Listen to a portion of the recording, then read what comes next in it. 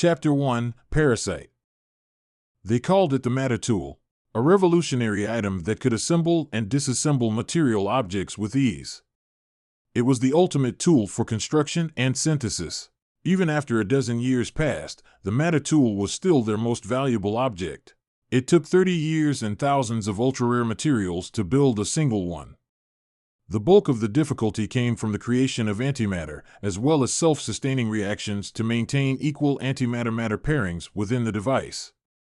The power it could generate, despite being such a small tool, was astronomical, the principles that founded its conception unfathomable to all but a few. But the cost was worth it, as a single man armed with this tool could change entire worlds. And that's what they did with it. They were called Tool Corporation. And within this corporation was a secret society that held control over the matter tools. This secret society chose one person every 30 years to wield each newly made matter tool. And then, through a special portal, they would send those chosen to other worlds in order to establish a presence there. But these worlds weren't just any ordinary habitable planets through the galaxy. These were worlds in other dimensions. Other universes.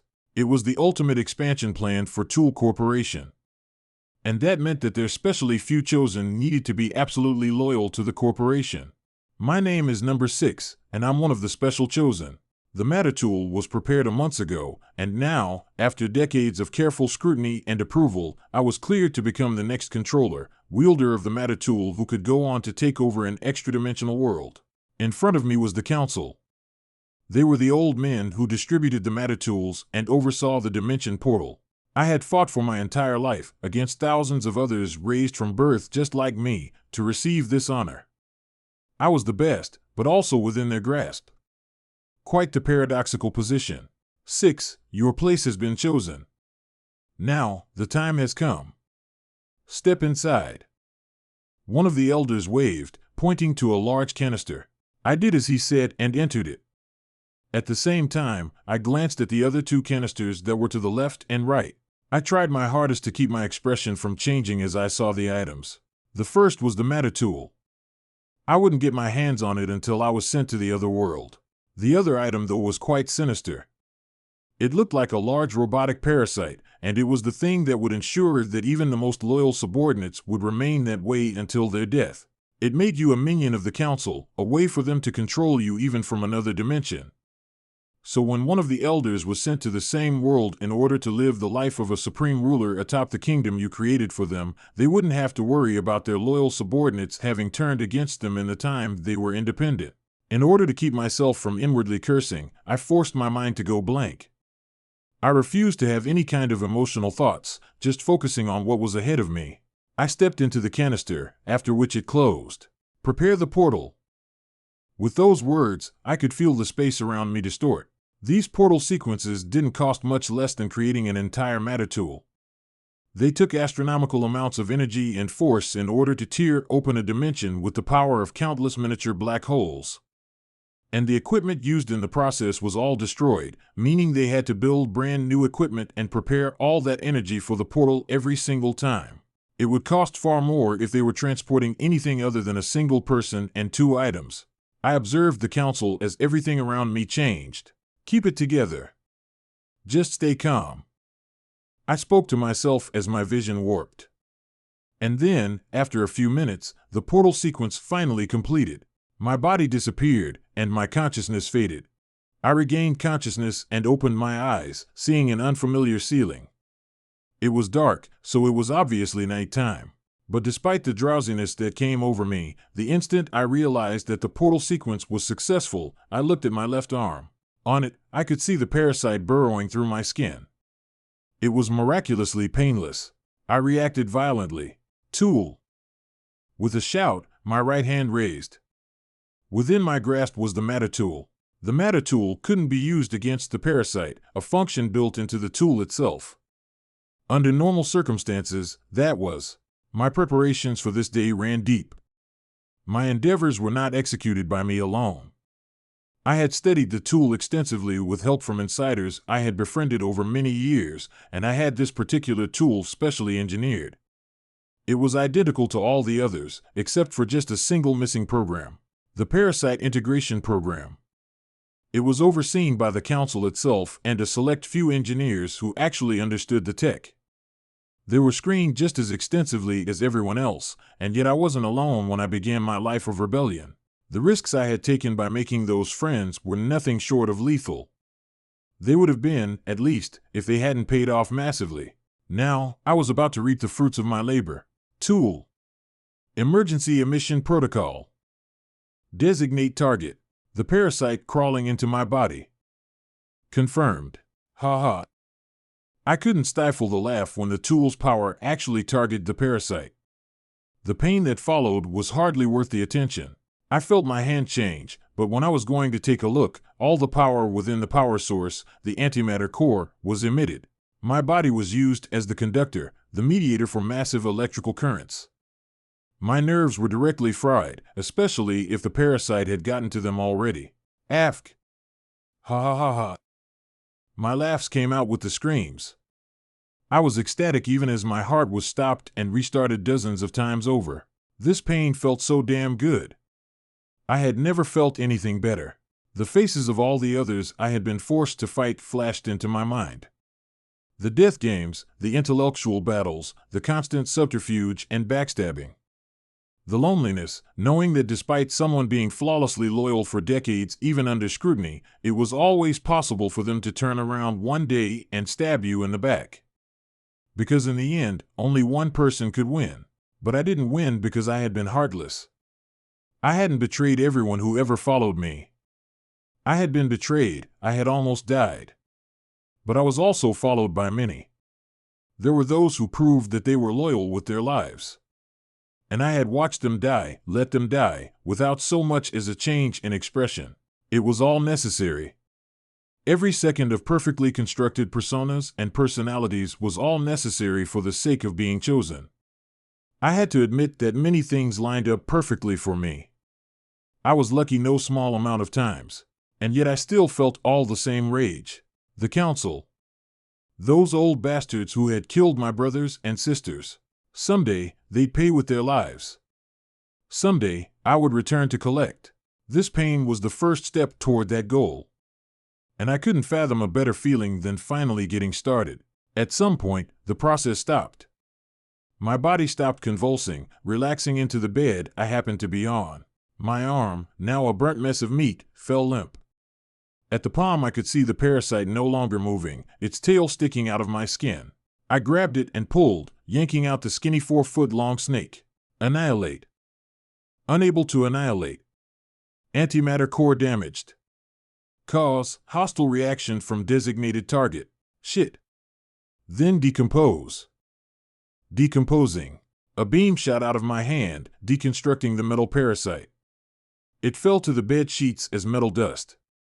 Then I watched as the beam went over all the metal dust, scattering it into fine particles unseen by the naked eye, barely noticeable as an ashy substance like graphite. I let out a breath, blowing it all away. It felt like all of my life's problems were scattering with that ash. Then, I heard footsteps. Lights flickered on in the hallway leading to my room. I didn't know anybody here, not yet anyway. But I was also too tired to care. For the first time in my life, I was allowed true respite. It would take time to get used to that fact, but for now, I was too exhausted to care. Warning, host heart failing. Taking resuscitating measures. Oh, I guess that's why I felt like passing out so bad. Shocking. Shock unsuccessful. Audius? Shocking. Shock unsuccessful. Audius. Shocking. I was the son of Duke Charles Fawkes. My name was Audius. My father, the Duke, had 5 children. 3 sons and 2 daughters. Of them, I was the 3rd son and 4th child. Unfortunately, it seemed like I was a rather ambitionless child who never did anything to better himself. With no hopes of being my father's heir to the dukedom and no immediately apparent talents, I had become a ghost in the background, socially inept yet self-aware enough to realize it. So while I didn't embarrass the family by being a no-good deadbeat who went whoring around and throwing money all over the place, I also wasn't doing their name any justice. I hid in the background, afraid to try anything for fear of failing to live up to expectations, or even worse, embarrass myself and my siblings. The other two sons, who were the first two children, were constantly competing for the position of heir. The third child and first daughter was similarly competing, and she could do this because she had amazing talent. As for the fifth child and second daughter, well, her situation was a bit special. It was actually her special situation that ended up making us the closest to each other. That's also why she appeared beside my bed when I woke up. Whew! I let out a long breath as my eyes took in their blurred surroundings. My head hurt due to all the new memories. They were merging with my original memories as 6. That also meant that, in a way, I had become Audius Fox. It was an incredibly odd experience. On one hand, I was feeling the new emotions that Audius did. On the other, there was the relief of a free man coming from 6. After taking a few minutes to think consciously, Audius, are you okay? I heard the language of this other world come from my sister's mouth. She seemed genuinely concerned for me as she sat beside my bed. When I looked at her, I felt the care that I always held for my sister. I wanted to smile, happy that she was there for me. So I did. It was half uncontrollable and half allowed. My persona as 6 was strong, but that didn't easily trump all the memories ingrained into this body. However, I also didn't fight it too much. I had to adopt this new character, else risk being exposed. Yes, Grace. I'm okay. Good. Can you talk? Who did this to you? I'm not sure. I easily lied. It wasn't like I was going to tell her about the parasite and the tool. Turning my head, I observed my arm to assess the damage. It didn't look pretty, though much better than it should. There were horrible black scars across my arm along with some tender skin. Somehow, I seemed to have healed massively while I was asleep, because last I saw, my entire arm was charred black. Now there were only the scars remaining, things that wouldn't go away easily even given tens of years. My arm would be scarred for the rest of my life. It was a price I'd pay any day for my freedom. As for the healing, I searched through my new memories. This world wasn't an ordinary one. Here, there were some people who were blessed with supernatural talents. I compared it to magic, but it was a little different. They were called sorcerers, and a sorcerer's supernatural ability was basically set in stone besides a couple of evolutions when they met certain conditions. Not much was known about the nature of the abilities, but there were many popular examples. For instance, healing. Those with healing abilities were sought everywhere. Many noble households kept 1 or 2 healers with them. My father kept a healer, a nice middle-aged lady. It was no doubt her that fixed me up. Unfortunately, sorcerers weren't exactly accepted by common society. Just about every kingdom and empire in this world either enslaved or outright hunted sorcerers.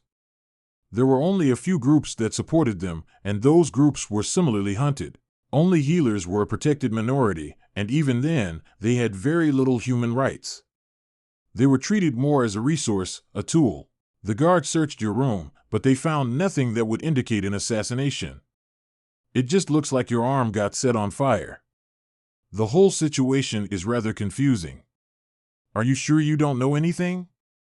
I looked back at my sister. She was a cute girl a few years younger than me at around 18 years old. As the daughter of a duke, she was naturally beautiful with exotic purple hair and black eyes. And although she seemed to be asking with suspicion, I knew she wasn't actually suspicious of me. I gave her the obvious answer. Do I look like I would set my own arm on fire? Some are suspecting that you've awoken. We both know awakenings don't go like that. Yeah. She nodded with a sigh. Get some rest. A maid will be in soon to tend to your wounds. Father also wishes to speak with you, but he's willing to wait until tomorrow if you're too tired. Then if you can, tell him that I'll see him tomorrow. I'd like a day to collect myself. Of course. After that, Grace exited the room, leaving me alone. I let out a long breath and organized myself. I raised my right hand. When I did, the tool didn't appear in my grasp. The tool was supposed to integrate with the body and manifest when summoned. It was a neat function that prevented it from ever being lost, stolen, or tampered with. In fact, the tool had some biological functions that made us genetically reliant on it. If the tool failed, we would die. If it was broken or lost in transit during the dimensional jump, we would die. These genes were given to us at birth, and the only reason we didn't die before getting the tool was because they kept us alive with special devices. Those devices were also leashes that they could use to kill us whenever they pleased. They simply had to turn off the devices, and our bodies would kill themselves. Either way, it was immediately apparent that things had changed. I noticed some of these changes before, but had obviously been occupied with more important things. This time, when I called on the tool, it didn't appear. Instead, I felt something change with my left arm. My arm only had light bandages that exposed the wounds. So, following the odd feeling, I removed the bandages around my hand. And on my palm, the antimatter core, a pitch-black orb with a bright sparking light in the center, the power source for the tool. It was embedded into the center of my hand and seemed to be connected directly to my body through black scars that spread from it and across my hand. I could tell that they were no longer flesh. Not only that, but on the tips of my fingers appeared metallic pads. These pads sharpened to a point over my fingernail. I faintly recognized the structure these physical anomalies were forming. The tool. It had integrated itself with my body, but in a non-standard way. It seemed to have taken on a new form using my arm as its body. Still, it retained the general shape necessary for it to operate. Even this, though, had been talked about during my training.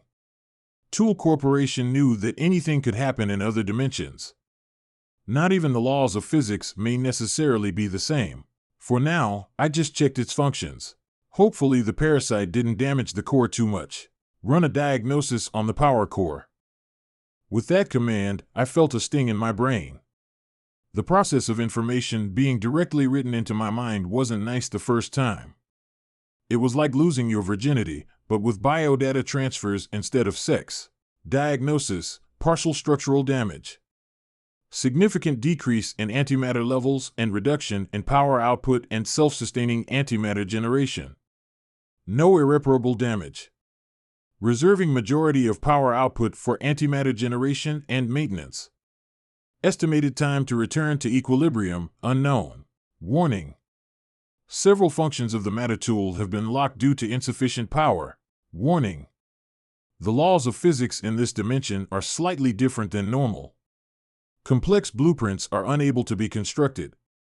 You must carry out research in order to rectify physical values. A slew of lines appeared in my mind, outlining a standard diagnosis. I sighed while rubbing my temple. I wasn't given a schedule regarding repairs, and the tool couldn't detect any irreparable damage. That was a very good sign, but it also meant that a full repair could take a while. It was working, at least. As for the research part, that was standard procedure.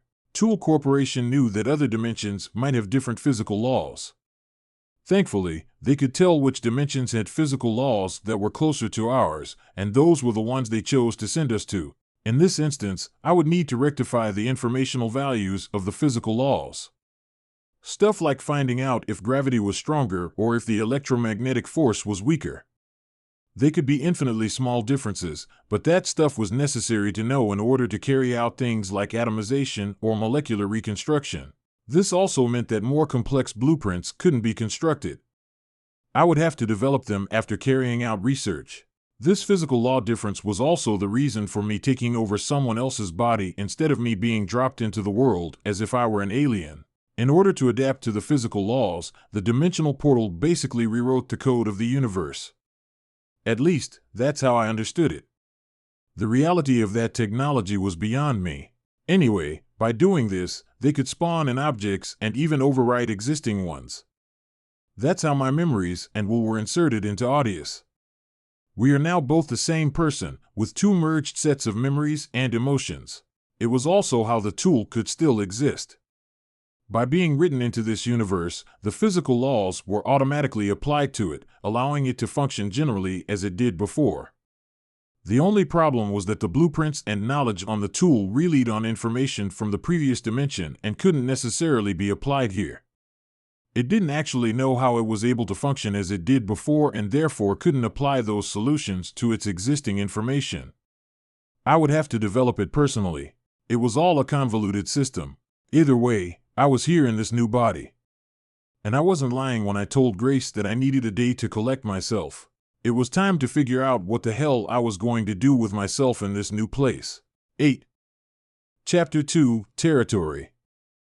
Duke Fawkes was responsible for a massive portion of territory that comprised an entire quarter of the Verlenium Empire. There were 3 other dukes of the empire that managed the other 3 quarters. And within his own territory, there were smaller counties that were managed by a few counts and border territories managed by a couple marquises. As a duke, Charles Fawkes was treated as superior to even the imperial princes and princesses, of which there were a few.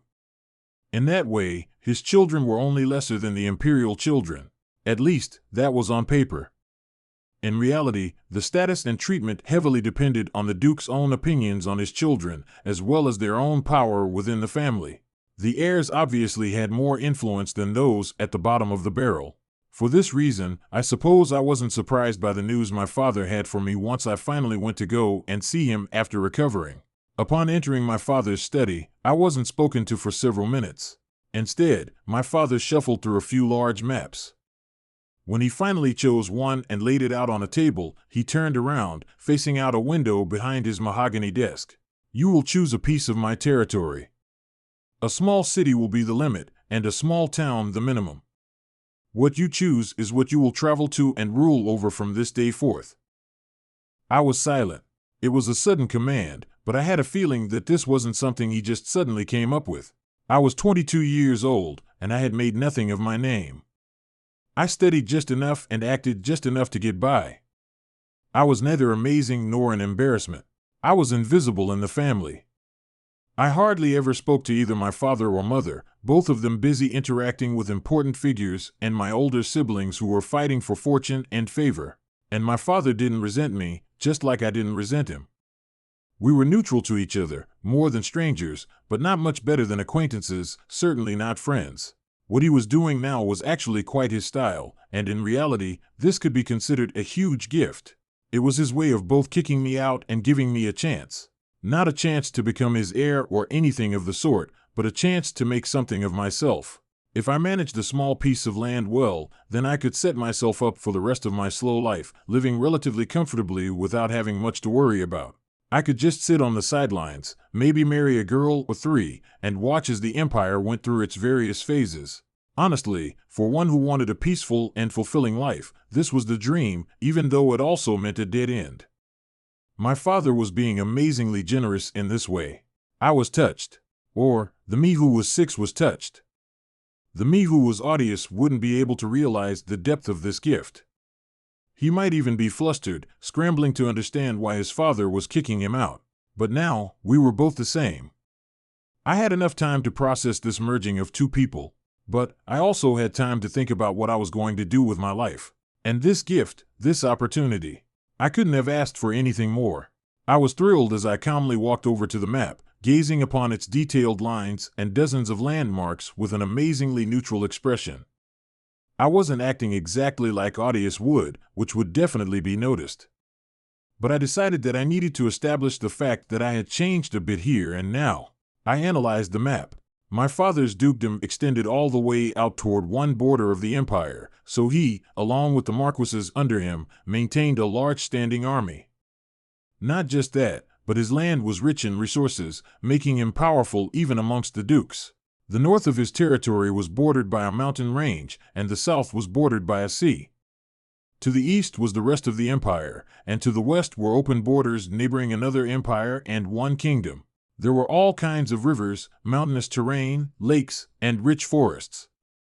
There were also countless villages and small cities operated by barons, most of which surrounded the major cities operated by the counts. I had to choose a spot to inherit. It was definitely difficult, especially since I hadn't studied the geography much.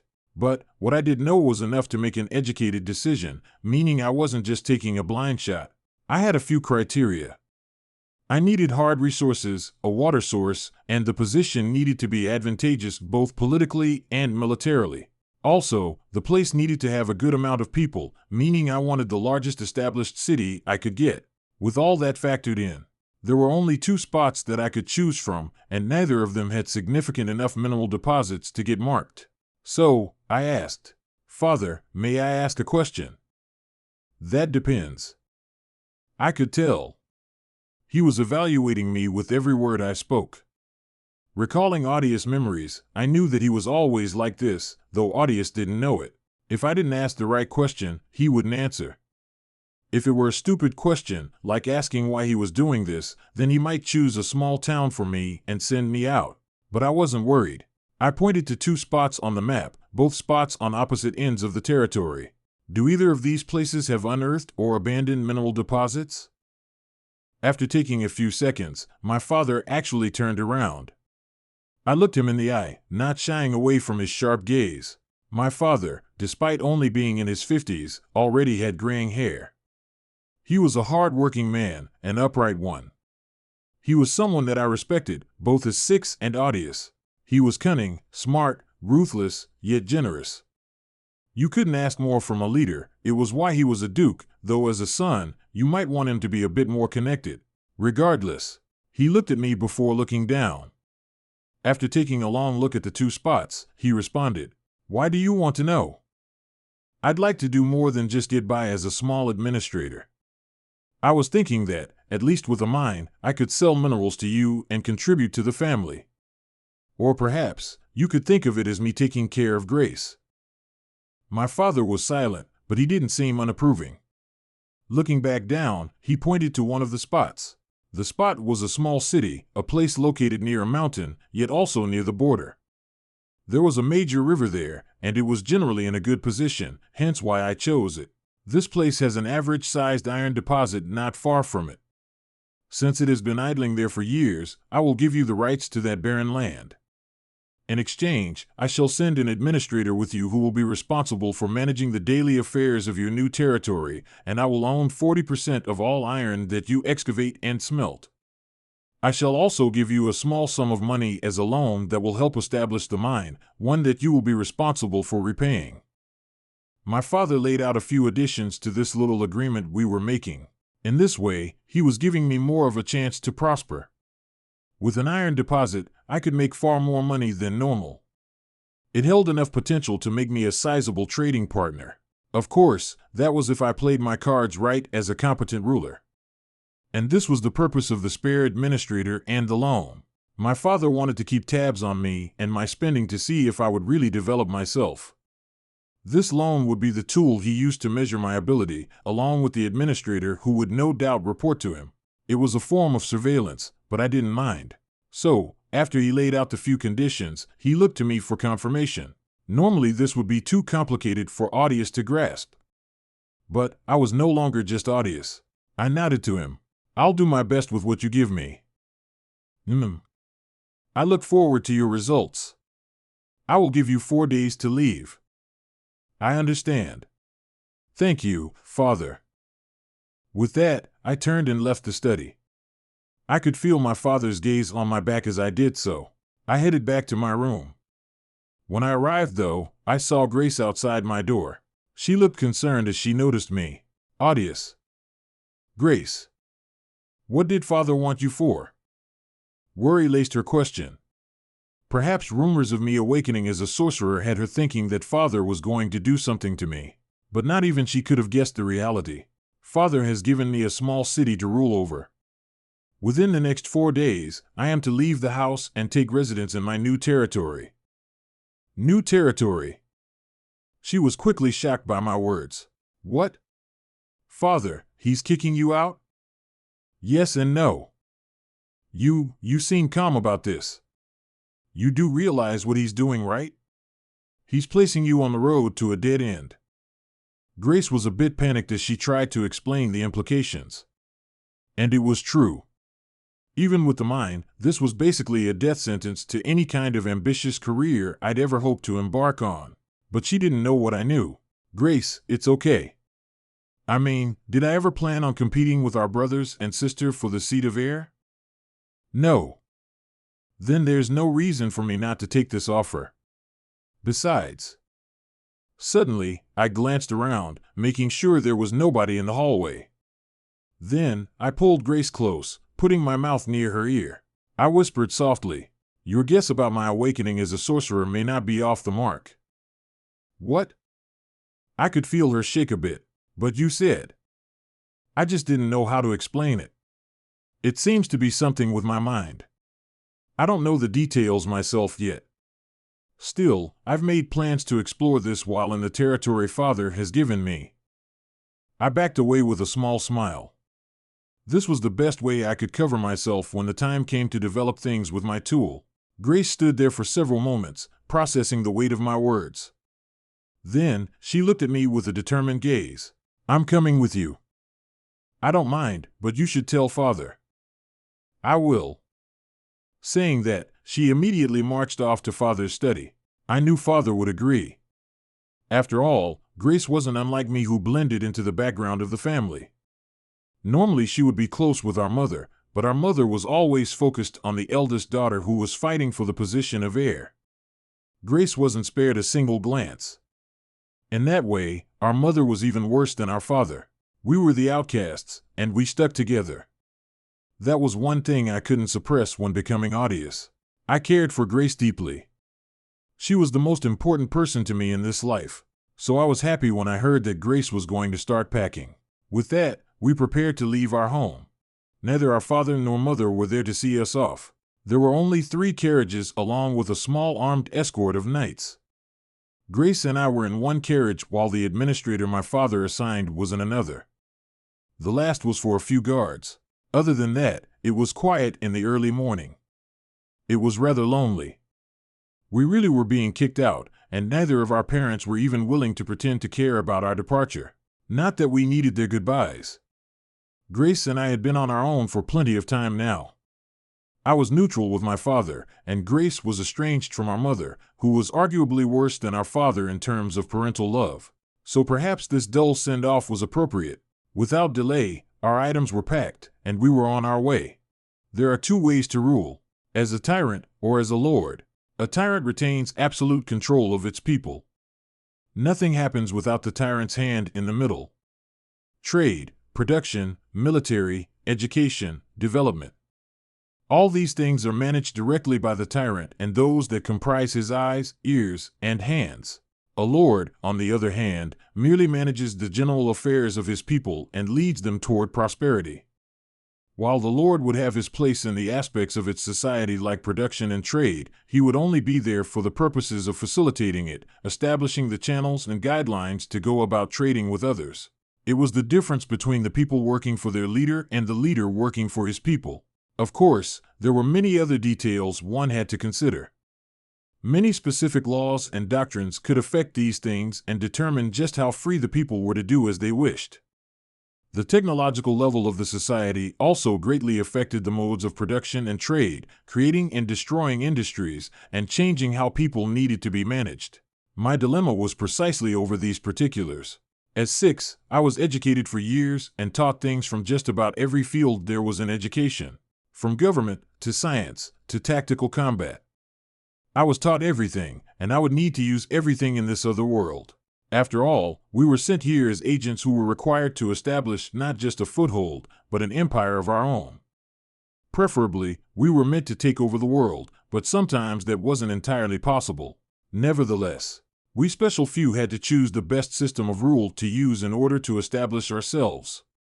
This had to change depending on the factors the people of this world presented us, including things from the global environment to different genetic predispositions. Normally, being a tyrant was the easiest and most effective way.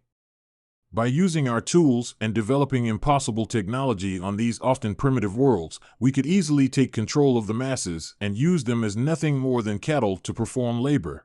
Being a lord was a bit harder, but its results had the potential to be far greater than that of a tyranny, especially when it came time for a Kusal elder to come and inherit the empire we created.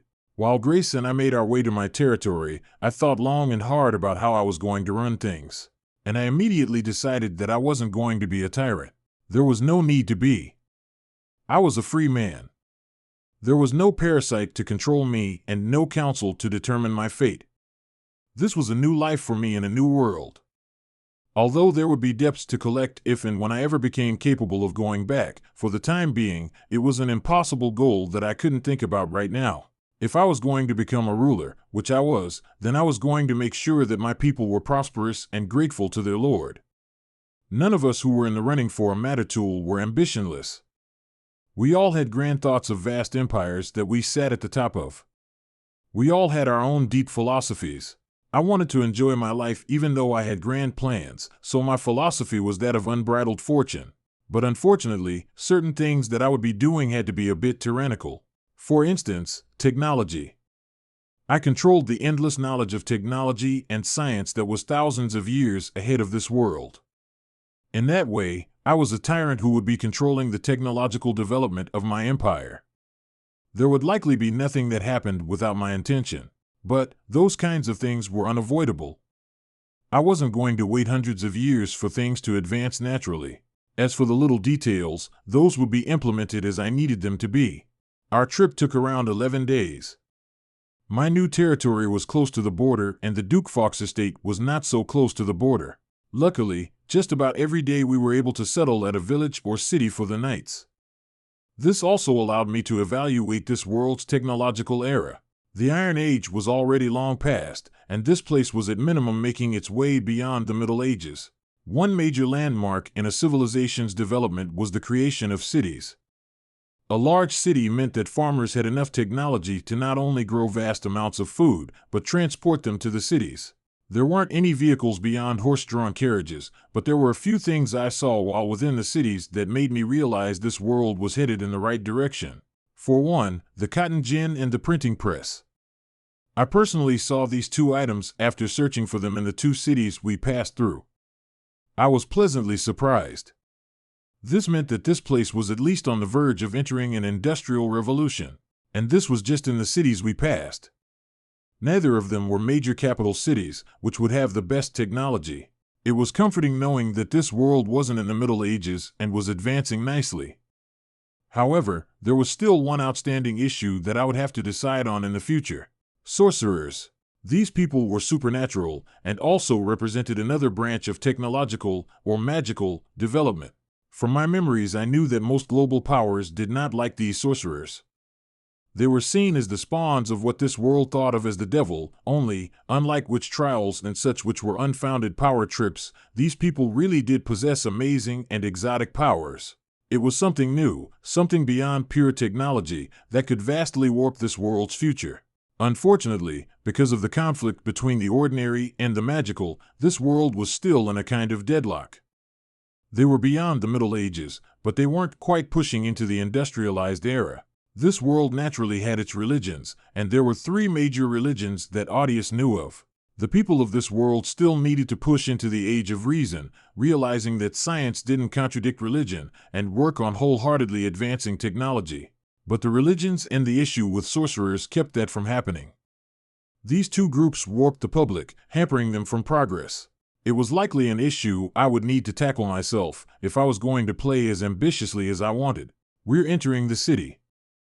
Suddenly, on the final day of travel, Grace alerted me. 5. Chapter 3, Archdruid. I opened one of the windows of my carriage to look outside. Our escorts and their horses trotted into the city on stone roads. The city guard stood to the side respectfully and stiffly. I looked up at the sign we passed under. Northtown. That was the name of this place, a name that came from a time when this small city was much smaller. Many heads were turned as our carriages entered, dozens of citizens staring at our escort that was equipped with luxury well beyond the city's lord. Everyone made way as we headed to the city center. I looked around at my new territory as we passed by buildings and curious citizens. Most houses were made of brick and mortar and stone. All the buildings got progressively nicer toward the center of the city, which was natural. Weird enough though, this city didn't have a wall. Toward the east side of the city was a major river. To the north were mountain ranges. There weren't many farmers or farmland nearby. Those food-growing centers usually became the foundation of villages, and this city was close to several that it received food from. Other than growing food, though, this city had no major specialties. Production was minimal in all areas. It was only enough for citizens to get by and for the city to pay taxes.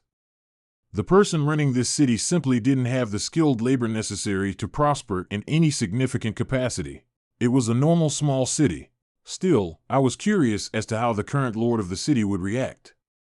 After all, he was basically being kicked out. Not that I didn't have my own plans for him.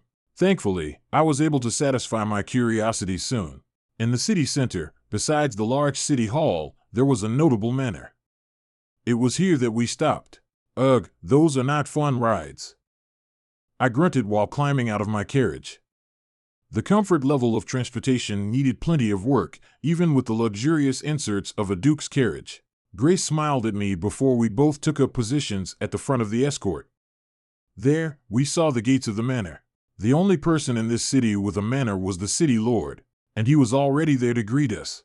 This world seemed to have its own seasons, and currently, we were in the spring season. It was cool yet humid, yet the city lord who seemed to have been standing there for a while was sweating. I had researched this man prior to coming. Baron Viral, thank you for greeting us. Of course, Lord Audius, Lady Grace. Baron Viral. He used to be a knight, and through great merits in a war not long ago, he was granted the title of Baron. The man was tall and built like a wall. You could tell he wasn't the strong knight of his prime, but he still retained his strength through constant training. Even now there was a sword on his waist, no doubt a habit of his. Baron Viral also had a wife and 4 children. All 4 children were presented in their best attire. 3 boys and 1 girl. The oldest was 25 years old, older than even me. Then, each child was 2 or 3 years younger, the youngest being an 18-year-old girl, same as Grace. The boys didn't seem to be happy in my presence. While their father bowed toward Grace and I, they weren't quite so giving. The oldest looked at me like he was going to kill me, while the other 2 looked at Grace with slight infatuation. I could understand why they weren't happy. I wasn't just taking their father's position, but they were no longer in the position to inherit the city when the father handed it down. I was taking everything from their family, all on the whim of my father. An insurmountable difference in status. I felt a bit bad, but I wasn't one to give much of a damn about guilt. I've killed people for lesser advantages. This wasn't much, but I was still different from back then, and I would be more than a proper lord. After the Baron greeted me by bowing, I glanced up toward the sun. It was past noon, and in a few hours the sun would be setting. I smiled toward the Baron. Baron Viral, why don't we head inside? There are many things we should discuss. Of course, Lord Audius. Please, follow me. With that, Grace and I walked with the Baron and his family. They led us into the manor while the knights of our escort sorted their affairs. There were only 2 people who followed us, my father's administrator and the head knight of the escort. Does the young lord wish to eat? We can have a meal prepared if you're hungry from your travels. The Baron's wife offered with a sweet smile as we walked into the manor. I shook my head while observing the impeccably clean entry hall. I could also pick up on the scent of recently cleaned floors. No, thank you. In fact, I would like to directly discuss a private matter with the Baron.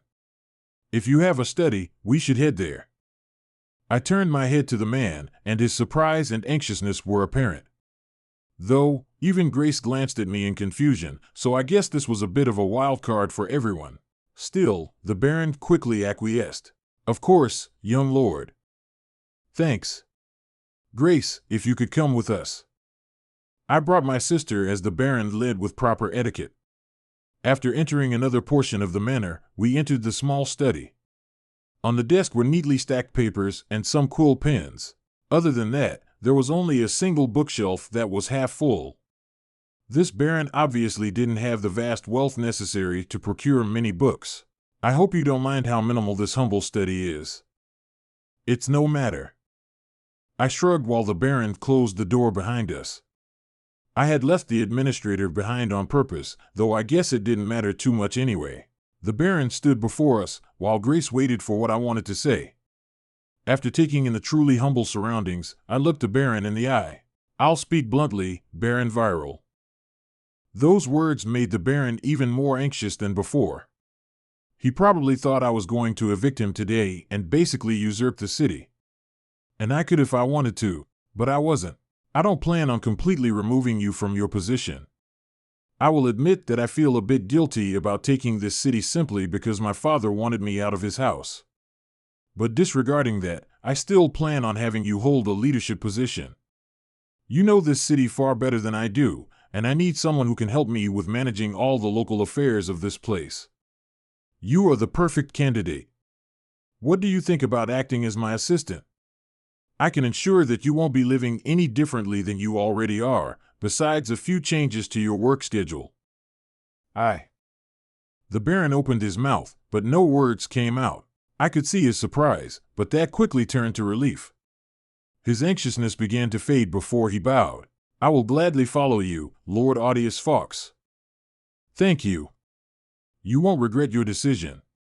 For the next few days, I plan to rest and decide on my plan of action from here on out. I'll also have to trouble you for hospitality." "That's no problem, young lord. We have already prepared your rooms." Baron Viral couldn't help the smile on his face. The happiness over the situation was definitely great. I smiled as well. "Good. Now, if you could give my sister and I a minute to discuss some matters. And you can go inform your family of the new arrangements. I'm sure they're anxiously waiting outside." "Haha, of course. I take my leave." The Baron left quietly, leaving Grace and I alone. She looked at me once the door closed. "You've changed." "How so?" I glanced back at her with a smile. Perhaps she found it funny, because she smirked back. "I've never seen you talk like this. Even during our travels, you were more curious and asking all kinds of questions. It's not a bad thing, but answer me truthfully." Her eyes became serious as her tone fell. "Did you really awaken?" "I did." I answered suspensefully. Grace bit her lip as her head fell. "Maybe our father suspected this and sent you here. I think he knows I did too." "He does?" I asked surprisedly, but from all my memories, I was also able to quickly speculate. "Grace Fox. The reason we were so close was because, several years ago during our teenage years, Grace had gone through an awakening. She was a sorcerer, and by happenstance, I was the only one to witness her awakening. But I had kept her secret instead of ratting her out, and since then, she had stuck with me. We grew closer and closer, becoming inseparable. Through all the noble gatherings, through all the tea parties, and through the myriads of events our father brought us to, we weathered all the ridicule from the other noble children.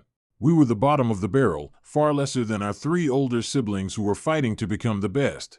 As they were building networks and forming influential alliances during a fancy ball, Grace and I were in the corner talking about food. While they worked with famous craftsmen and military leaders, we were focusing on our studies. I stuck with Grace because she stuck with me. Through time, we formed a deep bond, and we managed to keep Grace's secret hidden from the family. Or, at least we thought we did." Grace frowned. "When I went to Father's study and spoke with him, he said that he also planned on sending me with you. I hadn't even asked him yet. It makes me think that he's trying to hide us. After all, if that mysterious incident that night leaked in any way, it would attract the Order. They would come and investigate you. And if they saw either of us, we could be executed." "That's true." I pondered on her words. The Order, more formally called the Order of Terra, they were one of the world's 3 main religious groups. They were very prevalent in the Verlenium Empire, and they were most known for their hatred of the sorcerers. They likened them to the devil, but this world's devil was imagined as a celestial being from the deep abyss of space and nothingness, one that sought to infect the bright world with filthy darkness. But this wasn't just some made-up fantasy created by an ancient caveman who got high on some mushrooms. There was a legend surrounding the devil of the abyss, and the legend left a mark on the world, one whose effects could be seen to this day. It was a place I'd have to visit someday, as it was a part of the supernatural phenomena that no doubt related to the sorcerers themselves. Anyway, the Order was something we'd have to watch out for. They executed any and all sorcerers they got their hands on. Their influence could even rival the Emperor, and he let them do as they pleased. If our father really did know about Grace, and considering I was mysteriously wounded and ended up charring half my bed in a night's fit, perhaps I was the last straw, and as a way to save us and escape investigation, he sent us away. If that was the case, then he was even more caring for us than I knew. Grace and I looked into each other's eyes. We seemed to come to an understanding. Our father was a good man, and we needed to lay low. Now we were on the same page. Duke Fox stood in the courtyard of his manor. His sharp gaze, as well as the gazes of a dozen guards to each of his sides, were all focused on the oncoming party. They wove white flags embroidered with gold and verdant green. At the front was a squad of cavalry, the horse riders wearing thick armor and carrying long swords. And behind them was a majestic carriage, one that beat out the Duke's carriage. This entourage clacked up to the gate, after which the carriage stopped and opened. 3 people were let out, and under an armed escort, they approached the Duke. The 2 parties stood 3 meters away from each other. The soldiers all seemed ready to battle at any moment, and the Duke's men surely didn't lose out to the paladins. It is a pleasure to finally meet the gilded general himself. Duke Fawkes, thank you for meeting me on such short notice. It's of no consequence, Archdruid Revan. Though, I'm surprised that you yourself have made your way here. I know you're a busy man. The Duke's gaze was neutral, not showing any hospitality nor hostility. It was clear he wasn't going to invite the Archdruid into his home. Archdruid Revan smiled. He was dressed in luxurious robes and had long navy blue hair that fell down to his shoulder blades. But his face was cunning, much unlike the husky Duke and his sharp beard. I am indeed busy, but I decided that I could take a trip this time. I enjoy travel every now and then. Still, I don't come here for festivities. Duke Fawkes, you must know why I'm here. The Archdruid's eyes narrowed, yet the Duke kept his straight gaze. I do. You suspect that my child has awakened as a sorcerer. Do you deny that he has? Of course. Be careful, Duke Fawkes. The Archdruid's tone fell, and his paladins straightened their backs. Nobody is safe from the abyssal curse. Not even the Imperial children can escape the fiends that infect their hearts. Well then, let's look at the facts, Archdruid. This time, it was the Duke who lowered his tone. His guards became no less imposing than the paladins. My son, Audius Fawkes, is a man. We both know that male sorcerers are non-existent, mere rumors and stories. Now, I realize that someone amidst my household seems to think that they are allowed to spread information without my approval. I will deal with that matter later, but right now, you must decide whether or not it's worth it to pursue this matter over a groundless rumor.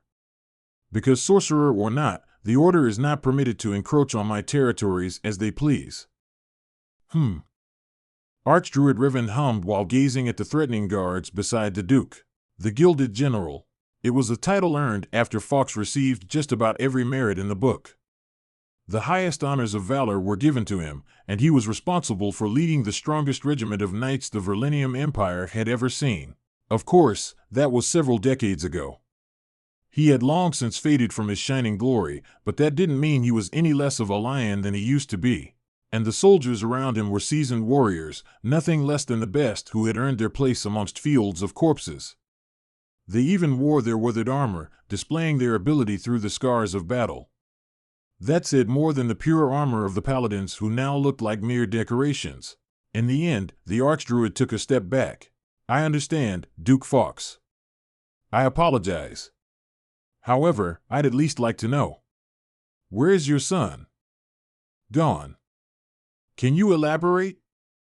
The Archdruid's brow raised, and the Duke turned his back.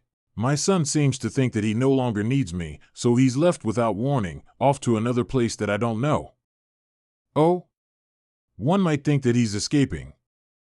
He only left after healing, but I suppose if that's the case, then perhaps my daughter has escaped as well. Those two have always been close and left together. But you must know about the fierce competition for the position of the Fawkes heir. Those two are far behind, and I'm sure they are also full of ambition like their siblings. Perhaps. The Archdruid has a small smile as he watched the Duke walk back toward his mentor. The Duke waved. Please, see yourself out. I have much work to handle. The Archdruid watched until the Duke's guard approached, intending to escort their guests out. Like that, they retreated, having gained nothing. 6. Chapter 4 of Taya. Baron Viral's family was naturally happy to hear that Grace and I weren't just evicting them before taking everything. In fact, becoming the assistant to a duke's child, regardless of their position in the family, was far better than their current situation. So long as I was as open as I showed myself to be, they would be able to prosper much more. The name of a duke wasn't to be taken lightly. Even a duke's bastard child needed to be treated well, let alone a legitimate child who hadn't disgraced his family name. So my mere image was worth something to anybody who might deal with the city. Grace and I were set up within 2 of the largest bedrooms of the viral manor. It was a nice place, not very luxurious, but that was to be expected from a baron. We ate every morning, afternoon, and evening. The few maids of the household cooked nice dishes, though they obviously splurged since we were here. Even the children of the baron were surprised by the amount of food. We were comfortable in the place, and the subsequent day after our arrival was taken to relax. After that, though, my days of rule began. I invited Grace for a walk around the city, to which she happily obliged. After putting on modest clothing, we slipped out of the manor and took a stroll. There were many thoughts going through my mind, thoughts about how I should rule this place and what steps I should take. More than that, though, I thought about my goal in all this. I didn't simply want to rule the world. But it was impossible for me to settle for being a mere city lord. I was a man of ambition, and for years I had dreamed of building an empire. I had in fact formed something similar to one back at Tool Corporation, an empire of the greatest minds I ever knew, or would ever know. That little empire was the only reason I was here today, founded not on stone, but on the minds of extraordinary people. I was here because that dream continued to persist. I had fought for so long in order to get my hands on a tool that would help me escape the influence of the council. Now, I could finally begin to build something. Something that I wouldn't have to sacrifice for some old man in a black room. But this world also had its curiosities. Sorcerers and the great mysteries of their power. The hidden dangers that I only had a vague idea about, once heard from legends and stories. It was a whole other realm that I wanted to investigate, and I couldn't do that without power. So I had to start marching my way to that height from the humble beginnings of this small city. It was hard to know where to start, especially since my tool wasn't fully operational. I couldn't just start generating advanced technology and take the world by storm. So assessing that would be a top priority. But first, I needed to survey this city, which was why I went on a walk with my sister. Grace and I both inherited the purple hair of our mother, something neither of us were too fond of. Either way, it made us stand out, especially considering we had driven through here on a fancy carriage only 2 days ago. Not that either of us minded. Our gazes drifted between the buildings and the people as we walked by, and I scouted all kinds of small technologies that helped me reaffirm my estimation of this world's tech level. My conclusion was that they really were about to enter an industrial revolution. If anything, at the very least, they were in what could be described as a Victorian era, a time where science was beginning to boom and people moved away from religious and mystical explanations of various arts. Of course, this was all being hampered by the concept of sorcerers and the hunt against them. People's fixation on the mystical was slowing scientific progress. Grace and I walked from the inner city to its outer bounds. Since we could walk the distance in no significant amount of time, it meant that the city wasn't large and there weren't many people here. And while I did see the signs of a slum zone, the city maintained a good standard across the board. There was only one thing that surprised me. Oh? Is that a gallows? I stopped in my tracks as I entered a wide plaza. In the center of the place was a wooden structure with beams and ropes, several tied into nooses. It was obvious what they were. In the corner of my eye, I could see Grace's face darken. The order's influence is great. City lords are required to hang any sorcerers they find, or they face persecution. These are standard just about everywhere. I see. But why are they preparing them? I asked while watching a few men tie the ropes and bring out stools. There must be an execution later today. What should we do? My question caused Grace to look toward me with a conflicted gaze. As a sorcerer herself, she naturally hated the idea that she would be turned on and executed by all those around her if she were found out. It made her want to save sorcerers. She likely felt a form of hypocritical guilt since she was able to live lavishly while they suffered atrocities. But she also didn't want to take the risk. She would risk me and her family if she got caught. And she would die herself. I also knew all this, of course, and yet I still asked the question. She asked back, "What can we do?" We can just delay the hanging indefinitely.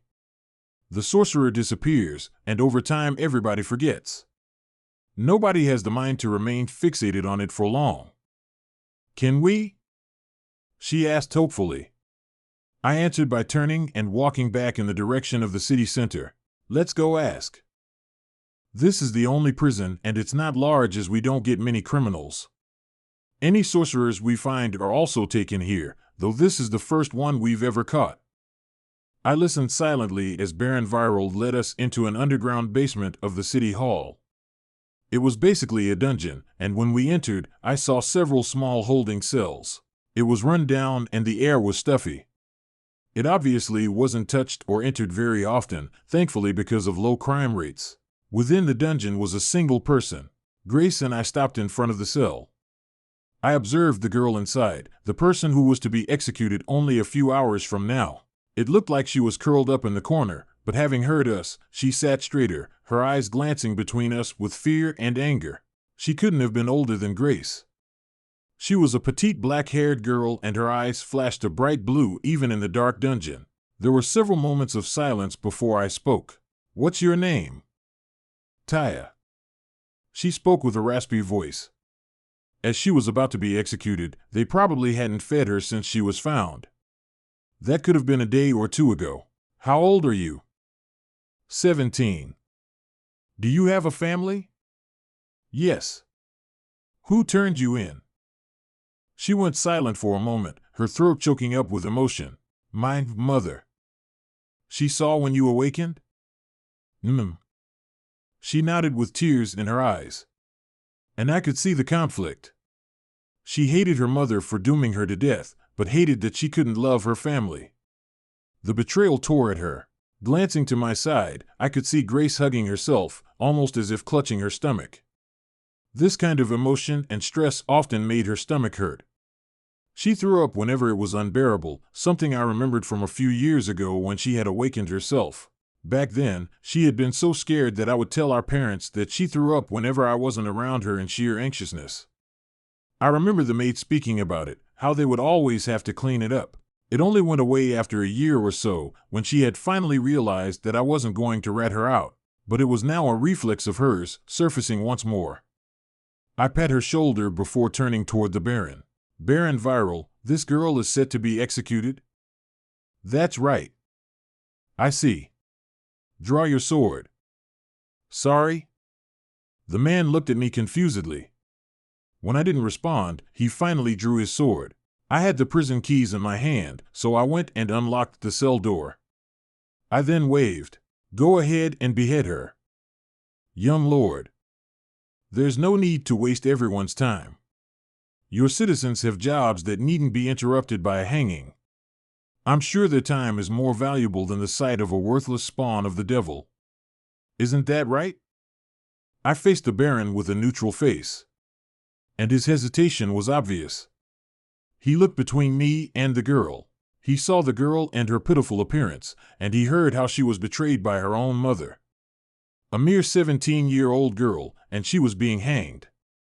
Her death would be celebrated by the city, or it would on the outside. Just how many people couldn't bear to watch these events? Although the church's influence was strong, how many hesitated when they saw young girls being murdered and rethought just how just it was? They may hate sorcerers, but the image of a girl like Taya didn't overlap with that of a devil's spawn. How many fathers and mothers lost their beloved children this way? How many were forced to watch as their child was brutally killed? In front of blood, what did the opinions of strangers matter? In front of blood, creeds fell apart and principles crumbled. After many seconds of watching the Baron hesitate, I lowered my hand. "Baron, could you kill your child?" "I would rather die." "So how evil must someone be to sentence their own daughter to death?" The Baron was silent, his sword dropping and his grip tightening. "To have so much hate in your heart that it blinds your eyes and twists your mind. Priests that these people don't even know have filled their heads with so much fear that they turn on their own children in blinding hatred. They would allow strangers to manipulate them so thoroughly. Just think, if your child suddenly awakened one day, that all your citizens that praise their benevolent city lord would flip like a coin and call for the death of your blood." If you understand what I'm saying, then I want you to do something for me. I turned away from the cell, standing before Grace and placing my hand on her head. Have Taya take up residence in your manor, and do it quietly. Don't acknowledge or say anything about the hanging, and let the citizens forget there was ever a sorcerer that awakened. Consider this your first assignment. Or, you can kill her yourself. With that, I nudged Grace along, taking her out of the dungeon. Baron Viral remained standing in the doorway of the cell, facing the girl who, only a few minutes ago, was going to publicly executed by his authority. For the first time, he was directly faced with the reality of his actions. After leaving the dungeon, Grace moved off to the side and fell to her knees. Hugh! She gagged before vomiting. I moved and grabbed her hair, pulling it back behind her head as she buckled. After a few minutes of that and coughing, she finally recovered enough to breathe steadily. I took out a handkerchief, one that nobles customarily carried with them, and handed it to her. After she wiped her face, she stood and turned before lunging toward me. I was surprised by the sudden embrace. I don't know what happened to you that made you change so much, but I can't say I don't like it. She backed away, and I could see her smiling with streaks of tears down her cheeks. I smiled back. I guess it was my ambition that finally awakened. Heh, and your tongue. Since when could you talk so well? She chuckled while straightening her purple hair. Then, she became somber. But that's just one. We can only go one at a time. Besides, until we're prepared, we can't make any big moves. The church is powerful because they don't hesitate to enforce their ideals with swords. We can't handle that yet. Yet. What ideas do you have? Many, and that girl may very well be the start of them. Come on, let's get you a drink. Your breath stinks. Bleg. She stuck out her tongue before striding ahead of me. I followed with a soft grin. 8. Chapter 5, Corrupt Rift. Come night, I retreated to my room and took a seat at a desk. No electricity meant I had to light an oil lamp, which illuminated a blank stack of parchment and a quill pen. I didn't need the quill pen, though. After activating my tool, I could feel my left hand change. The burns, blisters, and raw skin had healed over by now, meaning I no longer had to cover my arm in bandages. Still, from my hand to shoulder, and across my left chest and back shoulder blade, everything was covered in scars. It was rather nasty. And my tool really did seem to have integrated with my body in a special way. Perhaps the forces of this universe didn't permit it to operate in a conventional way, so it adapted and took on this new form. I could see the antimatter core show itself upon my palm, and from it extended black scars that ran up my fingers. Then, the metal pads that replaced my fingerprints appeared before growing into oddly shaped claws. The claws weren't actual claws, though. They were the guidance prongs that the power of the tool was supposed to be projected from, but they were still incredibly sharp. They could absolutely be used as a weapon, though thankfully, they weren't always visible, only appearing when I called upon the tool. Otherwise, I really would get caught for having special powers. Anyway, I queried the tool. What are the limitations imposed upon construction? Due to insufficient power, a majority of high-level technology has been locked. Chemical synthesis is unable to be carried out, so only blueprints utilizing low-level principles and basic or raw materials can be used. This means only basic material reformation can be used in construction. Research must also be conducted, so not all tech will match documented efficiencies. The words of the tool were written into my mind, giving me an idea of what it could still do. I slowly nodded. Well, I at least know what I want. And not everything needs to be built using my tool. I need to be able to produce things using general labor. I'll have to revamp material processing and introduce the concept of assembly line factories. Chemistry needs to be verified as well, since nothing gets produced unless I know how things react with each other. But there are no proper facilities, and I doubt there are any pure chemicals available even in labs. Too many thoughts crossed through my head as I questioned everything from what the general populace was capable of to if chemistry was even what I knew it to be. A slight deviation in the laws of physics would mean all chemical formulas were useless. I would have to start from scratch, finding bare materials and processing them using brutish methods and hopefully stumbling upon what I wanted. Even that would be difficult though. I wouldn't be able to shut myself into a lab and experiment all day, and I didn't have any tools that could help me in any significant capacity. Without my tools' full capacity, things became far more difficult, but not impossible. For now, I simply needed to work with what I had, which was a new city.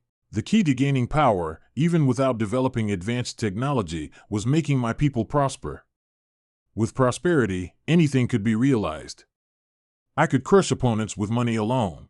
So setting my city on the right economic track was important, and in order to do that, I would no doubt need to rewrite a great many policies. Grabbing a piece of paper, I began making a list of things to do. Check financial partners, count funds within the treasury, get a census on the city's population and workforce, check on the local militia, construct myself a manor. All kinds of things were written down onto the list. And getting to the end of it, I wrote down one last thing. Assess the power and potential of sorcerers. This was my most curious point, something I decided I would do in the near future. I knew that the Baron had already moved Taya into the manor, so I could easily check on her. I could also ask Grace about it. Of course, we would need a safe place to allow the release of their powers. I pondered my questions for a little while longer before settling down for the night. The Baron was quiet the next morning. Even his wife was worried that something had happened. He didn't so much as raise his head, and I could practically see the aura of gloom around his body. I guess I hit him pretty hard with my words in the dungeon. Unfortunately for him, this was a necessary step. If I was going to save sorcerers, then I needed an assistant who aligned with my ideals. Thankfully, he seemed to be waking up. That slap in the face got him thinking long and hard, another ability my subordinates needed to have. It was also a good thing that he had never been faced with the dilemma of a sorcerer in his midst. Being at a crossroads, I was easily able to convince him down another path. During breakfast, though, I didn't see Grace. But I could guess where she was, so after eating, I took my leave and went through the house. I stopped at a room and knocked. "Come in." I twisted the knob, revealing Grace and the new sorcerer. A small girl despite her age, she had deep black hair and a petite figure, along with a face of adorable beauty. It was said that all sorcerers were beautiful in some way, and the order said that such beauty was nothing but a trap to lure in unsuspecting souls with lust and temptation. When she looked at me with her bright eyes, I could sense both gratitude yet conflict. Perhaps she wasn't sure what to think of me after everything I said. Grace seemed to have been feeding her, as if she were a malnourished child. But they both stopped in my presence. "How is Taya settling in?" "She needs time, but she will have that here. This is a safe place for her now." "And what about her power?" I asked curiously. I didn't even know that much about Grace's powers since she never used it. So there was much to learn. Grace faced Taya, who nodded before slowly lifting her hand. She grabbed one of the fruits on the platter beside her. And then, I watched as the skin of the fruit shriveled and withered, corroding before turning brown and releasing a deathly smoke. My eyes widened. Amazing. Truly a unique power. Corrosion or entropy? I wonder. Entropy? Grace tilted her head at the foreign concept. It's a term that I only came to understand recently. Anyway, Taya, I can't say that I'm surprised you got caught.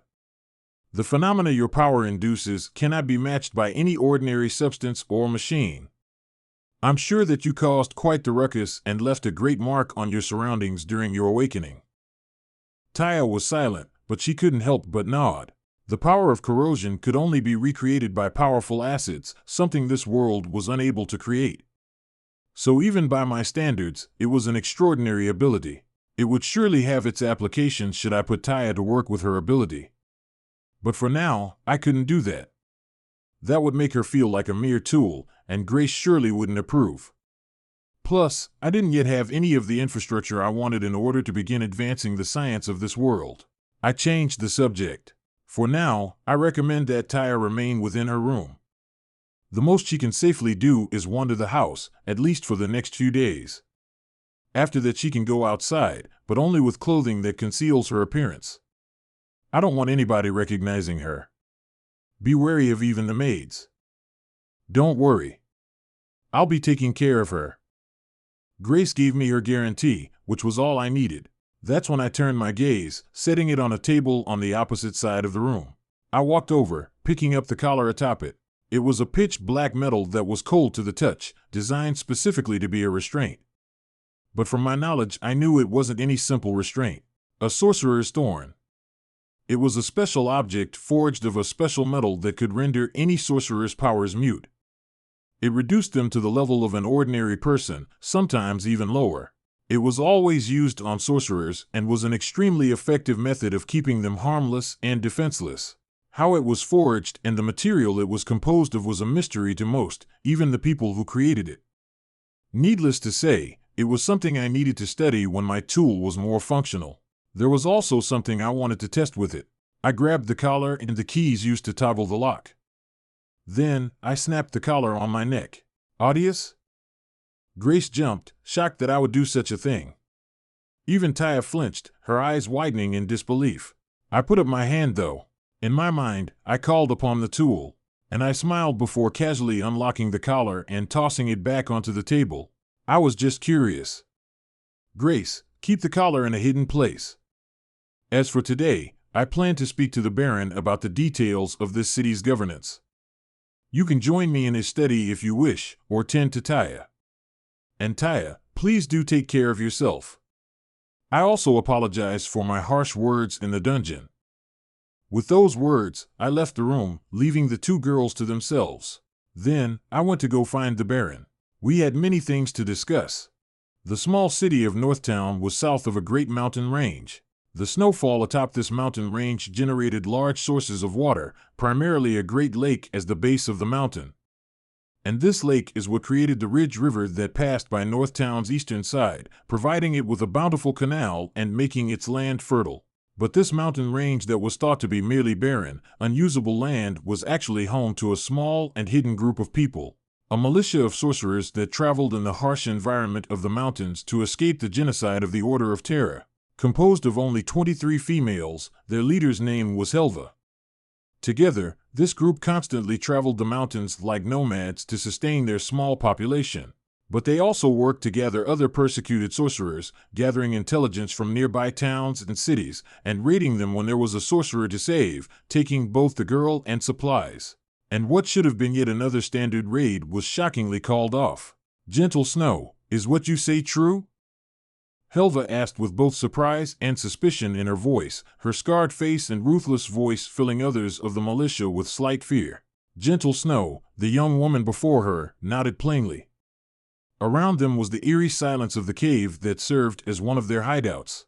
My words are correct. Not only did a duke's child take residence within the town, but the sorcerer's execution was also called off. I was unable to investigate further, but I suspect something deeper has occurred with the situation.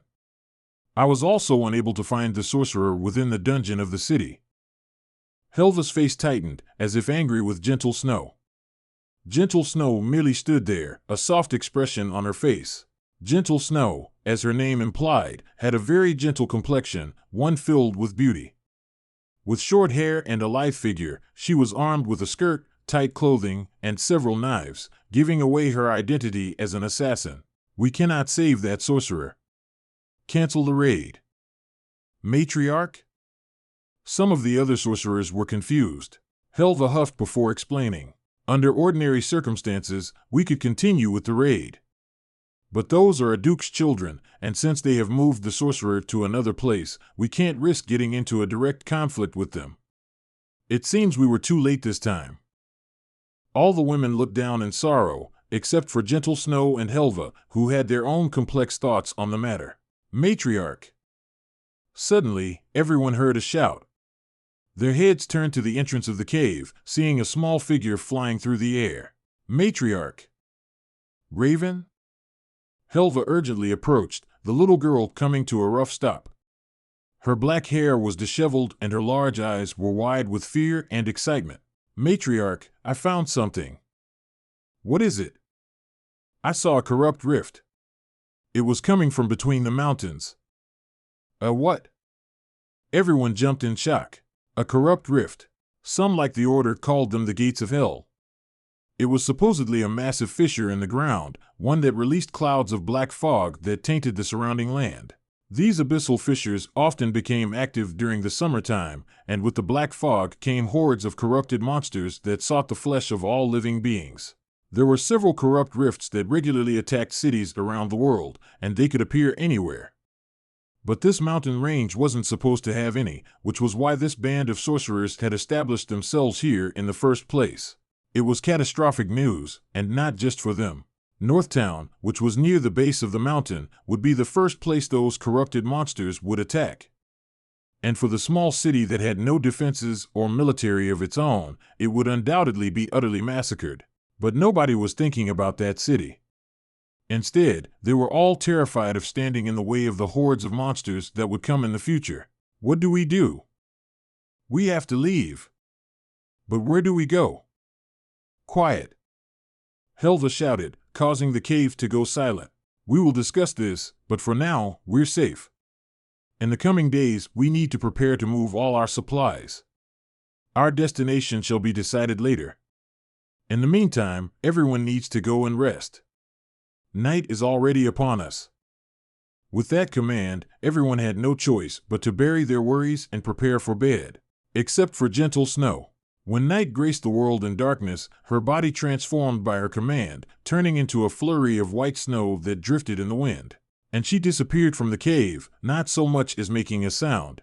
5. Chapter 6, Gentle Snow. My talk with the Baron went rather simply. Because it was a small city, there wasn't much in the way of law and policy. The people of the town lived by basic rules like no stealing or killing, and other petty crimes were either dealt with personally or became a legal case heard by the city lord who would deliver his judgment. Other than that, everyone lived lives that weren't complicated by any kind of extensive legal system. And beyond the city, the Baron had a single trading partnership with the nearest city called Silk Valley, a place known for their silks and fabrics as per the name. The Baron traded food with them since Northtown was home to vast fertile farmlands. They had enough surplus food to sell to and feed another city, generating passive income and allowing Northtown to slowly develop itself. This also meant that farmers within the city were very successful, and since food was cheap, it allowed other citizens to prosper in industries like hunting and stonecutting. Speaking of, stonecutting was another small industry within the city, though it was painfully underdeveloped. With the nearby mountains, there were plenty of resources like granite and limestone. But because there weren't enough modes of transportation, the few stones that made their way down the mountains were forced to stay within the city, only being used for local construction. There was no way this small city could sell any significant amount of stone to other places. But I didn't mind that. If anything, it allowed our city to build itself on a stronger foundation. Instead of hard mud or wood houses, they were using stone. And in the future, when I expanded industry, those sources of stone would present many opportunities. Stonecutting and farming. These two things basically summed up the entirety of this city's economic situation.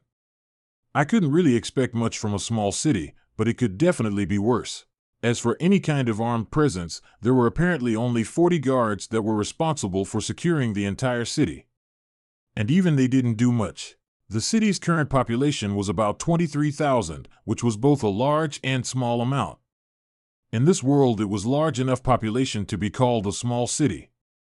But compared to the visions I had for the future, it was a pitifully small amount of people. I had been trained to manage billions, let alone a few thousand. Anyway, the situation was decent, but there was much left to be desired. If I wanted to build this city into something greater, I would need lots of money, labor, and technology. And it would only take getting over the initial curve to begin growing explosively. That reminded me. I would need to speak to the assistant my father sent. I had ignored him since we arrived, especially with the situation with Taya. But getting my hands on my father's investment and using him in order to manage the installation of an iron mine would be one of the foundations of my future. The iron, or more specifically steel, that I would produce from that mine would pave the road of my envisioned industry. However, even before handling the assistant, it seemed there was another issue I had to tackle first. And that was the intruder who greeted me within the Baron's study, which I inadvertently requisitioned. My body suddenly tightened within my leather seat as another presence revealed itself in the room. But I didn't panic nor retaliate, simply sitting there. There was only one possible suspect that could enter a room while escaping my senses. A sorcerer. I didn't expect to meet yet another sorcerer so soon. And I didn't expect you to notice me so quickly. I guess a duke's son can't be underestimated, no matter how pitiful the rumors are about you. Rumors? My brow raised at the soft voice that graced my ears. Then, I saw the culprit take a seat on the edge of the desk, her lithe figure pleasing to the eyes. Short white hair and crystalline white gold eyes. She was an exotic beauty I had never seen anyone like before. Truly a unique woman. But what rumors could possibly be circulating so widely about me that even a sorcerer knew them? She crossed her legs while looking into my eyes. Why, the rumors about you being the poorest son of the Duke Fox family. A child who's been nothing but a leech to the household, and capable of fighting for the position of heir, and has done nothing but embarrass the name with mediocrity. And you were so mediocre that you escaped the household and used your position to take a random city in the mountains for yourself in a pitiful attempt to make something of your name. She smiled while laying down all the slanderous rumors, as if amused. But I only smiled back. After all, the rumors were almost entirely true. I was a leech to the Fox family, a no-good son who couldn't hope to fight his siblings for the position of heir, and has truly embarrassed the family name after sitting at home for years and doing absolutely nothing. Only the last line was incorrect, but, considering the circumstances in which my father sent us off, I had a feeling things weren't as simple with my parting gift as they seemed. Nonetheless, I was surprised that even a sorcerer knew these things. It seemed news traveled fast, even in this primitive world. Or perhaps it was the doing of someone who didn't wish me well. Or precisely the opposite. The sorcerer before me seemed to find my smile interesting. Are you not angry, young lord? Well, I can't be angry at the truth. The only thing I refute is the fact of taking the city for myself. While I am now the ruler of this city, I didn't strip the former city lord of all his duties. He is now my assistant. After all, he knows this city and his people better than I do. But enough of that. I tilted my head slightly. What business does a sorcerer have with me? Well, at first I came to make sure that you weren't using the girl who was to be executed a couple days ago as a mere toy for your own pleasures. In that case, my business with you would have been conducted by the blade of my knife. But her gaze turned, looking to another portion of the household where Taya's room was. I see that I misjudged you. And it seems your sister is more than meets the eye. So you can actually see if someone is a sorcerer? I was surprised, because I wasn't aware that sorcerers could detect one another. I hadn't heard Grace speak of it even when she saw Taya. The woman turned back to me and smiled. I can, but that doesn't mean all sorcerers can. So you're a special sorcerer? I suppose you could say that. But which sorcerer isn't special?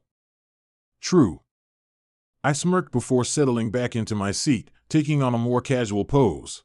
So? Now that you know my sister's secret and that I saved Taya, what are your plans? Well, I'm not so sure now. I can't say I expected anything that's happened. However, I think I'm going to take the girl off your hands. Take? Why? I couldn't say that I was happy with her proposition.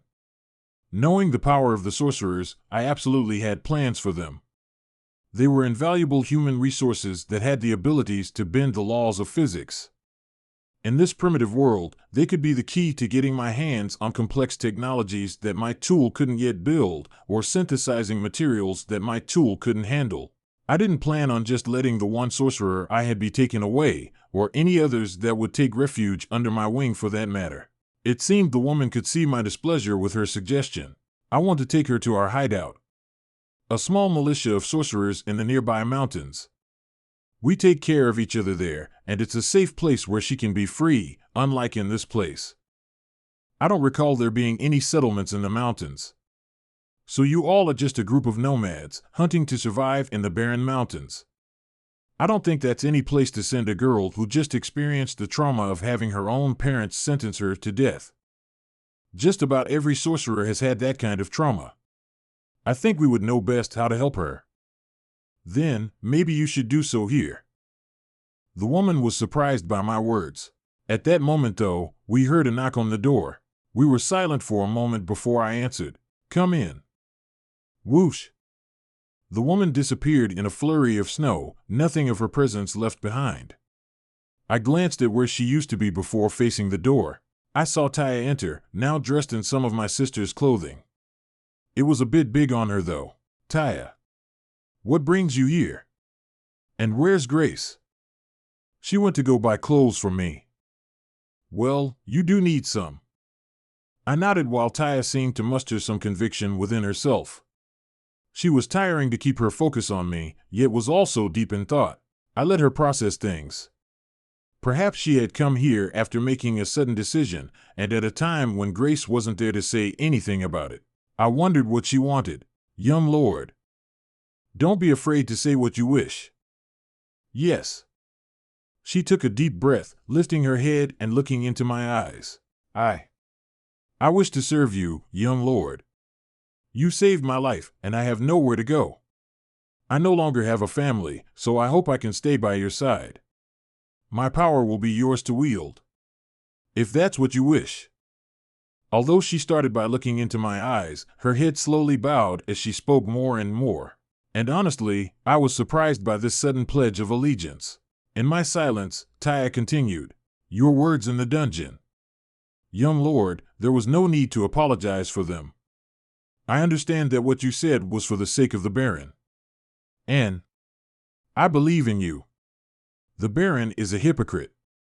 Everyone who kills sorcerers is a hypocrite. But you aren't, and you saved me. Taya. I stood from my seat, walking around my desk and standing a few feet away from the girl. I can accept your loyalty, but I don't want you to make too quick a judgment. You only know me by the few minutes I was before you in the dungeon. So instead of pledging your loyalty, I want you to observe. Listen to my words, scrutinize my actions. Understand the person I am before dedicating yourself to my cause. Don't trust me until you trust what you've seen. Do you understand? Yes. Taya nodded, her eyes full of determination. She even had a small smile. I gave her a small grin. Go on back to your room. I wouldn't want Grace to be worried when she doesn't see you there. Yes, young lord. And call me by my name at least. It's not like I'm much older than you. Yes, Lord Audius. She gave a curtsy before leaving the study. I walked back to my chair, taking a seat before sighing. I guess she won't be going with you. Well, now I'm curious about what you said in the dungeon. The woman reappeared, this time right beside my chair as she sat on the desk. I brushed my purple hair back, giving her a glance. I never did get your name. Gentle Snow. I guess the origin of your name isn't a mystery then. Not quite.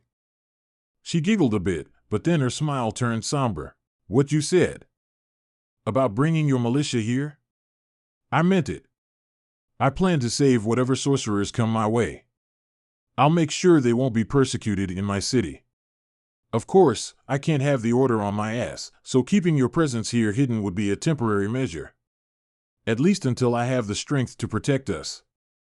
I see. She looked at me suspiciously but hopefully. And perhaps my words were a bit too optimistic. After all, within the Verlenium Empire, who would dare to do something that earned the ire of the order? But my sister was a sorcerer, and she had seen how I saved Taya.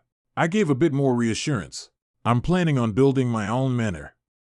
It'll be even bigger than this one, but I'm going to place it beyond the public eye. When it gets finished, all the sorcerers can live there. All of us? Sorcerers may not be plentiful, but 24 of us is still a lot. It's going to be a big manor. Still, I'm serious about saving sorcerers. When you go back to see your militia tonight, you should let them know. It'll be an interesting discussion. Gentle Snow hummed before sliding off the desk. For now, I'll take my leave. All right. And please let Taya choose for herself when you go visit her. I don't enjoy having my people kidnapped. She smirked, then disappeared with a gust of snow. I sighed and laid back. It wasn't fun knowing a random girl could move around completely undetected. It made me think about various protective measures that I would need to enact in the future. 4. Chapter 7, Sir Campbell. Taya stood before a mirror, twirling the new dress she had on. When Grace said she would go shopping, she really meant it. As Northtown frequently traded with Silk Valley, they naturally had a lot of fashionable and comfortable clothing available for sale. And Grace didn't skimp. She bought Taya an entire wardrobe. And after playing dress-up for a few hours, Grace finally left her alone to go talk to Audius. Now, as night settled, Taya tried a few dresses on for herself, seeing which one she liked. She wondered what Audius would think of them, and she thought about how she never had nice dresses like these at her old home. Nobody in the city was rich enough to just buy clothes as they pleased. Clothes were often patched if torn and used for a long time. The nice clothes were only taken out for special occasions, and only during birthdays or holidays did a family go out to buy more. Taya and her family were a normal farming family within the city. Laborious days were normal for them, as it was for everyone else. Taya still had all the rough calluses on her hands that she occasionally picked at as they healed. If not for her awakening, she would still be living that normal life. Or, if not for her mother cursing her name and ratting her out to the city guard. Taya's smile turned to a somber frown. Her days recently had been filled with vast internal turmoil. Thoughts of her family and if she hated them stirred in her mind for hours every day. Only Grace was able to pull her focus away from those dark thoughts with her chatter. And whenever she saw Grace, she thought about how lucky she was that they came when they did. If not for them, she would have already been hung. To think that a duke's children had come so timely, and that they were also intent on saving sorcerers. 2 miracles that led to Taya's life being where it was now. It was why she went to Audius, the young lord who had such a sharp eye and profound mouth. In the dungeon, his words made her chest tighten with emotion. And in the study, the sight of him made her eyes flutter. He carried such charisma, and it was all the more reason that Taya had pledged her loyalty right then and there. She no longer had a family that loved her, and in front of her was a man willing to save her and protect her. His actions proved that he was the one she wished to follow, and his words in the study confirmed that conviction. "Don't trust me until you trust what you've seen," he said. To actually tell someone not to trust them, and to instead scrutinize their actions. That was a leader worth giving your life for. In her heart, Taya had already made her decision. Casting away thoughts of her family, she focused solely on what she might be able to do to serve her Lord Audius. Perhaps discovering more about her power would enable her to do so. But practicing was tricky given the nature of her power, so she would need to wait a while longer before going outside to try things. These thoughts pervaded her mind as she tried on a few more dresses. But, when she went to go take one of the dresses off, she saw a figure in the mirror. She spun around in shock, her power unconsciously leaking out and causing a black smoke to rise up around her hands. "It's okay, Taya. I'm not here to hurt you." "Who are you?" Taya asked while backing away. But in her mind, she had a faint suspicion. Gentle Snow stood and presented herself, looking at Taya with her golden eyes. "My name is Gentle Snow. I'm a sorcerer, and I'm here to extend an invitation." Taya flinched when she heard the word sorcerer. Not unlike everyone else, she associated that word with that of the devil, and she had never seen another sorcerer before, especially not one with the mysterious powers of Gentle Snow. She felt both threatened and curious. "What invitation?" "I'm from a militia of sorcerers, and we live in the mountain range north of this town. I'm inviting you to come with me, to join other sisters just like you, ones who have escaped the persecution of the Order. There, you'll live free and help rescue other sorcerers who might be in trouble just as you were." Taya was surprised hearing that there was an entire militia of sorcerers. To think that there were many more just like her, all of them hiding in the mountains. She wanted to see just what this militia looked like. "But I can't." "No? Just so you know, I can bring you out of here without that Lord Audius knowing anything about it. You are completely free to make your decision, and nobody can stop you." Gentle Snow approached Taya, who had lowered her guard. She reached out her hand. "You can come to our home, where you won't have to hide. We all take care of each other there. And you will become one of our sisters." "I'm sorry." Taya didn't think for very long before giving her answer. I wish to stay here. Lord Audius saved me, and I've pledged myself to him. Besides, he wishes to save sorcerers as well. Perhaps you all could come here instead. Lord Audius would welcome you with open arms. Isn't that a thought? Gentle Snow gave an odd smile while retracting her hand. Well, it's okay even if you don't join us. I will be visiting this place often as our business has not yet concluded, so if you change your mind, just tell me when you see me. And Gentle Snow tapped Taya's nose. I don't believe you're supposed to offer refuge for an entire militia of sorcerers without your lord's command. That could cause him lots of trouble if we were to all suddenly appear on his doorstep without prior notice. Don't you think? Oh, why yet? Sorry. It's okay. Just be sure to know what your lord wants before carrying out actions in his name. Now, do enjoy the rest of your night. And stay safe, Taya. With that, she disappeared, leaving Taya in a small daze. You win. Told you. I smirked while glancing at the figure who appeared beside me. Gentle Snow smiled playfully and sat on the edge of my bed. Now I'm really curious as to what you said to that girl in the dungeon. She's hung up on you. I made her realize that I don't save sorcerers simply because they're sorcerers. I do it because they're no different from everyone else, just children and young women who had a bad day. Still, my words then were more so for the Baron, who has since realized the error of his ways. When faced with your hypocrisy, half-decent people tend to rethink themselves and choose a side. The Baron chose correctly. I fiddled with the book in my hands, a book on the nearby geography and its features. And I could feel Gentle Snow's eyes on me as I did so. I'll be returning soon. Get some rest before you do. There are empty rooms throughout the manor that you can use. I know a hike through the mountains isn't easy. Then I'll accept your generosity. Not that you had to ask me anyway. I smiled and lifted my gaze. For a moment we just stared at each other, until she stood and bowed toward me just slightly. Thank you, Lord Audius, for saving Taya. You have the appreciation and gratitude of the entire sorcerer's militia. No need for the formality, Miss Snow. As I said, I don't do this because you're sorcerers. Then, I wish you a good night. She left with those words, leaving me to myself. I had a small smile as I continued reading my book. I heard nothing from Gentle Snow the following day, and although I didn't attain much information from her, I still considered our encounter valuable. Now I knew that there was a militia of sorcerers in the mountains next door, and I had also sown goodwill with them. If they considered settling within my city, then I considered our relationship a success. Still, I would need to give it time.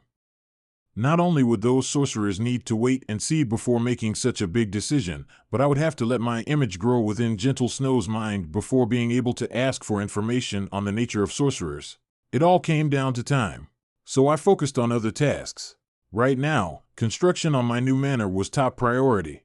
Currently, I planned on building it on the western side of my city. I didn't want to build it toward the east since that's where the river was located and by extension, all the farmland. The south wasn't viable since that's where all the trade and production was. As for the north, that's where all the stonecutting, hunting, and quarrying occurred. Again, too many people. So, the most unoccupied and out-of-the-way region was the eastern region that faced the border. I was going to build my manor there, in a place within a small forest that wasn't too far from the city yet out of the public eye. But I didn't have the proper materials to build my ideal manor. It wasn't that my manor was going to be a castle, just that I wanted it constructed out of something a bit more modern than poorly cut log and uneven stone. And my solution was actually incredibly simple. In the morning, I called upon the Baron. Compared to when I first arrived, he was quite a bit more somber, like he had come back from a war. Considering he was someone who earned his noble title in battle, the inner turmoil he faced must have been great if he had been hit so hard. But he looked better than a couple days ago. Baron. Lord Audius. You needed me? Baron Viral entered the study where I had yet another book in my hands. I looked up at him and closed the book. Yes. I was wondering about the stonecutters in this city. Are there any companies or organizations that specifically handle stone cutting and its transportation? Yes, I believe so. He nodded. They're located in the northern region of the city. I believe they're called the Rock and Stone Foundation. They handle everything related to stone processing and trading in the city, also working closely with a construction organization as they built most of the houses and buildings here. I see. I want you to call their manager here. Tell him I have business with him and that he'll want to bring a chemist. Of course. I'll send one of my men right away. Thank you. The Baron left. And as he exited through the door, another figure appeared within it, the two passing by each other. I smiled at the entrant. Ah, Sir Campbell. I apologize for the last few days. I've been awfully busy getting settled in. I stood and shook the man's hand. My father's assistant that he sent with me. He was a skinny man one might associate with a wimpy scholar sheltered by the white walls of luxurious mansions. But Sir Campbell was the furthest thing from wimpy. Sure, he was skinny, but he had a deep and ruthless gaze that could make one quiver. He was the kind of man who could take a life without a second thought, one who could order thousands to battle and not so much as flinch when most of them died. And that's exactly what he did. None of the people who stood with my father were ordinary, especially since he was a war general. And while Sir Campbell wasn't near the top of the list of most accomplished or renowned when it came to my father's assistants, he definitely wasn't low. I hadn't heard much about him other than he was one of the commanding officers who took orders directly from my father, and he did so with unwavering loyalty and dedication. He also handled some form of logistics, so when the war ended, he became a financial moderator who worked for my father. Now, he was here with me as my assistant. How much I could actually tell him to do, however, was the big question. Still, I only needed him for one thing: the iron mine, and the reason I chose this city. Sir Campbell nodded back to me, giving some professional courtesy despite his stoic disposition. Lord Audius. Have you settled well in the manor? I know it isn't as spacious as my father's. It's enough. The escort has also begun their return to Fox City, besides two of my own trusted men who will stay here with me. I see. Fox City was named after my father when he took up residence there. And I was surprised to hear that Sir Campbell had his own men, because as far as I knew, everyone who was a part of the escort was a highly trained guard, someone who could serve as the guard of my father's personal estate. Nobody there was ordinary. Sir Campbell sure had his cards to play. But that wasn't one of my concerns right now. So, has my father given you more information on the iron mine? I don't wish to delay the establishment of something so profitable. He has. Sir Campbell grabbed a small bundle of papers that he carried inside a bag. He laid them out on a table between us. The iron mine is a large surface formation to the east along one of the major branches of the Ridge River. The east. Great.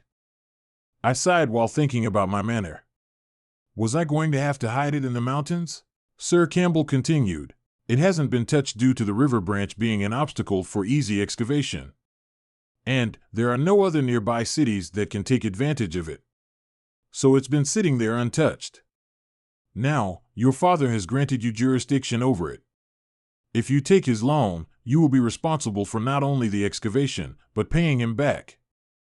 Has my father given me a deadline for this loan? He has not. Sir Campbell's voice lowered. The Duke has given me no information regarding repayment. Should you take the loan, you only need to worry about using that investment properly. And the Duke has given me full authority to manage the finances he has entrusted to this endeavor. And my first stipulation is that not a single coin will be utilized outside of the business of iron mining. Should you violate this rule, Lord Audius, I will not hesitate to repossess everything and leave. I will not allow the Duke's money to be wasted. I understand, Sir Campbell. I raised my hand with a smile, prompting the ruthless accountant to back off. Rest assured, my father's investment won't result in a loss. I'll consult you before spending. But I ask for at least some flexibility. I don't want you to misunderstand my spending and deem it a misuse. For example, if I desire to build a bridge over the river near the mine, and that requires stone cutting and processing, then I need to make sure that I can allocate the funds accordingly.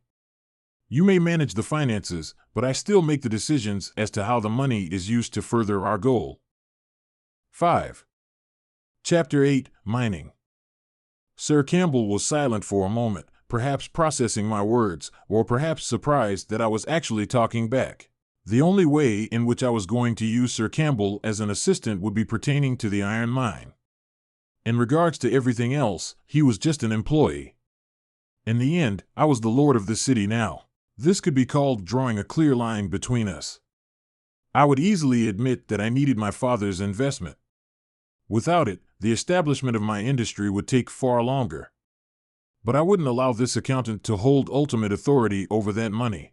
I didn't need him to prematurely think that one of my projects, ones that he surely wouldn't understand, was a waste of money. Sir Campbell, who had been leaning forward, relaxed and sat back with a deep gaze. I understand, Lord Audius. Thank you. Now, how much has my father dedicated to this operation? This much. He took out a note, a commonly used form of payment. On it was the royal seal of the Verlenium Empire. And a single number. My eyes widened. 200,000 coin. It might not seem like much, but in this world where there weren't many units of currency in circulation, nearly 250,000 units of currency was a significant amount. Based on my guesses, after observing the technological state of this empire and seeing its geography, there shouldn't be more than 100 million residents under the Verlenium Empire. It could be around 60 million. And the amount of currency in circulation shouldn't be more than 1 billion coin, especially since more banknotes were in wide circulation rather than hard metal tender. So in short, 200,000 coin was a lot. So much that I'm shocked my father would invest so much. Sir Campbell, what's the average weekly wage for a labor worker? Perhaps a farmer? That's a hard question to answer precisely. But, for just 1 week, it should amount to no more than 50 coin. So a yearly salary shouldn't be more than 2,500 coin. 200,000 coin would amount to a year's pay for 80 people. So long as we're actually producing value, that money will be more than enough. My mind ran through the numbers. Only employing 80 people for a year wasn't enough to make any sizable dent in the mining process. I would need hundreds of people, especially when it came to logistics and startup construction. So 200,000, if going with Sir Campbell's generous guess, wouldn't last me that long. But if we are able to produce value, like smelt the iron and turn it into tools to sell, then we would be able to turn a profit and sustain our operations. Well, that's how every business was run. And all this was nothing more than just that. I leveled my gaze at the accountant. Sir Campbell, I think it's safe to begin operations. So long as we have the money to begin paying wages immediately, then we should begin hiring people. We need to establish a headquarters near the site, which takes construction, and we should start digging samples to survey and evaluate the land. We also need a road that allows for quick and easy hauling, so more construction. Thankfully, I've called the local construction crew. When they arrive, we'll be discussing business with them. But until then, start posting notices for employment and get in contact with the city hall to let them know of the situation. Sir Campbell silently stared at me as I gave out a list of orders. Only after a few seconds did he close his eyes and stand. I will begin work immediately, Lord Audius. Thank you. I nodded, and the accountant took his leave. I waited around in the study for a while. My conversation with Sir Campbell wasn't short. And since the city wasn't expansive, the people from the Rock and Stone Foundation didn't take much longer to arrive. Lord Audius. Baron. Please, bring in our guests. I smiled as Baron Viral ushered in 3 people. 2 of them were rough middle-aged men, both with beards and nice clothes that didn't fit their disposition. The third was undoubtedly the chemist, a short man with a monocle and dressed in a leather coat. Gentlemen. We greet the new city lord Audius. The 3 bowed. Although I was the city lord, I was also a duke's son. To these people, I was no different from the imperial prince. I motioned for them to sit, and they sat on chairs in front of the desk of the study. Baron Viral stood to the side as my assistant. I'll get straight to the point, since time is money for all of us here. I didn't beat around the bush, and after plucking a page off the desk, I handed it to the chemist. He took the paper and examined it. This is a new formula for a special material called cement. Take limestone and clay, crush them down and mix them in the right way, add some heat, and you get a fantastic compound called cement. When combined with water and mixed with sand or gravel, it becomes a moldable mixture that hardens with time, resulting in the most versatile building material you can imagine. I want you to help me develop this and start production. The chemist was silent as he scanned the page. I had written out that basic diagram for cement production in the morning, and it detailed everything from the mixture ratios to the kiln temperatures and manufacturing process. After looking at everything for a bit, though, the chemist lifted his head with a weird smile. Lord Audius, is there something wrong? Perhaps the names of the materials are unfamiliar? No, sir, on the contrary, this is a very familiar process. We use a similar limestone mixture in order to create mortar and paste bricks and stone together for our constructions. So you already have an established production process for this? Sort of. The chemist scratched his head. The only difference are the small details. For instance, you say this needs to be heated in a kiln at a minimum of 1,400 degrees. But we only cook ours at 1,200 degrees at most. Any more and fuel costs tend to get too high. Also, the mixture ratios with clay are a bit different. We don't use as much clay as this. I see the issue then. I smiled back at them. This method is for a stronger material. The resulting mixture sets much harder than any mortar. It can replace bricks and stone. Still, I'm happy that you already have an established supply for this. That means my job will be easier. What's your name? I turned my head to the man beside the chemist, one of the two with a beard. I'm Gerald, and this is my brother Fenton. The chemist is called Reduct, Lord Audius. Gerald, if you can produce this cement mixture in mass quantities, then I'm going to place an order with you. You see, I plan on establishing an iron mine nearby, and I have a large investment backing me. As you're the only construction company in the city, you'll be the profiteers of this operation. Give me what I want, and you'll be working with me at this iron mine. Although I was offering a tempting proposition, Gerald responded with silence. He glanced to his partner, one that told me something was going on. I sighed. Gerald, is there something I should know about? Well, you see, Lord Audius, I believe there's already a small mining company working on the nearby iron deposit. I happen to be a friend of the owner as we frequently do business with each other. This time, I was a bit befuddled, but after thinking about it, I smiled. Ha ha ha. One step too late. Well, I can't say I'm surprised. It was unreasonable to think that an untapped treasure would stay that way forever. Very well then. Change of plans. I could only take things in stride. I'll have to trouble you to send a message to that owner. Tonight, if he can, tomorrow if not. Just tell him to find me here, and we'll discuss a deal. Of course, Lord Audius. I'm sure he'll be eager for such a great business opportunity. As for you guys, well, my offer is on the table. Take the ratios for cement and run some tests. I'll come visit in 4 days to see the progress. If you succeed, then we can move forward. We will do our best. With those assurances, Gerald and his brother Fenton left with the chemist. And sure enough, it wasn't long after that Sir Campbell came back with news. Lord Audius, it seems someone has already established a small outpost on the mine. Yes, I heard. I've already dealt with it. We'll be talking with the owner of that outpost soon. What did you have in mind? Sir Campbell asked with curiosity. I had no doubt shown myself to be much different from what he's heard. The rumors about me being an ambitionless leech didn't match what I was doing now. We're going to handle this like businessmen. Just be ready to fork out a large sum of money. It won't be long before we start putting that investment to use. Of course. With that, I began the first steps toward establishing my industry. Gentle Snow. I don't recall permitting you to leave, let alone go back to Northtown. Helva stood tall within the dark cave. In front of her was Gentle Snow, who stood as an equal. I'm sorry, matriarch. I needed to make sure that the girl was okay.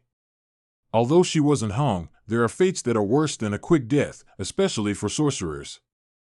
But that does not mean you can put the rest of us in jeopardy on a whim.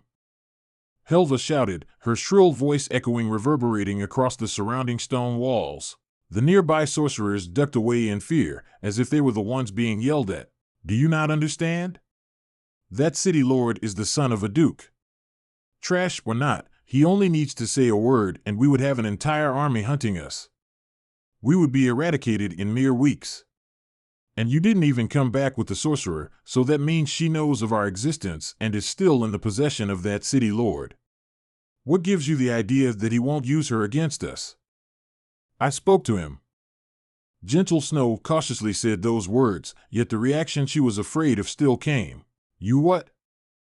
The girl currently resides within the city lord's manor, and after I scouted, I found out that the city lord saved her because he doesn't believe in the lies of the order. So I spoke to him. To think you actually revealed yourself. Helva shivered in anger, but Gentle Snow insisted. He offered to house us. He said that the entire militia could go and take refuge in his city. And he didn't lie. Nonsense. We both know that your ability to see truth is only a gut feeling. Do you remember the last time we believed in that ability of yours? Gentle Snow bit her lip as her hand clenched. Nearly half of us were killed, all because you thought you could trust the wrong person. Now you want to throw us into the lion's den that is that city? You actually think we can be safe there? That sorcerer is only bait to lure us out. To think that after everything you've been through, you're still able to be so naive. Helva walked away, leaving Gentle Snow to shake in emotion and rage. But, after only a few moments, she stilled. She raised her head, her visage now calm and cool. She walked deeper into the cave, ignoring Helva's sharp gaze on her back. 3. Chapter 9, Deals. I met with the owner of the mine when he showed up at the manor the following morning, and I must say, my first impression wasn't that great. A tall yet chubby man, he sweat all over as he appeared before me in the study.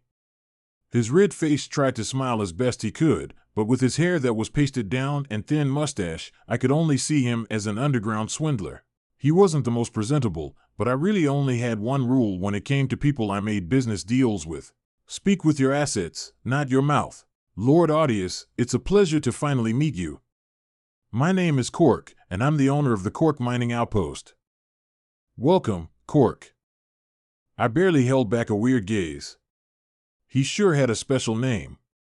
But it fit his appearance, as odd as that was. He took a seat with my insistence, and after he led me through a few pleasantries, I jumped to the point.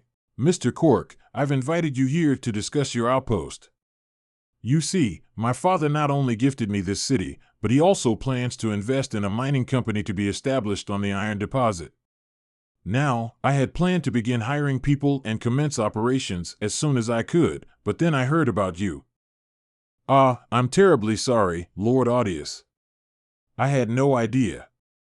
Don't worry, Cork. I waved my hand, stopping the large man from apologizing. And I could swear the sweat on his body doubled with my words.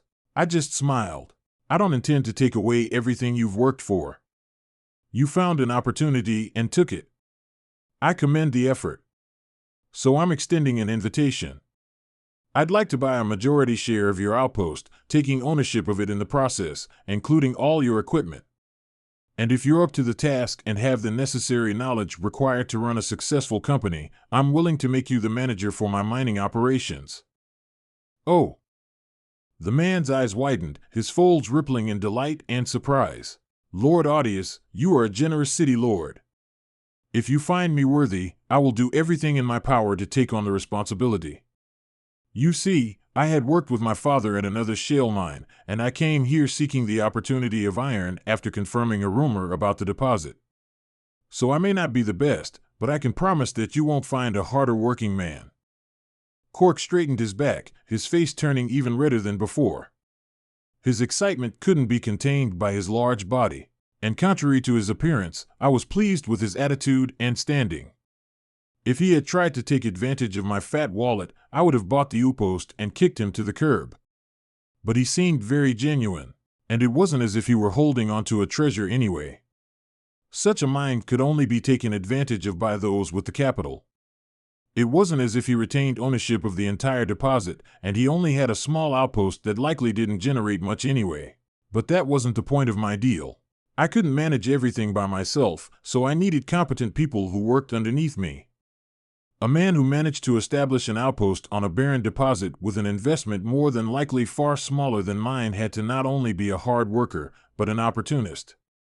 He was someone who built something out of nothing. That was precisely the kind of person I wanted working for me. So I extended the invitation. Standing, I walked over and patted the man on the shoulder. "Then I suppose we have a deal, Mr. Cork. This man over here is one of my directors, Sir Campbell. He's going to take a trip with you to your outpost for an evaluation. When he comes back with an estimation, I'll write the note and you'll have your money and position as my manager of iron mining operations." "Of course. Pleasure to work with you, Sir Campbell." Cork shook the accountant's hand, earning an apathetic nod, and after sending that duo on their way, I settled back into my seat. It was nice, being able to simply send people to get work done. But it wouldn't be so easy for long. As operations actually began, I couldn't be so relaxed. I needed to personally make sure that things developed how I needed them to, but I had time, so I allowed things to develop slowly but surely. Knock knock. After thinking in silence for a while, I saw Grace enter the study. I smiled at my sister. "Grace. How are you?" "I can't complain." She smiled back, sitting relaxedly in a chair in front of me. "I've just been tending to Taya. She's gotten much better over the past few days. She's a strong girl. Stronger than me." Grace let out a small sigh. Standing from my seat, I went and pat her head, combing and straightening out a few strands of her hair. "I hope you don't ever have to go through something like that. It's fine so long as you stick to your beliefs and fight when the time comes.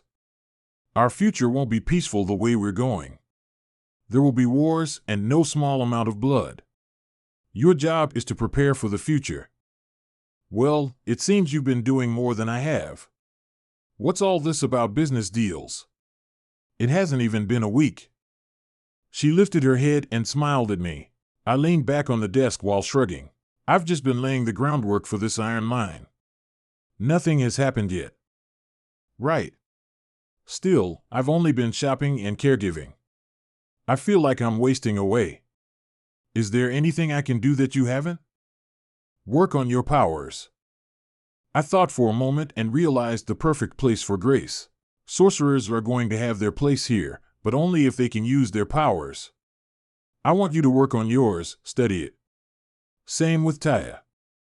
Both of you need to develop your special strengths and discover their secrets. "And what about you?" she asked curiously. I hadn't explained much about my awakening, and Grace only knew that it had something to do with my mind. And the immediate effects were obvious. I naturally didn't act as Audiobook did only a couple weeks ago. I changed greatly, but the subtle effects were unknown, at least to her. My powers aren't like a normal sorcerer's. Mine are more internal. I tapped my head. Still, I'll naturally discover more about mine too. And that reminds me, I have something to ask you. Have you told Taya that I'm a sorcerer? No, I haven't. Good. I nodded in relief. Keep it that way. Don't tell anyone, not even other sorcerers. Why? Grace looked at me weirdly.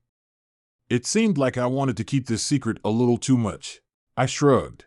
I just feel like it's not something that should be said. After all, the common knowledge is that only females can become sorcerers. And I can count the amount of rumors about male sorcerers on one hand. I don't want to be one of those rumors, so don't tell even the sorcerers we're going to save. I don't care if they find it hard to trust me because of that. Can you promise me that you'll keep that secret? I looked Grace in the eyes, conveying just how serious I was about this. And although she was surprised, she still nodded. All right. I promise you. Thanks. I mean, if Dad sent us away after that incident because he was really worried about the possibility of me awakening, then male sorcerers might not be the rumors we think they are. And just what do you think the Order would do to get their hands on a male sorcerer? I couldn't imagine. Yet. Grace suddenly looked horrified, not having made that connection. Female sorcerers are all over the place, and the Order hunted them with undying determination as if they were actual devils. So just what would happen if a male sorcerer popped up? Although, that was only part of the reason I wanted to keep my secret. In my mind, sorcerers were both the most versatile tool and the biggest threat. They had amazing powers that would undoubtedly have their place in this world's industry, capable of doing things that only future machines could. But, as I had seen with Gentle Snow, they also had the power to surpass the physical world and put my life at extreme risk. That meant that my own abilities and special status as a sorcerer would be an important card to play at the right time. My enemies couldn't know that I was anything more than an ordinary human. At least, not until I had the ability to protect against sophisticated threats. And that reminded me of something else I needed to start. All right, I'm off. Where are you going? I've been meaning to do something since we got here. Joining me would also be good for you. Grace hummed and followed me out of the study. After I went and changed into loose clothing, I stepped into the backyard of the manor.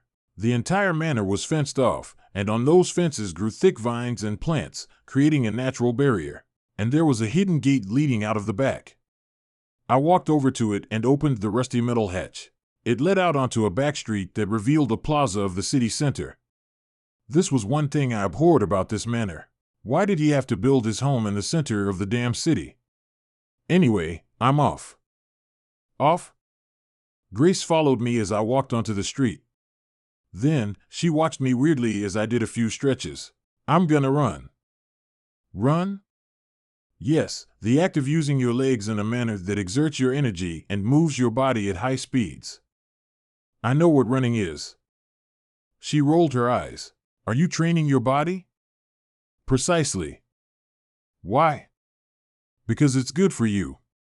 More stamina to do more work. And more muscles to look better. I smiled while flexing my non-existent arm muscles. Truly, the state of my physical body was quite pathetic considering Audius had never trained throughout his entire life. But that would change. Have water ready for me when I come back. Wait. Grace wasn't sure what to say as I broke off into a run, taking turns to enter the side streets of the city. I ran until I was beyond the bounds of the city. The place I chose to head toward was the small forest where I planned to build my manor. It was around 3 miles from the city center, so it made for a good run. Of course, my body thought that running so far was the worst thing in the world, but I had more than enough mental fortitude to endure the pain. I picked a tree to sit against, catching my breath. Then, I raised my left arm. I always wore the long-sleeve garments in my wardrobe in order to cover up the scarring of my arm, as well as a glove to cover my hand. And being who I was, nobody asked about it. But that was beside the point. I decided to come to this place for more of a reason than just running. I called upon my tool. My hand transformed, the black circuitry appearing across my skin and my fingertips turning metal. After the power core appeared, it sparked before activating. Although the power core was damaged, it still had marvelous abilities. The most important aspect of the core was its nigh-infinite power. The only thing that was damaged was the throughput of that power. So instead of being able to terraform entire landscapes and synthesize any element out of mere air, it was now restricted to basic construction. Looking at the floor nearby, I pointed my clawed hand. A rock then rose from the grass, floating over and atop my palm. And with a thought, the rock was ground and crushed with a few arcs of lightning, turning to small chunks that fell through my fingers. Nothing more than rough pulverization, yet using the deepest laws of physics. It seemed like although there were slight deviations in the laws of this dimension, it wasn't drastic enough to affect basic functions. There was still gravity and electromagnetism, and all the myriads of principles like tensile strength, pressure, and density still applied. And the tool tapped into these forces all the same, allowing it to break a rock apart bit by bit. One issue, though, was how the tool had adapted to this universe. The tool contained a repository of just about all the knowledge I could possibly ask for. It could be said to be an archive documenting every significant aspect of a civilization's development from beginning to end, and I had already tested recalling this knowledge. This archive was where I found the information about cement, but even just gathering that information took an odd toll. The tool directly wrote all manner of information about cement straight into my mind. All different types of cement, their endless lists of properties, all their different ingredient lists and proportions, all the different ways to process them. Everything was shoved into my head, giving me a horrible migraine. And from that expanse of information, I had to sort through everything and grab what I wanted, ending in that single page of information about cement. Thankfully, when the tool gave me the information, it resulted in an odd awareness of everything, as if I could see all the information at once. It made picking things out very easy, but for that duration, my mind was still under a lot of stress. For what reason the tool had resorted to this method of accessing its archive, I had no idea. And after the process ended, all the vast amounts of information gradually faded away, my brain only remembering the things I focused on. It was weird, but that function was easily the most important function. The knowledge of technology and science was monumentally valuable in this primitive world. Even more than my tool's ability to use it. After sitting around for a bit, I set my sights on a nearby tree. Like with the rock, I brought up my hand and pointed. From the claws came sparks and light that shot toward the tree. That's when my vision changed. I could see all the energy of the tool as it was projected across the rough bark of the tree, energy that nobody should be able to see, and my mind was filled with the tool's operation. Its functions were like code in my brain, making me totally aware of every action I could and couldn't take, as well as the energy consumption at every moment in time. It was like my brain had become a part of the computer, in a way, and I knew that I needed to operate it personally.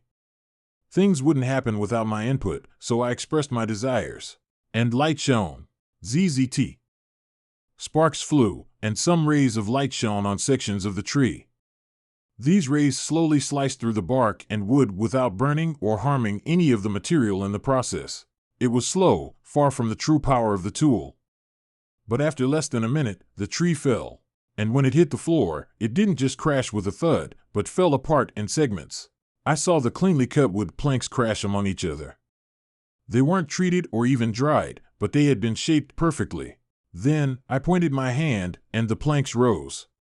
Their ends were cut into varied shapes as they floated in the air and pieced themselves together. Their cut ends merged perfectly, and before long, all the planks had been used to form the edges of a wooden cube. I smiled. With this tool, although I couldn't warp the earth like a god, I would still be able to bring about precision construction. Factories that this world couldn't make would all be possible under my hand. Of course, so long as I kept it hidden. Otherwise, I'd be the target of an unprecedented witch hunt. 4. Chapter 10, Carbon. Grace placed a keg of water out in the back garden of the manor for Audius whenever he decided he would return. Since she wasn't interested in waiting forever, she strolled through the manor and found Taya's room. Entering, she saw the small girl who had recently been regaining her health at breakneck pace. She hadn't been horribly malnourished in the dungeon before her execution, but she never ate as people like Grace might have. Having full meals at least twice a day wasn't normal. Normal people would eat 2 small meals a day, and that's if they lived with decent income. Even wheat farmers wouldn't be able to make flour and indulge in bread. After all, there was only so much yield a single farmer could harvest, requiring them to be frugal. Taya was gaining a supple layer of skin over her bones, making her seem less like a little girl and more like a woman. It was generally agreed upon that sorcerers had an average level of beauty high above normal women. And Taya, like Grace, was shaping out to be a gorgeous young lady. Grace enjoyed buying clothes for this girl, but recently, Taya had nothing of the sort on her mind. Perhaps Audius had told Taya to practice her powers like he did Grace, because recently Taya wanted to do nothing but test her magical abilities. Thankfully, they had worked out a system. Grace brought items to work with to Taya's room, and together the two would play around and try to classify their abilities. And they had discovered interesting things. Particularly about Taya's ability. Knock knock. Grace tapped on the door while entering, prompting Taya to lift her head from her task. It seemed she was testing her abilities, as expected. Hi, Grace. Good afternoon, Taya. I see you're hard at work again. Using abilities came at the cost of energy, though not necessarily bodily energy. It was unknown where a sorcerer's powers came from, but a sorcerer could clearly feel when they were tired from using their powers. Yet, Taya was working whenever she could. And right now in particular, she looked to be deep in thought. Grace walked over to the table she was sitting at. In front of Taya was a pile of black dust. Lord Audius said something about my power being corrosion? HM? I think so. But that was just a guess. Right. Taya scratched her black head of hair. Whenever I use my power on items like fruits or paper, I always get this black dust. And I looked at what comes out from the black dust, and it's usually a liquid or colorful dust. Still, I feel like my power turns things into this black dust. It's really messy too. I'm not sure what it could be. Grace pondered while looking at the pile of black dust. It was a fine powder that Taya had placed on top of a piece of paper. Can you do anything with the dust? Not really. I can only move it around. Taya waved her hand, and a portion of the black dust rose. It floated above her palm after forming into a smooth black ball. But as soon as she lowered it back down to the pile, it returned to its powdery form. Grace wondered even more. Was her ability simply to control this black powder? It seemed like extracting it from an object was only a byproduct of the main ability, if that was the case. But what was the black powder? Both of them were asking this question in their minds. How fast can you move it around? Kind of fast, but not far. Taya captured another ball of the powder, and pushing it out, the ball hovered away from her body. It moved halfway across the room, which was about 3 meters away, before stopping and faltering. It seemed that was her limit. Then, bringing it back to her body, Taya made the ball spin around her person.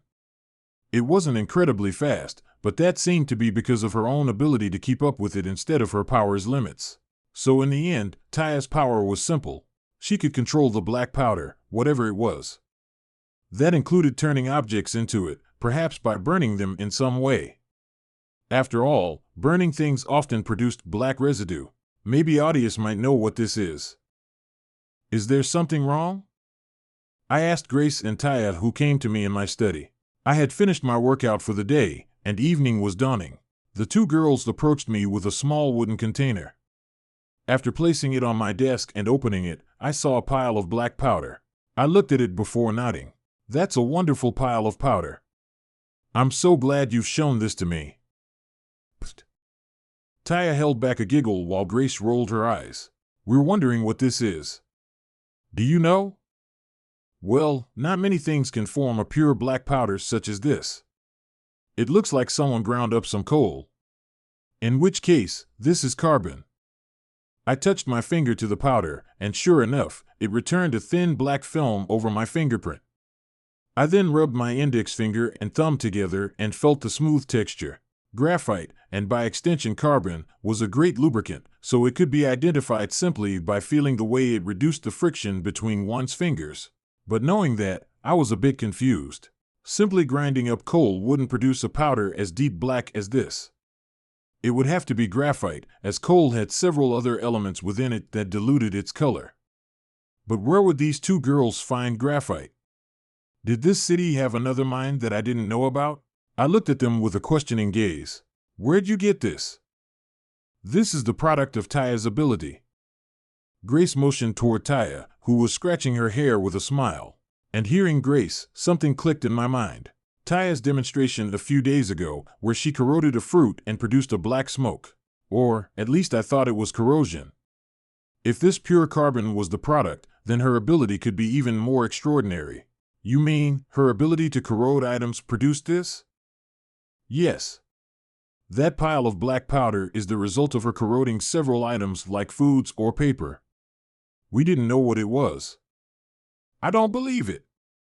I looked between the black powder and Taya several times, wrapping my head around the implications.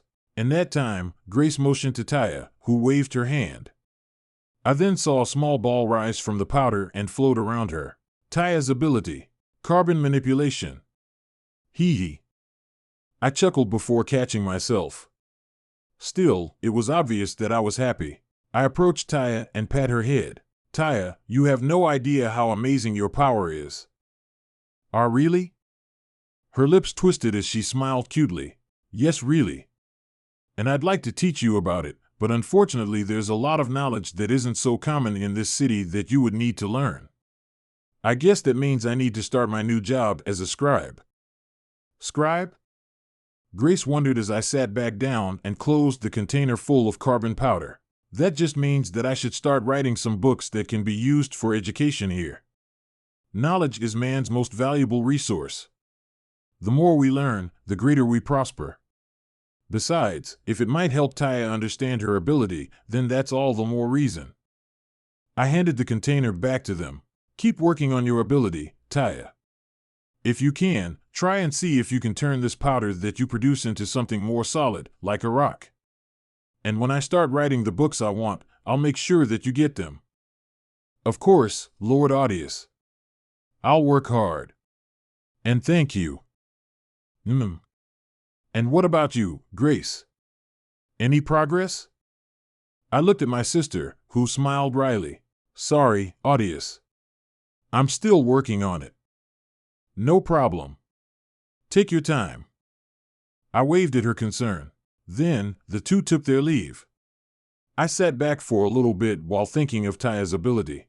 Carbon was an extremely valuable resource.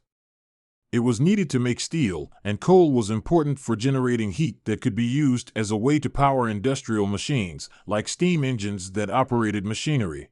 Taya's powdered carbon could be used for many things, and I wasn't sure if it was possible, but if she could learn to synthesize materials out of that carbon, the possibilities were endless.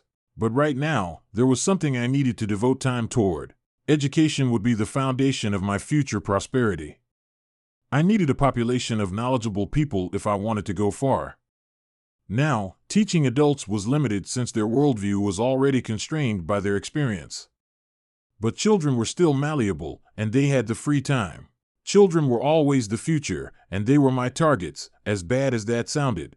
But surely there were some adults who were open to learning new things, especially the industrialists and entrepreneurs. They would be the ones who actually applied my knowledge. But before any of that happened, I needed to write the books that would serve as the source material for all this education. I need to find the Baron. Maybe there's a print shop in this city. Otherwise, I'm going to have to buy material from another city. Knock knock. I heard a tap on the door, and lo and behold, the Baron walked in. Lord Audius. Baron, so good to see you. And Sir Campbell. I waited as Sir Campbell took a seat in front of my desk. I also stopped the Baron before he could walk out. Baron, I have something for you to do. Yes? I raised a sheet of paper. I need more of this, and empty books. I would say that 1,000 pieces of paper and 50 empty book bindings should suffice for now. Do you know where you can find a place that can supply me with this? That's a large order, but it shouldn't be difficult to fulfill. We have a library and printer store that I've ordered books from in the past. Good. Go to them and place this order. I don't care if they have to buy things from another city. I just want those two things. And bring me any sheets of paper we already have. Yes, sir. The Baron left with his new task, and I focused my attention on Sir Campbell. The accountant placed a small stack of paper on my desk, which I picked up.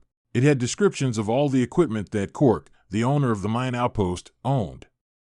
It also detailed the infrastructure already in place there, as well as a list of all the employees. It was basically everything I needed to know, and at the end, there was a value estimation made by Sir Campbell. The outpost is worth no more than 4,000 coin, even after considering all the salaries of the workers throughout its lifetime. And it isn't very developed. All mining operations thus far have been shallow, and there is a single processing facility that can make iron. The only valuable part of the outpost are the few buildings and paved road, as well as a small bridge across the river. I was silent as I pondered. It didn't surprise me that Cork's outpost was small.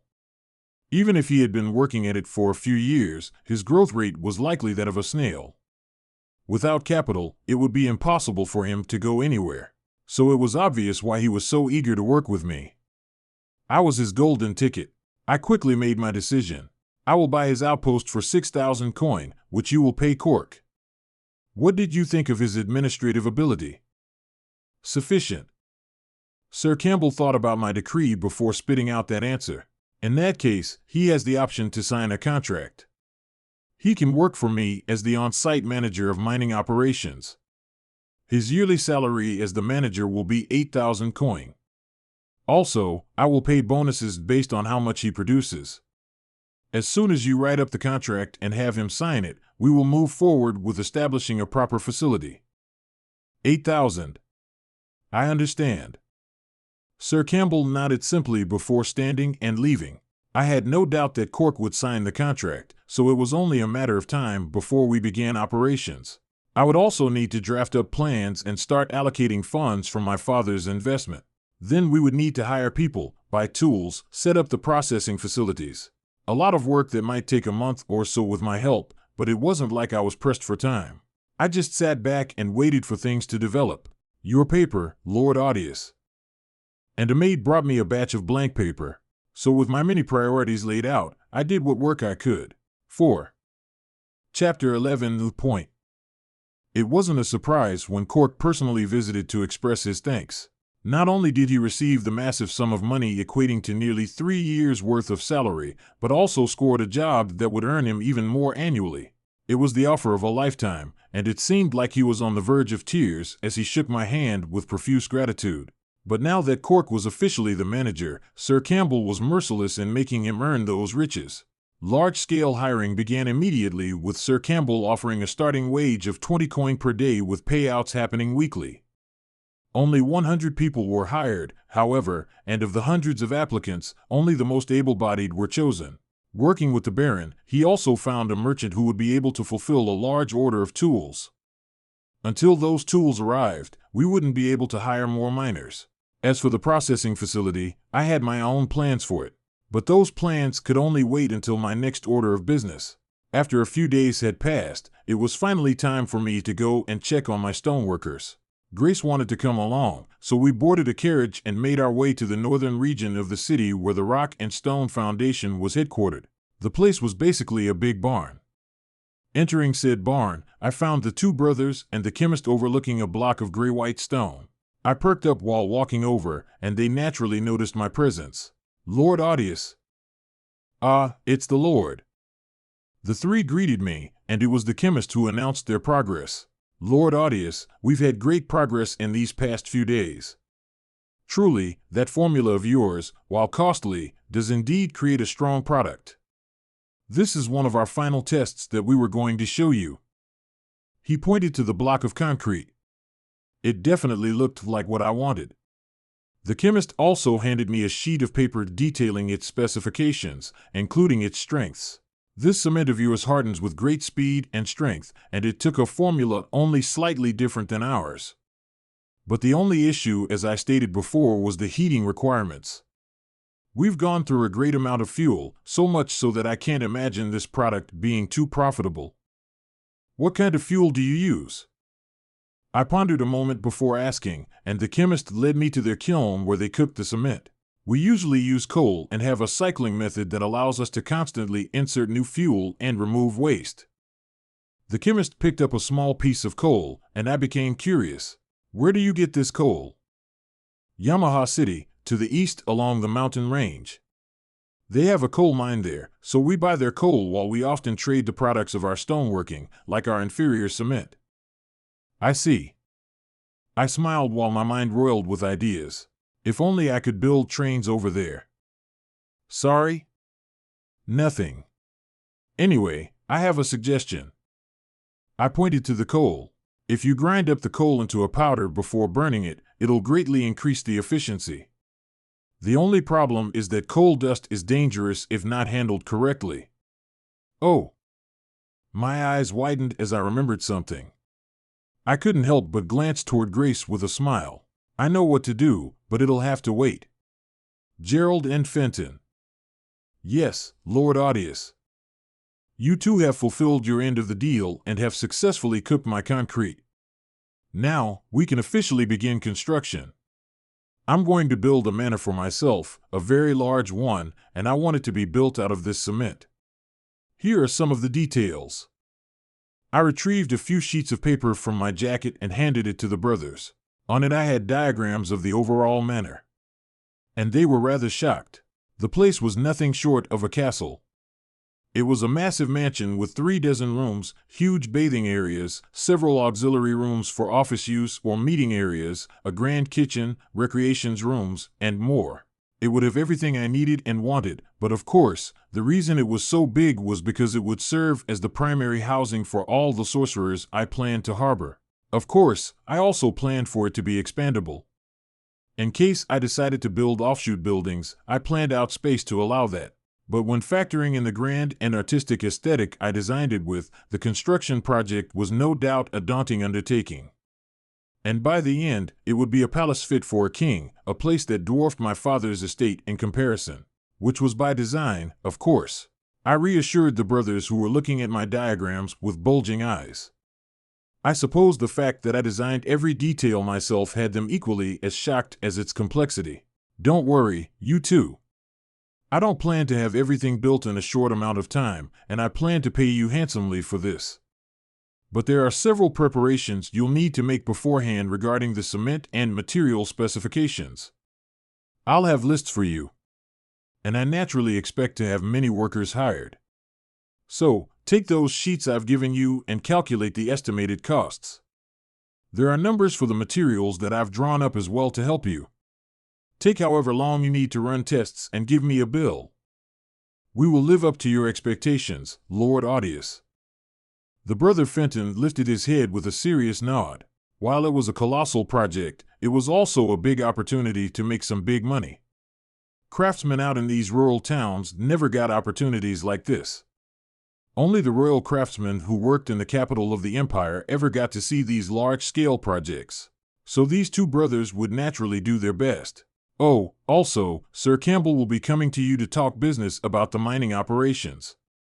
We've reached a deal with Cork, so everything is about to start soon.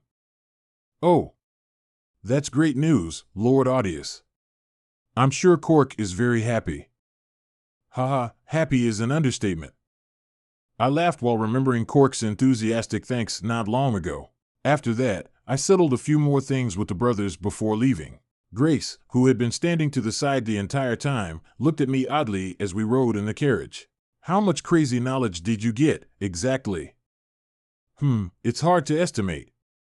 But if I had to say, I would say everything. Everything? She tilted her head, causing me to smile. Yes, everything. I know about everything there is to know. About science, about architecture, about war, about inventions that you can't even imagine.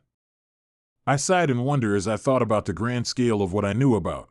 Grace, I know about all the stars in the sky, exactly what they are and how they were birthed from the darkness of the great beyond. I know about how our bodies are composed of countless small building blocks that carry out countless functions to keep us alive.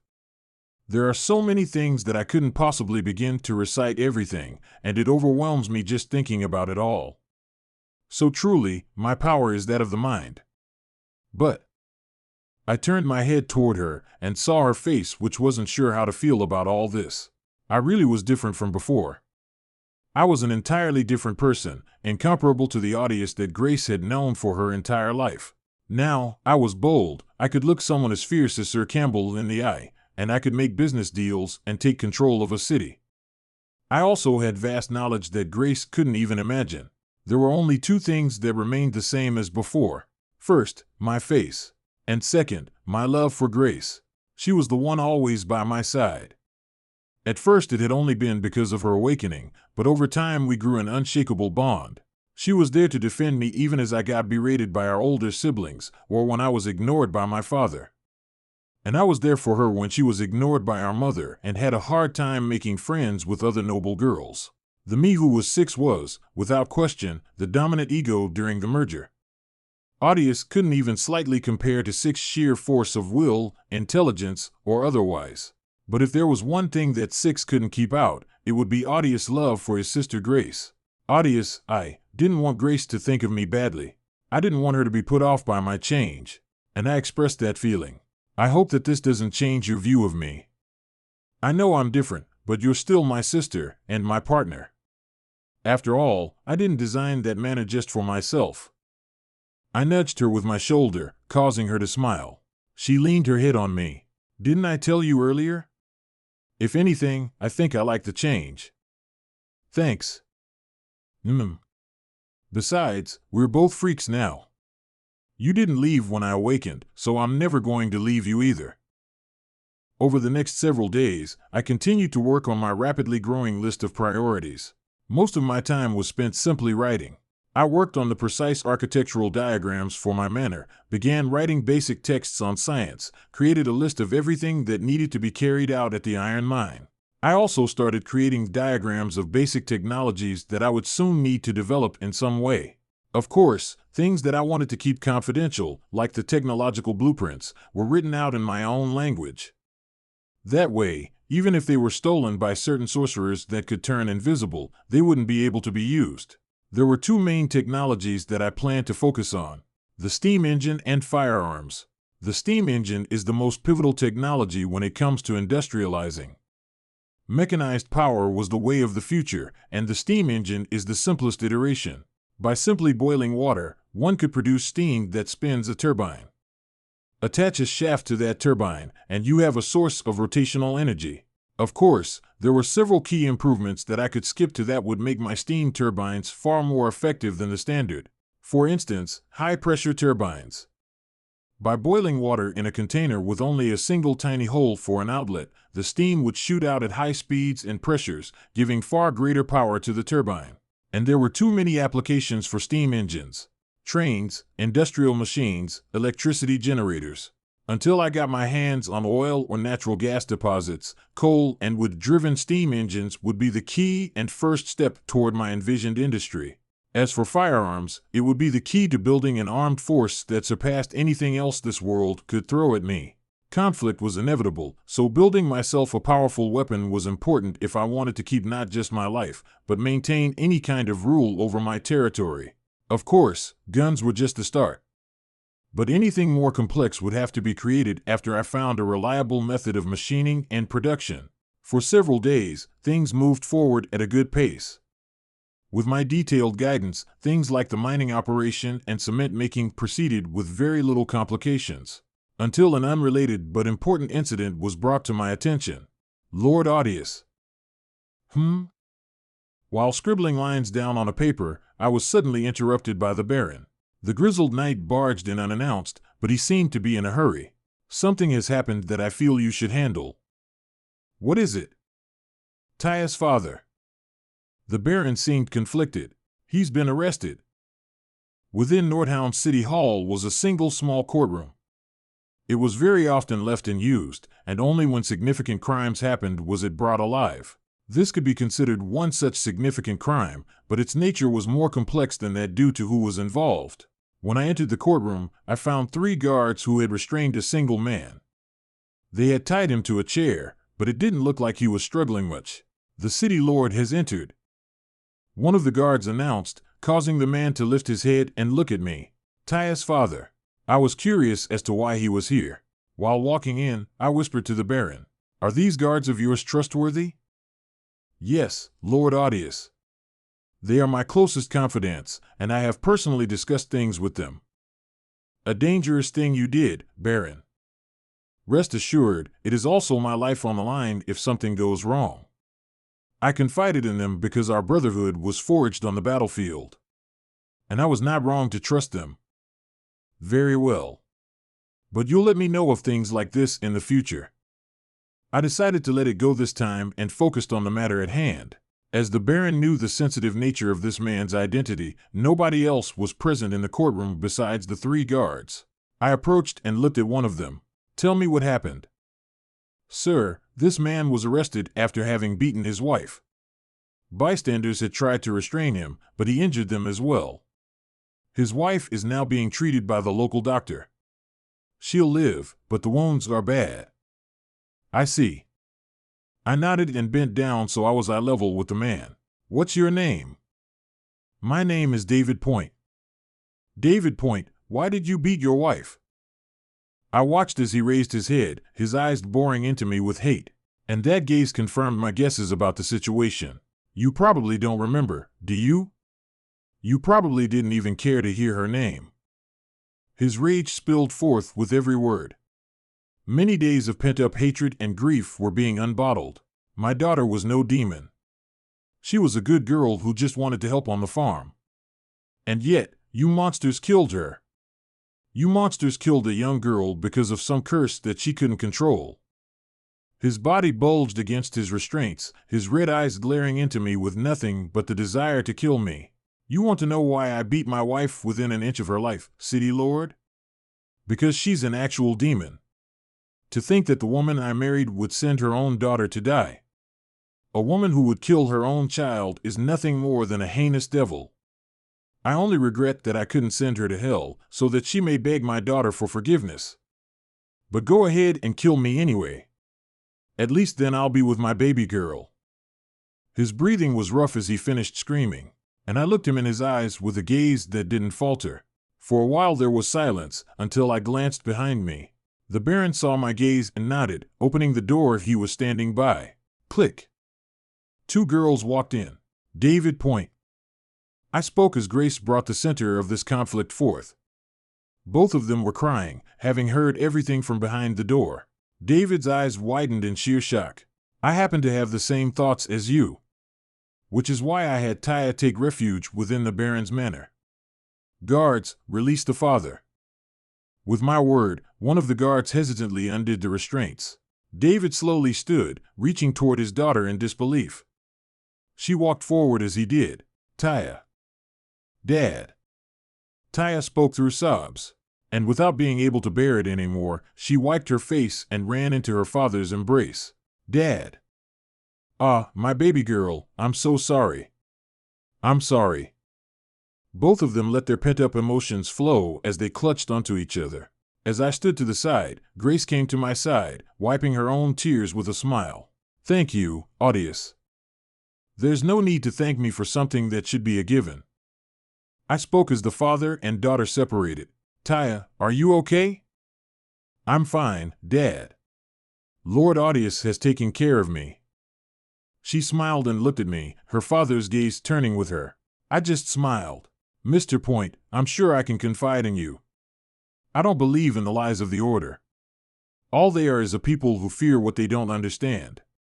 But I don't currently have the ability to face their wrath, so I was forced to keep your daughter within the confines of the manor. I do apologize. No, Lord Audius. I apologize. David suddenly knelt and placed his head against the floor. You have saved my daughter, so I give you my life in exchange. I will accept any punishment and command, nothing short of giving my life. Dad? Taya was shocked by her father's declaration, her worried face pleading with mine. But I just shook my head. Please, there will be none of that. Stand. David slowly climbed to his feet, presenting himself with a rigid salute. My brow raised. Were you a knight? Yes, my lord. I served shortly in the Heart's Blood War and left as a knight. I see. You must have been an accomplished warrior. My father was also a great hunter who has killed demon beasts. Taya couldn't help but speak out, and her words made me curious. Is that right? He was also my captain during the war, Lord Audius. This time, it was Baron Viral who spoke. David scratched his head in embarrassment. That was only for a short time, Baron Viral. You far surpassed me not long after, and I'm surprised you even remember me. So everyone knows each other? That makes this easier then. I clapped. David Point, from now on, you will be one of the guards under the command of Baron Viral. For reasons I'm sure you can understand, I won't be sending you back to waste away as a farmer. You'll take up a new residence and will engage in regular training as you did when you were a knight. As for where you'll be stationed, I'll leave that up to the Baron. But I suggest you remain out of the public eye for some time and let the commotion you caused die down. Lord Audius, will there be no punishment? David asked. I have broken the law and have disrespected you with my words. Allow me to atone. Atone? David point, you haven't actually done anything wrong. I smirked. I've spoken words almost exactly like yours. The woman who sentenced her own daughter to death is the one filled with true evil. To think that parents would turn on their own children because of the words of strangers they don't even know. It's harrowing. So I won't be punishing you for anything you did. Instead, your reward for standing up against evil will be reuniting with your daughter and becoming a knight whose purpose will be to protect her and other girls just like her. And the hateful woman that is your former wife can be left to fend for herself. She threw away her family. Let it remain that way while you live on in happiness. David was silent before suddenly falling to his knee. I thank Lord Audius for his graciousness. Rise, Sir Knight. As I tell my sister, don't thank me for something that should be a given. I smiled and pat the man's shoulder. Now, I believe this court has been adjourned. Baron Viral, please arrange accommodations for Sir Point and Taya. I looked at the girl, who looked back at me with bright blue eyes. If you can keep your head low while outside, go ahead and spend time with your father. Why, yes. Thank you, Lord Audius. Of course. Now, I'll be off. 5. Chapter 12, Militarize. Night came. I looked out the window of the study, seeing the moon that was high in the sky. My hand was rather sore from writing so much. I sure did miss the conveniences of technology. Showers was another convenience. The bathing here, even with the Baron's luxury, was painfully subpar. Well, that would be fixed once I got my manner. I leaned back, relaxing against my chair and sighing. You know. Then, I heard a soft voice. My right hand reflexively shot toward my left, grabbing the knife underneath my sleeve. But realizing who it was, I settled. I don't enjoy waiting for an hour in your room. Can't you go to bed earlier, like normal nobles? What can I say? I do some of my best work at night. I spun around, seeing Gentle Snow sitting on my desk. She plucked a paper that was laying out, one that contained some blueprints. She waved it. What's this? I can't read it. Good. That means I can keep my things safe from invisible women who go sneaking into my room at night. I smiled while snatching the page back, causing her to chuckle. Hoo-hoo, I guess so. So, to what do I owe the pleasure? I asked, and Gentle Snow's smile turned. She became solemn and silent, as if pondering something. I waited until she spoke. There's something I need to tell you. Are you aware of corrupt rifts? Yes, I've heard of them. I nodded. Corrupt rifts were hell-spewing fissures of unknown origin. It was said that these rifts were the source of a sorcerer's power and the tides of monsters that annually threatened cities around the world. Demon beasts were the proper term for animals that were corrupted by the rifts and their power. And naturally there were different types of demon beasts, each more powerful than the last. I frowned as she continued. Well, recently, one of the sorcerers in the militia spotted a corrupt rift in the mountain range. We aren't sure of its exact location. But that means Northtown is going to be attacked. Shit. I cursed at the horribly bad news, instantly piecing things together. Any city that was near a corrupt rift was fortified with walls and a standing army to combat the annual tides of demon beasts. Northtown was not equipped in the slightest to deal with such monsters. There was only one comfort. The months of darkness come during the summertime, so there are still around 2 months before the tides come. Thankfully. I muttered while seriously pondering what I was going to do. And after a quick thought, I suddenly wasn't so anxious. In the Verlenium Empire, nobody was allowed to maintain a standing army besides the marquises and dukes who were in charge of national security. If it was found that anybody was forming an armed force, especially in secret, then it could result in accusations of treason and horrible punishment. I had debated how I was going to go about forming my own army with these restrictions. But, if I had the valid excuse given to me by this corrupt rift, this would either be a great blessing or a disastrous curse. I looked at Gentle Snow. Miss Snow, I can't say how thankful I am for this information. Don't worry about it. I saw what happened with Taya's father. Huh? My brow raised. Not that I'm angry or anything, but just how long have you been lurking around? You can never be too careful, Lord Audius. That means you've been around for a while. Hee hee. She chuckled, confirming my guess, but then her smile faded. I couldn't help but feel like she was struggling with something. Snow. I called to her directly, catching her golden gaze. I can imagine that your militia will be finding a new place to live. Leaving the mountains entirely might be the best move. But I'm not going to insist that you come here. I just want you to know that your militia will always have a place here. Whether you simply need shelter or you're being chased by the Order, if you show up on my doorstep, you'll find refuge. Thank you, Audius. She slowly smiled before jumping off the desk. Then, she bowed a little. I'll take my leave.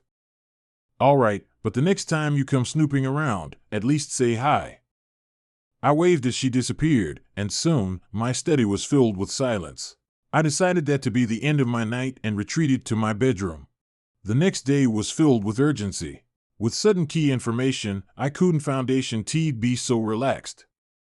I had a 2-month schedule to either turn my city into a fortress or lose this foundation for my future empire. If I wasn't smart about this, there's no telling how many years I would be set back. So my first order of the day was speaking to Sir Campbell. The accountant was rudely awakened by my summons, but my words quickly sobered him up. Sir Campbell, what are the laws pertaining to building an armed force beyond local security? He was silent, shocked by the implications behind my words. But I was being dead serious, so he had to answer.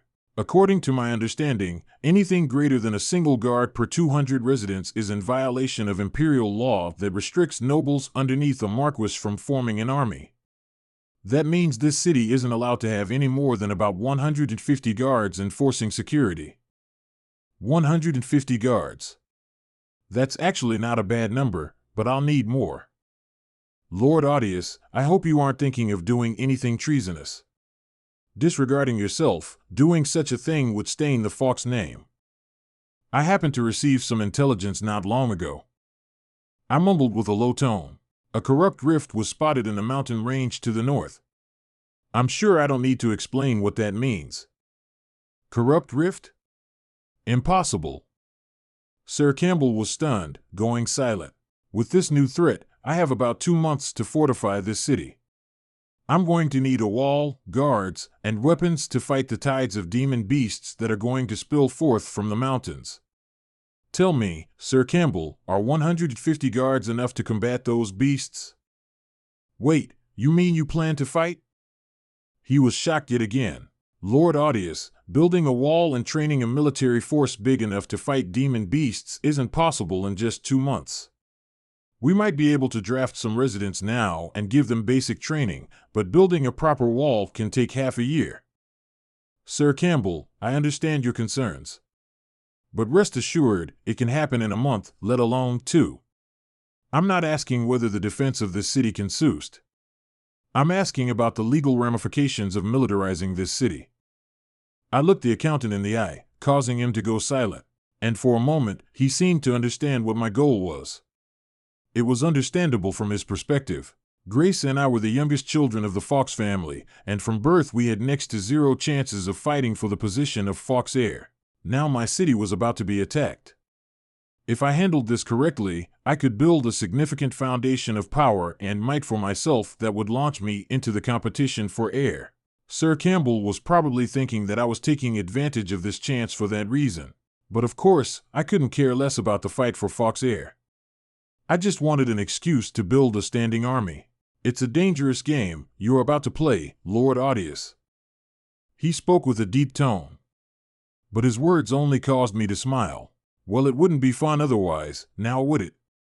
So, what legal moves do I need to take? Sigh.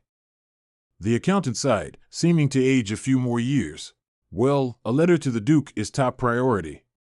You need to brief him of the situation. I will also write a letter. After that, you must keep news about the corrupt rift from leaking. The Marquis to the south cannot know about this by any means, otherwise he will personally lead an army here to establish a stronghold, and you will lose your hold on the city. As for the legal ramifications of having your future army discovered, allow me to give you a piece of advice the Duke often operated by. He smiled just a bit. In this world, there's no such thing as asking for permission. Take what you want now, and ask for forgiveness later. So long as you have the power to lay claim, they won't force your hand, and you'll have the authority you want. Doing otherwise simply forfeits your chances. Heh, that's exactly what I wanted to hear. I couldn't help but chuckle. Very well.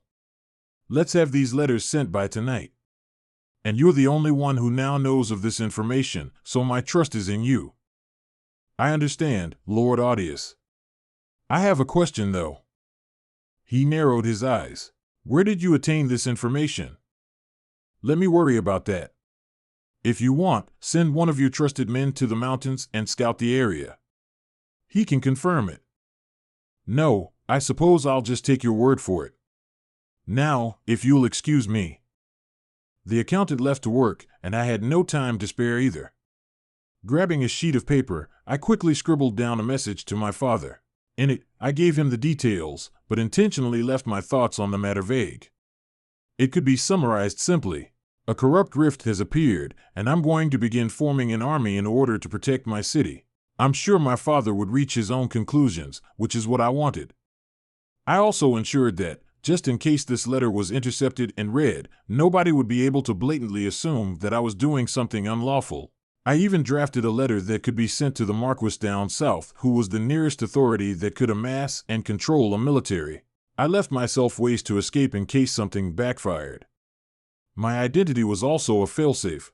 After all, who would expect the ambitionless son of a duke, who had been kicked out of his own household for being a deadbeat, to suddenly attempt to do something treasonous? I just want to protect my city. Do I need another reason? I smiled and tapped my pen. And after summoning the Baron, I quietly began preparations. Gentle Snow watched as Audius wrote his letter, reading every word with curiosity. After many days of observing this young man, she had reached the conclusion that he was far more complex than he showed himself to be. He was cunning, able to flavor his words with finesse, and smart enough to prepare for myriads of outcomes. Well, he was a noble. Such attributes weren't surprising for nobles. But Audius was supposed to be the no-good run of the Duke's children, one with no fire or spine to push him to fight his siblings for the glory of being the Fox heir. The situation with the Fox heir was so widespread that even the sorcerer's militia in the mountains had heard of it. In the Verlenium Empire, they were causing the biggest stirs, bigger than anything the Imperial children were kicking up. So where did all this ambition come from? Or was Audius just that good at concealing his nature? But even beyond that, Gentle Snow felt that there was something different about Audius. Something that made him different from other nobles. She had observed many nobles in the past. She had watched as counts would sneak out of their manors to enjoy the depraved flavor of their local red light districts. She watched as barons would work their citizens to the bone for just a bit more profit. She had seen a lot, from good nobles who wanted nothing more than to live a peaceful life with a village that was just as peaceful, to nobles filled with incalculable rage, ambition, and the desire to take over the world. And yet, Audius didn't fit in with any of them. He was too calm, too smart and level-headed. He could be cunning, but he was also genuine. Their talks under the midnight moon weren't fake. She could see it. He genuinely cared, and his offers of hospitality and refuge weren't merely formalities. She knew that if she showed up with a group of fugitive sorcerers, he would take them in and keep them safe. He was hardworking enough to outline all kinds of precise instructions for his workers, generous enough to buy the outpost of a lowly miner and offer him the position of a manager with amazing pay.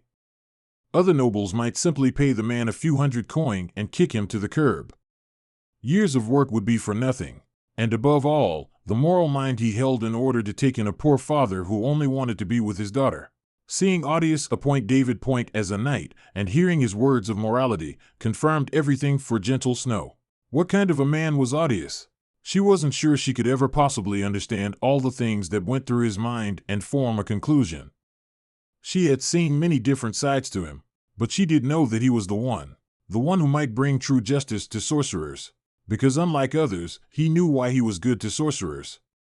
All of his decisions and morals came from deliberate belief, not blind faith in an ideology like all those who hated them. And unlike others who might just hide sorcerers away in a basement and call it helping, he had a plan. He had the plan, the vision, and the intelligence necessary to move toward a world where he could keep sorcerers safe. She could see the first steps toward that plan.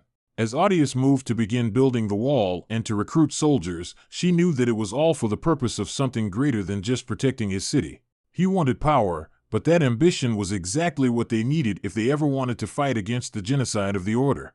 It was much unlike her militia, a mere tribe of thieves that constantly hid away in the mountains, living a life no different from the bears and goats. Gentle Snow watched Audius leave the study with large strides. His sharp gaze always moved with purpose. Not only was he smart, but he was hard-working. What other noble worked out every day, running themselves toward exhaustion and pushing their muscles to the brink of collapse, only to do extensive logistical work right after? When she thought about her militia, about Helva, what's so wrong with wanting to trust someone? She mumbled and left the manor, her steps leading her back toward the mountains. 6. Chapter 13, Rachel. The letters were sent, so now everything was up to me now. The Rock and Stone Foundation already knew how to make my cement. That meant, in order to construct the wall in a timely manner, we only needed to scale production. Through my own urgency and the fact that I delayed the construction of my manor, the two brothers of the company understood that the new wall needed to be built quickly. I gave them a deadline of a month to have everything laid out. I also drafted every detail of the construction, leaving no room for error or confusion. Sir Campbell was similarly urgent. Working with Cork, he quickly hired as many miners as possible while streamlining iron and steel production. But I knew it wasn't enough. While the steel production in this world was good enough, it didn't come in large quantities since it was only used in weapons and high-grade tools. If I wanted more, I needed a proper factory containing crucibles and steel forging machines. But such things could only be made by my tool. Even to mass-produce cement on the scale that I wished for, kiln technology would have to jump, and I would need to develop other fuels like coal slurry to be used for firing. The scale of this city's production was tiny. Granted, it was enough for what it needed, but now that I was here, my vision far surpassed what this place was capable of. I wanted to use my tool and build the facilities we needed, things like industrial crucibles and rotary kilns. And it could be done, even if it would take some time. But there was much risk in doing so. Nobody beyond a select few people within the Baron's manor knew about our cooperation with sorcerers. So if I were to suddenly introduce a brand new piece of industrial hardware that defied comprehension, there would be questions and suspicions. Primarily, I worried about Sir Campbell. I hadn't seen any of his trusted men since we arrived. That meant they were out and about in places that I couldn't keep an eye on. And I didn't know if I could trust him or his thoughts on sorcerers. If he weren't here, then perhaps I could use my father as an excuse, saying he shipped me the hardware and dodged responsibility. But that wasn't possible, and there was the risk of me being seen. I had to remain eternally vigilant for worry of Gentle Snow watching. I couldn't be hasty and reveal my tool, not even to sorcerers. So in short, I wouldn't be able to do anything but personally guide the expansion of existing production. Over several days, I had the brothers at the Rock and Stone Foundation hire many more workers and build several more kilns to make cement. With that, production quickly multiplied, setting us on track to complete the wall before the 2-month deadline. And with dozens of workers at the mine under the guidance of Sir Campbell and Cork, iron and steel production was underway. We also found a few blacksmiths who worked within the city repairing farming tools. Employing them, we placed orders for weapons, shields, and other much-needed gear. So, even without mass industry, we were on track to have ourselves fortified before the months of darkness came. However, there was one overarching issue that could only be solved with a key piece of my knowledge. Military training. Soldiers of sword and shield couldn't be made competent in only a couple of months. It took much longer to become proficient with the sword and spear and increase general fitness. That meant I likely wouldn't be able to build a strong enough force to fend off whatever enemies may come our way, even with walls and weapons. That's where my knowledge came in. I had planned to build revolver weapons after getting my hands on brass and developing smokeless nitrocellulose powder.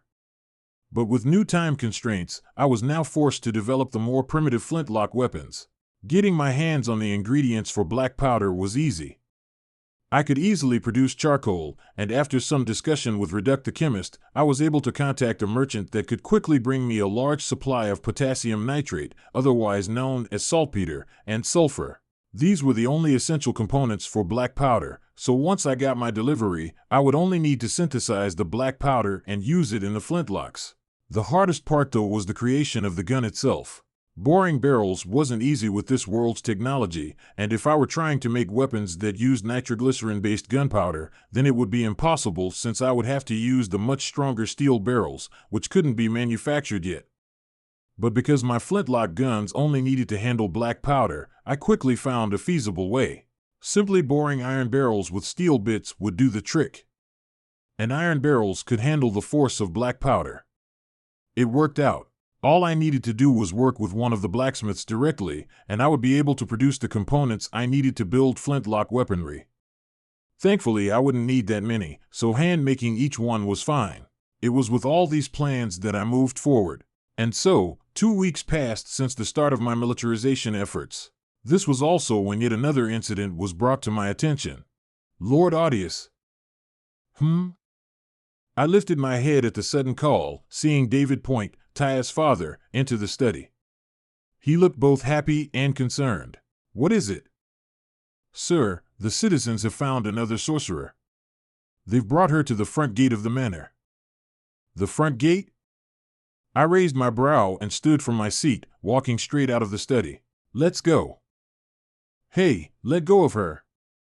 Grace's shouts echoed toward a young girl being restrained and poorly handled by a couple of men, around which were a dozen or so spectators. Hearing Grace's demand, the two men only threw their prisoner to the floor. Hey! Grace panicked as the girl tumbled across the hard stone floor.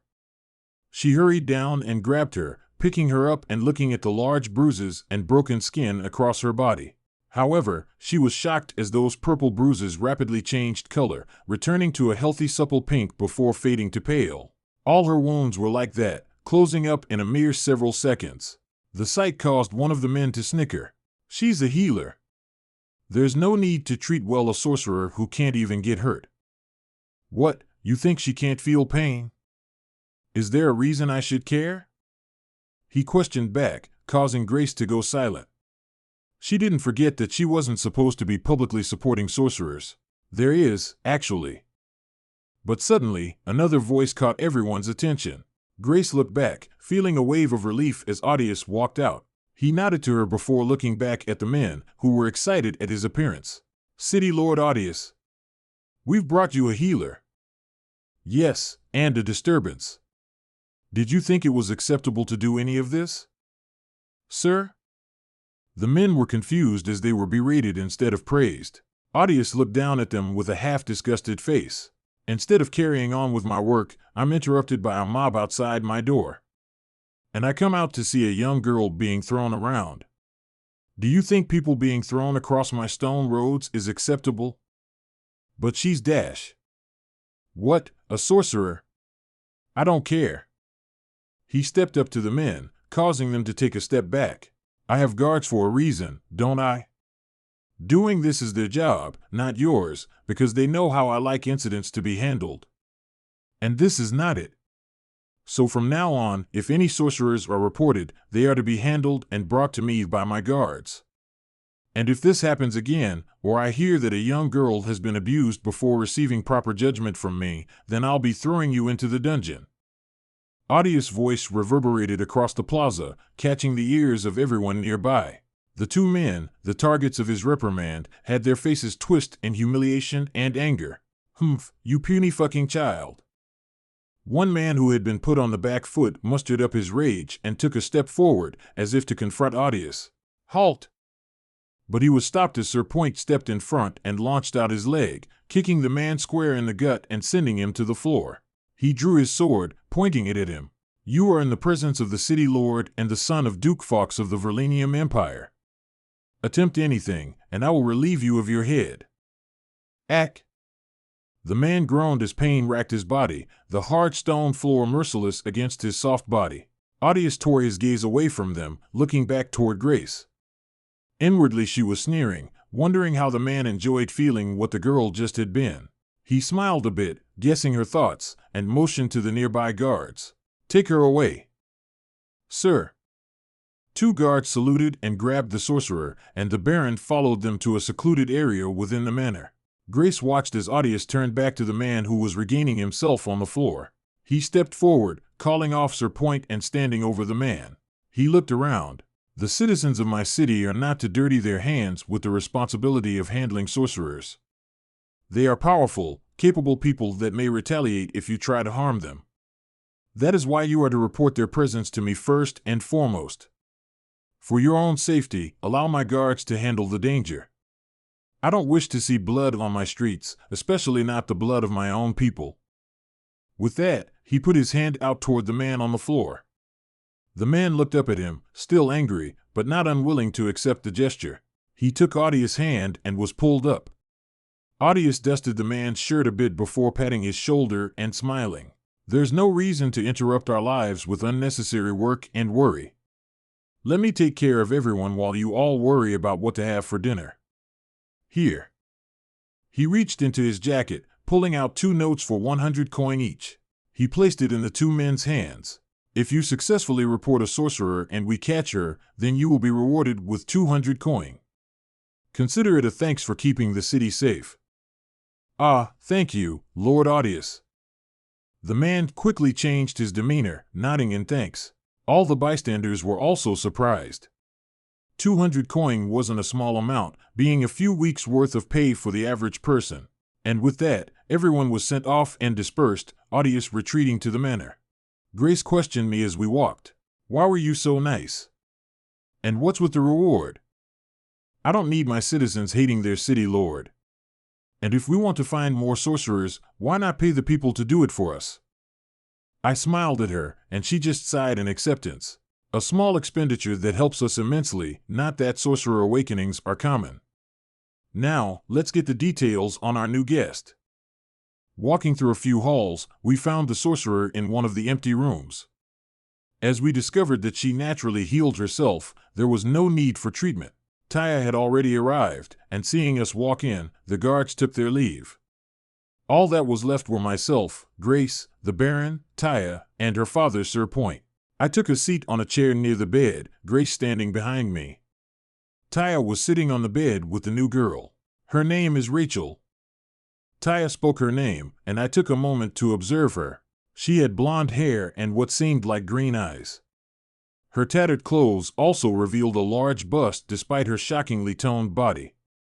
It was like she was a dedicated athlete, which didn't exist in this world quite yet. The dirt that covered parts of her body, primarily her hands and bare feet, indicated that she was either homeless or on the run. "How old are you?" 24. She responded with a young yet dull voice, seeming more youthful than she was. I looked her in the eye. "You don't look like you've been in this city for long. Where did you come from?" "I was told that you'd know the name Gentle Snow." "She sent you?" My eyes widened a bit as Rachel nodded. "She found me in the mountains, told me to come here." Well, I'm quite flattered." I couldn't help a smile. It seemed I had earned Snow's trust if she was sending people to me instead of having them join her militia. Grace looked at me questioningly though. "Who's Gentle Snow?" "A friend I made a while back." "Taya met her too." I pointed to Taya, who flushed a bit. "Why, you know about that?" "Of course. She wasn't particularly happy when she wasn't able to take you away from me." "Oh." She lowered her head with embarrassment, earning a weird gaze from Rachel. "Anyway." I turned back to our guest. "You must know that I harbor sorcerers here. Taya is one, as is my sister Grace. So long as you stay within the manor, you'll be safe. Not many people know your face, so you could probably go outside so long as you keep your head down. Still, give it some time to let everyone forget about your arrival. Though, besides that." I looked at her curiously. "How did you get caught anyway?" "I let myself get found." Rachel answered simply. "I found someone who needed help, healed them in front of some men, and they took me to you. I knew I couldn't just walk up to the manor, so this was the best option to keep your involvement a secret. Well, I appreciate the thought, but that's also a dangerous move. What if someone had tried to kill you themselves? I'm not exactly afraid of getting hurt. She answered back with eyes that made me curious. In those pupils, the expression, and the body language, I could sense a high level of apathy. There was no indication that she cared about anything pertaining to her situation. Not even news that I harbor sorcerers earned surprise or relief. She shrugged as I pondered. Besides, healers are valuable. If any other noble found out that a healer had been killed, the offender would be executed. Sure, we're sorcerers, but healers are too useful.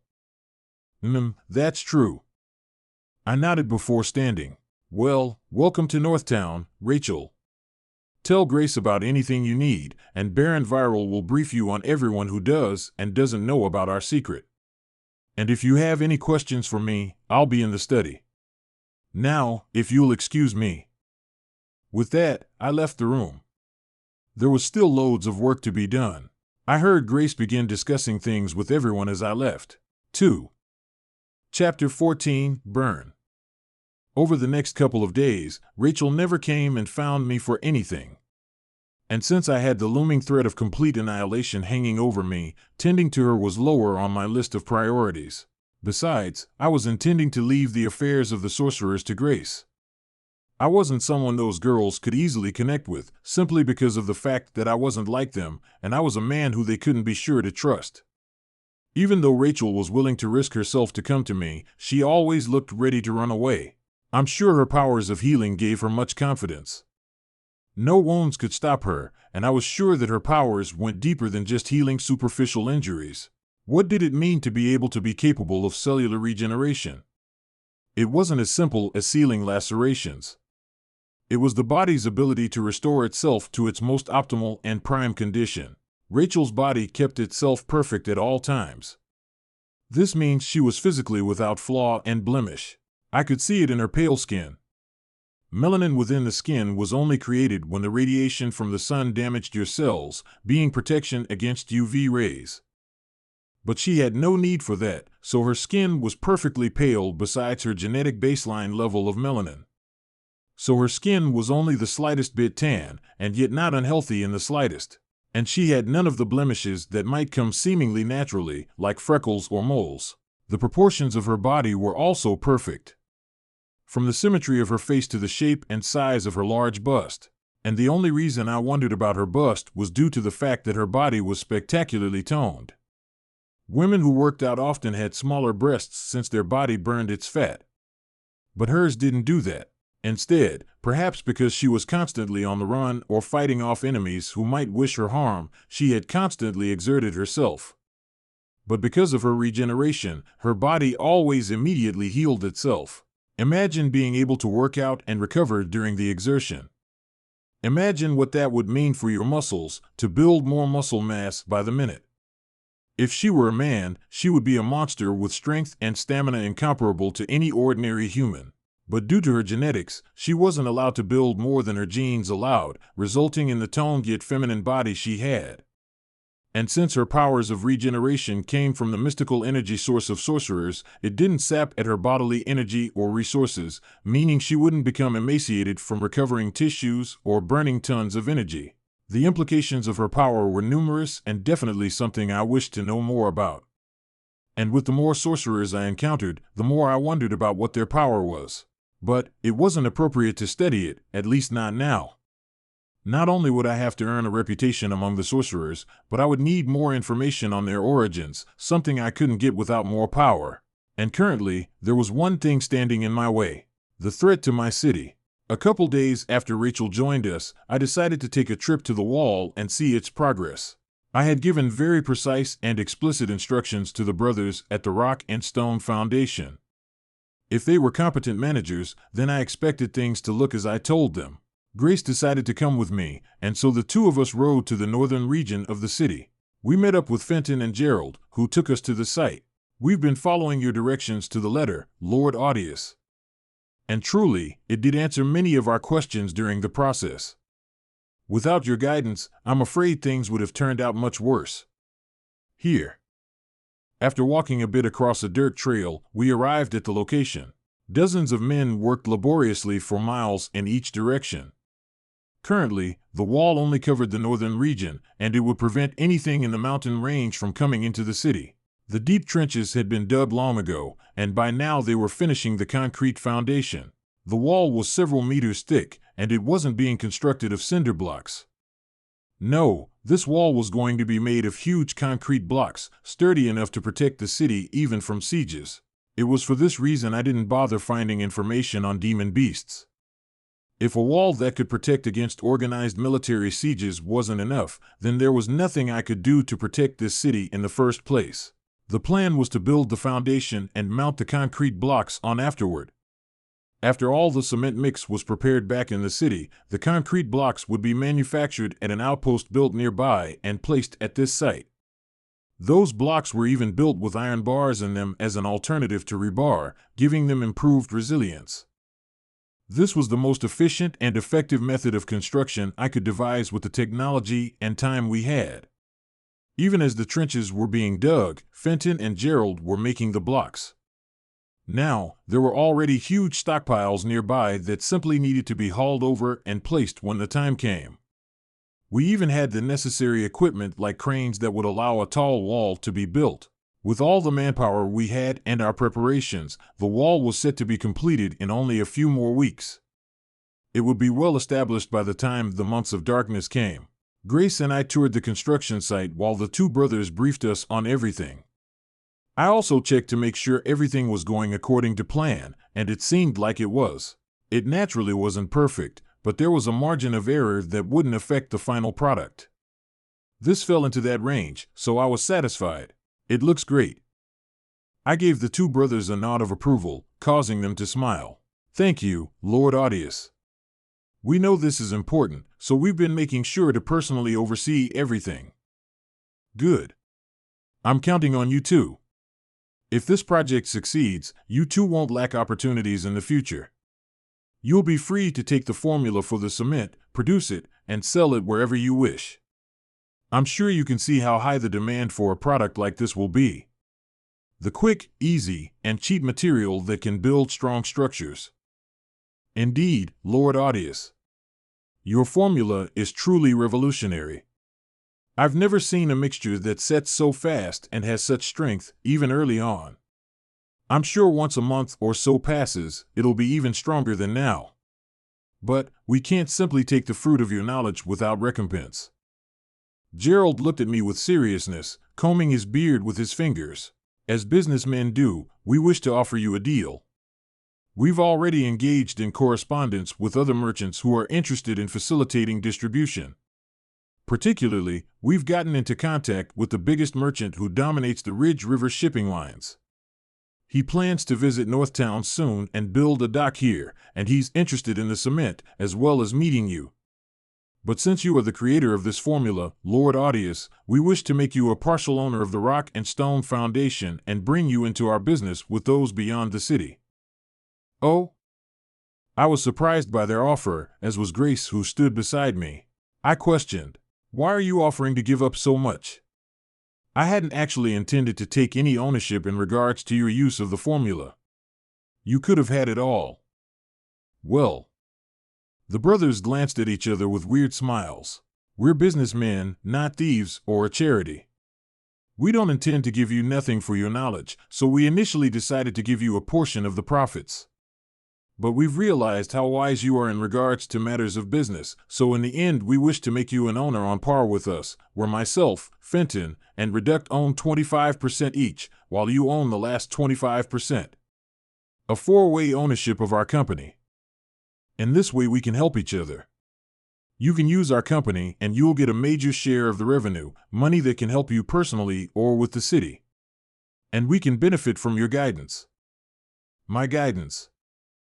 I couldn't help the cheeky smile. I could truly say that these brothers were smart. There was nothing better than becoming a direct partner with a city lord, better yet a duke's son. After all, the government was where the riches lay. Through me, their company would score deals and opportunities that they wouldn't be able to get otherwise. For example, this merchant who dominated Ridge River. They said he was coming to meet me. If I struck a deal with the man, which I absolutely intended to, then they would benefit from it directly. Especially if I was going to sell the cement. Sure, I would take a not-so-insignificant portion of the profits and ownership from them, but a small portion of big riches was better than a large portion of little wealth. I was their golden ticket, and I didn't mind that. The company would become another tool, and they were valuable and competent partners to have. I turned to them and put out my hand. Since you're willing to trust me so much, you won't be disappointed. I'll take your deal. Haha, that's great. We're glad to be working with you, Lord Audius. Tomorrow we'll come with a contract that will make you a quarter owner of the Rock and Stone Foundation. Understood. Well, gentlemen, this has been a worthwhile trip. Continue the good work on the wall. Yes. With that, Grace and I took our leave.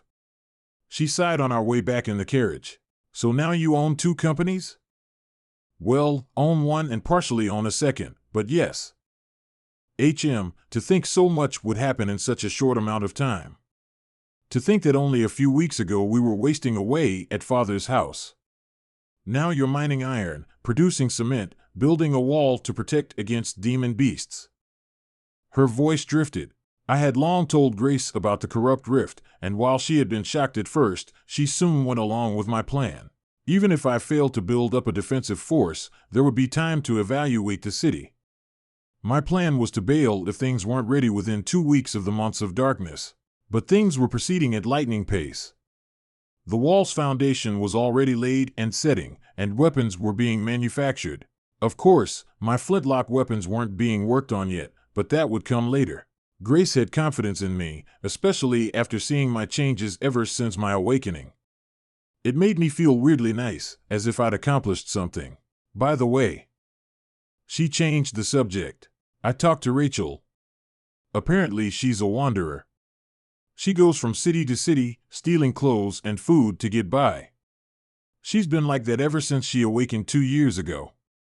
Apparently, she had been caught not long after her awakening, and Grace's voice faltered a bit, catching my attention as her hands clutched her dress. Some of the people of her city decided to take things into their own hands and burn her. But her power kept her alive. It was only after they tossed her and the ashes of her bonfire into the dump that she crawled out and left. I was silent, contemplating the horror of that experience. To be burnt alive, feeling the utter agony of pain for every second, and unable to escape it even by death. I can't imagine what it would have been like to have your skin burned and regenerated, only to be burned again. For your nerves to be so horrifically overloaded because your body refused to let them die. It could take hours for only ashes to remain in a bonfire and be thrown out. So for hours, she sat there within fire and cinder, within the unending heat. I suddenly remembered the apathy I saw when we first met in the room.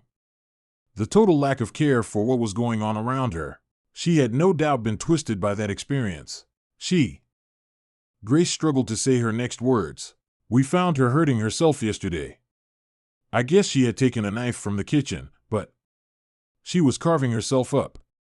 There was a lot of blood. I saw as a few tears fell down Grace's cheeks. She continued through her sobs. She said that it didn't matter since she couldn't die anyway, but I can't believe something like that happened. It's not fair. For her, her power is nothing but a curse. If she just hadn't been caught like that. If anything else had happened.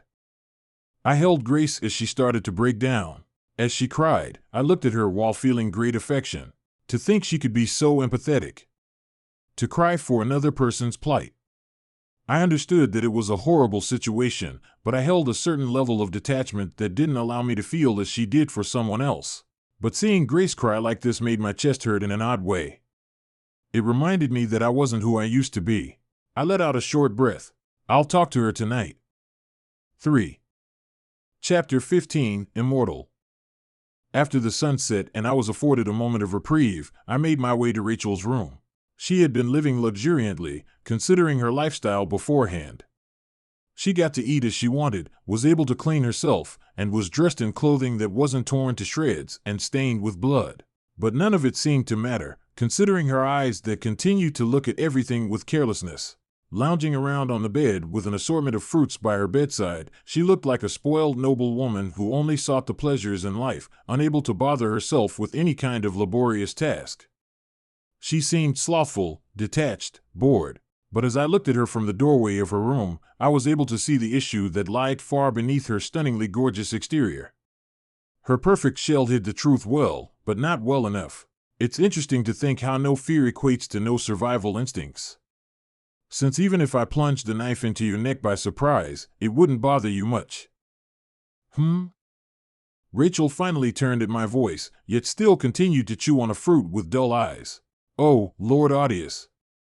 Thank you for saving me before. Saving you?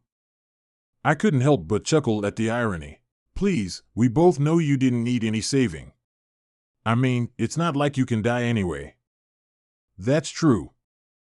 Perhaps because she didn't expect my words, she responded with a bit of emotion. I nodded to the fruit she was eating. So? Do you really need to eat to survive? No. My powers keep me from starving or thirsting. But I still get hungry and thirsty, so I like to eat. Plus, food like this tastes good. Crunch. She took another bite while I pondered. The depth of her powers truly were great. She could burn, starve, thirst, and nothing would kill her. She could be thrown into the barren desert and live indefinitely. She was likely the most resilient creature in this world.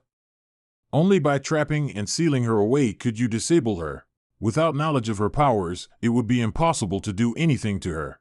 After a few moments of silence, I changed the topic. I heard that you were hurting yourself with one of the kitchen knives. Oh, do you find that weird too? Actually, no. I surprised her with my answer before leaning forward and looking into her eyes.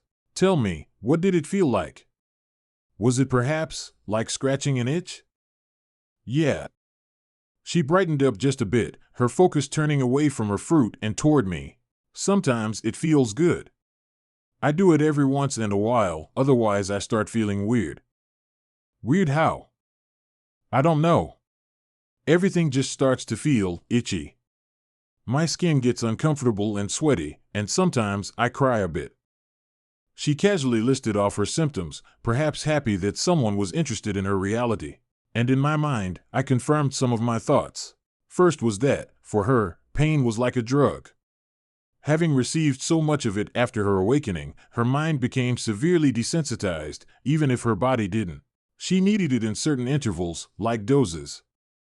As she said, things became itchy. It was uncomfortable, sweaty, and she experienced emotional distress. That was her mind going through a form of withdrawals. The emotional pain was a way to tell her that it needed to experience acute physical sensations.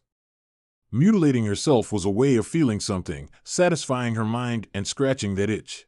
But at the same time, since pain was like a drug, in order to make her healthy she would need to get off of it. Of course, I wasn't planning to just lock her away in chains and force her through the withdrawals. She didn't deserve that kind of treatment. Instead, it would be a long process of weaning her off. She would need constant convincing, teaching, and motivation. She would need to discipline herself, understanding why she couldn't keep going this way and take her life into her own hands. But therein lay the problem. Her motivation, or lack of it. You know. I sat back and grabbed one of her fruits, taking a small bite.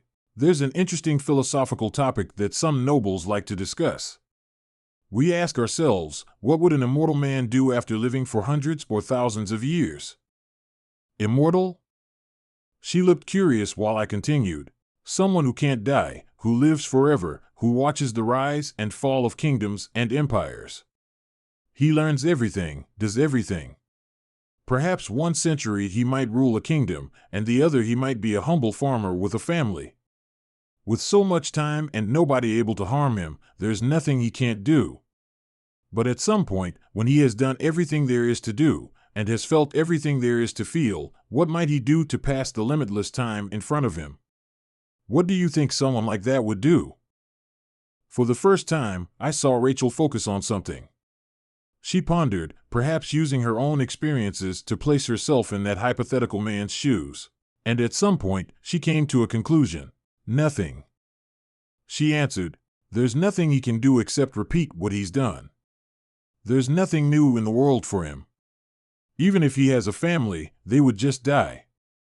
So what's the point of anything? Right? He'd probably go insane.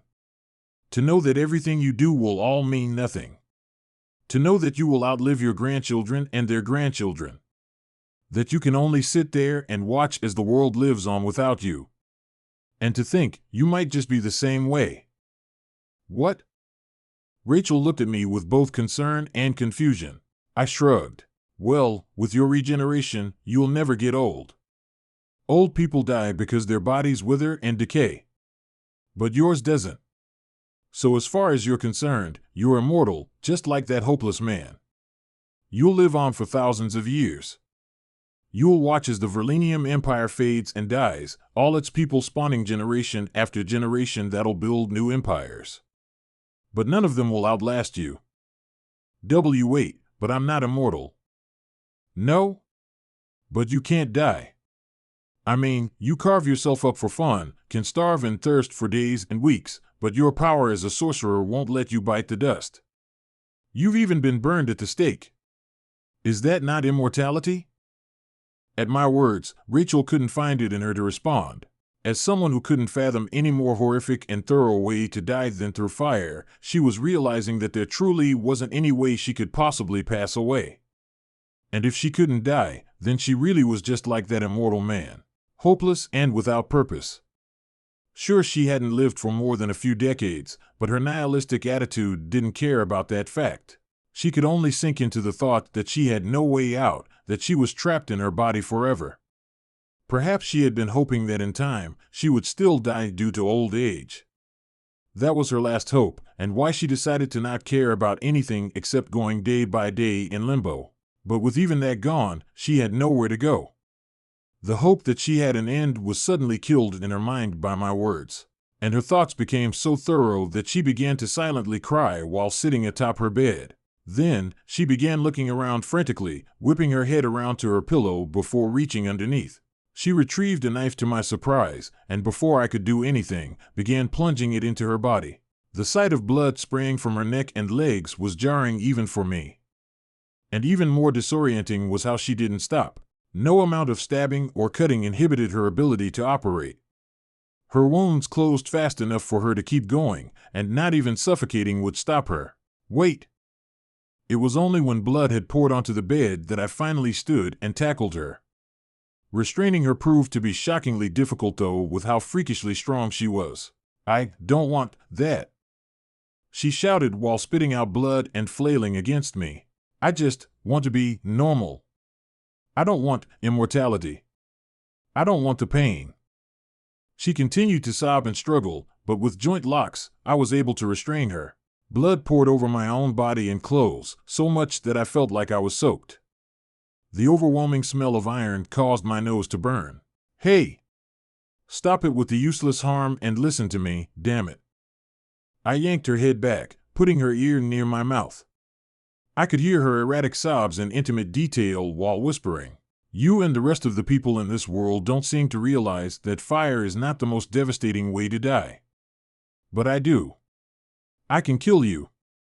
Normal people might think you're immortal, but only gods are truly immortal, and you're no god. You have limits, and if you work with me, I'll find them.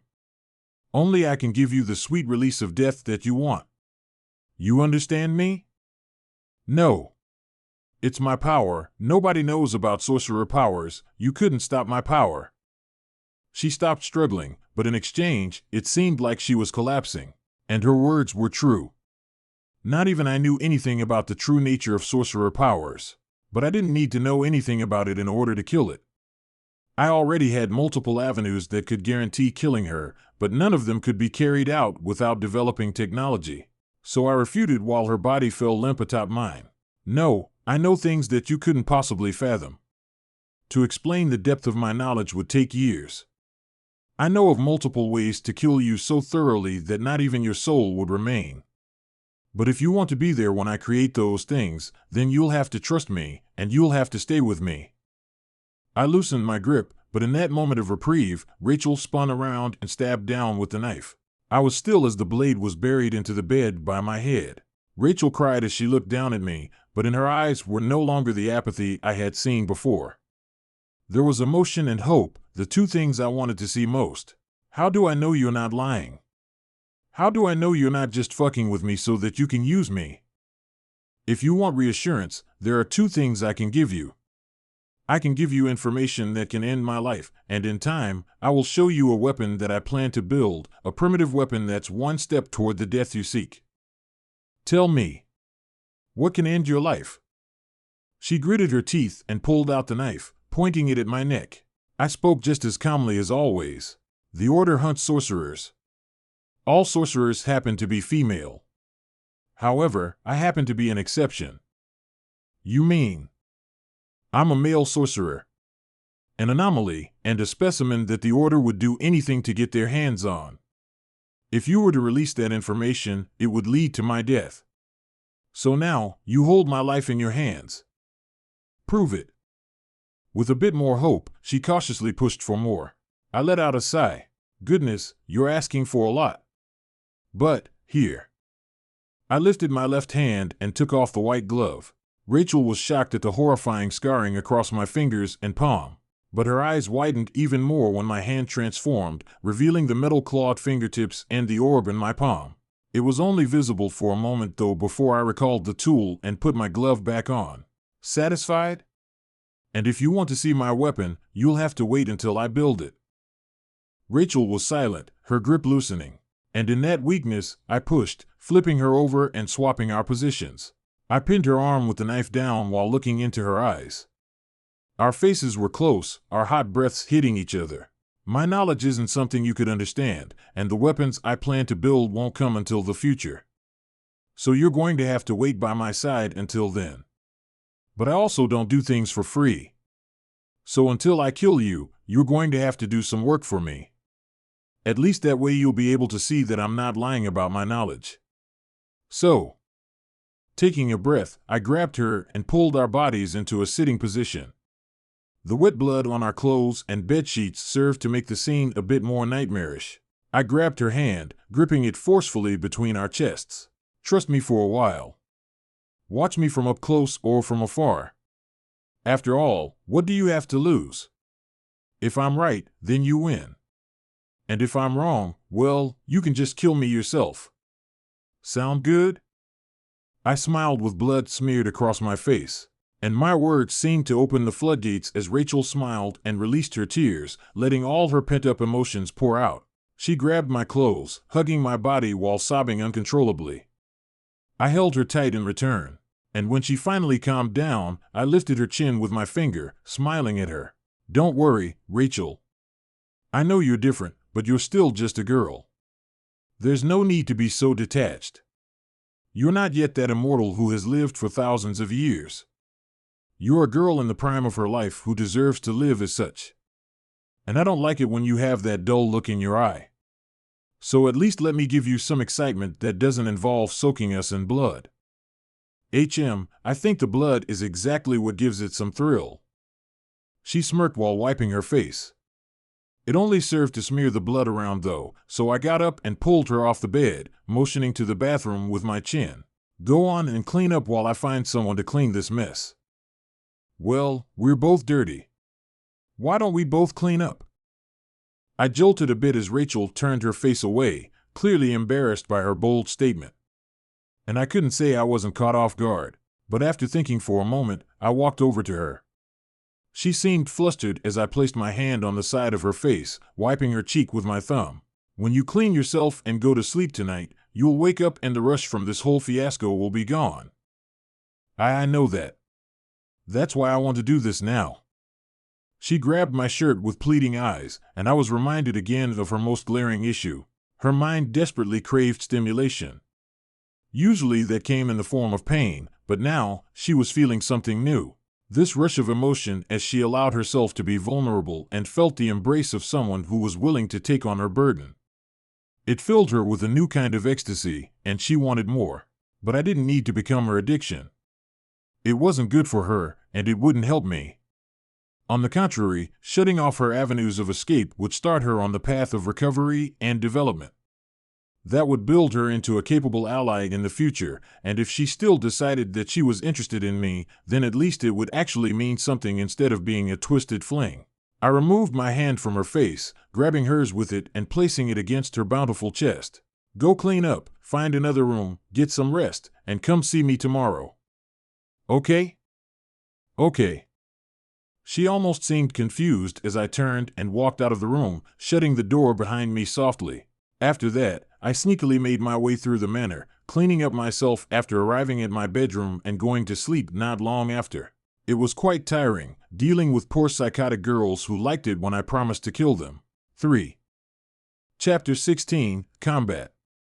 The next morning was filled with pain and agony as I pushed my body during a workout. I had far more stamina than I did when I first started, but I still had a long way to go in order to reach my goal physique. Even putting that aside though, I enjoyed my runs that were graced with the cool air and morning dew. I also got to get a better read of my city. As my training had become regular, I often passed by a select few routes, and I would often see the same people as I went. Being the new city lord, my appearance was already well known. Like Grace, I had deep purple hair inherited from our family that made me stand out. That feature of mine practically screamed city lord, so it wasn't a surprise that I was recognized while running through the city. But that came with its perks. I came to meet several people who would graciously offer me water, and those who owned restaurants would sometimes offer me a breakfast meal when I was on my way back. I accepted more often than not, getting to know the nice people and receiving freshly cooked food. Sowing goodwill with the populace was always good. By seeing how hard I worked and how nice I was in conversation, any bad rumors about me would wash away in time. Truly, I don't know how the bad rumors Gentle Snow told me about came to pass, but I didn't intend to let my image remain that way. Everything I did would naturally create a better reputation, especially as my plans bore the fruit of prosperity within this city. After that morning workout, I was back to work. There were many things I had to do, and lately with the mining and wall operations in full swing, I had been traveling often to consistently check in on things, as well as sneaking out at night to engage in some special operations.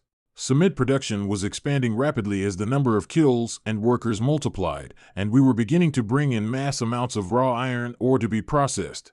And this is where my new position as a partial owner of the Rock and Stone Foundation came in handy.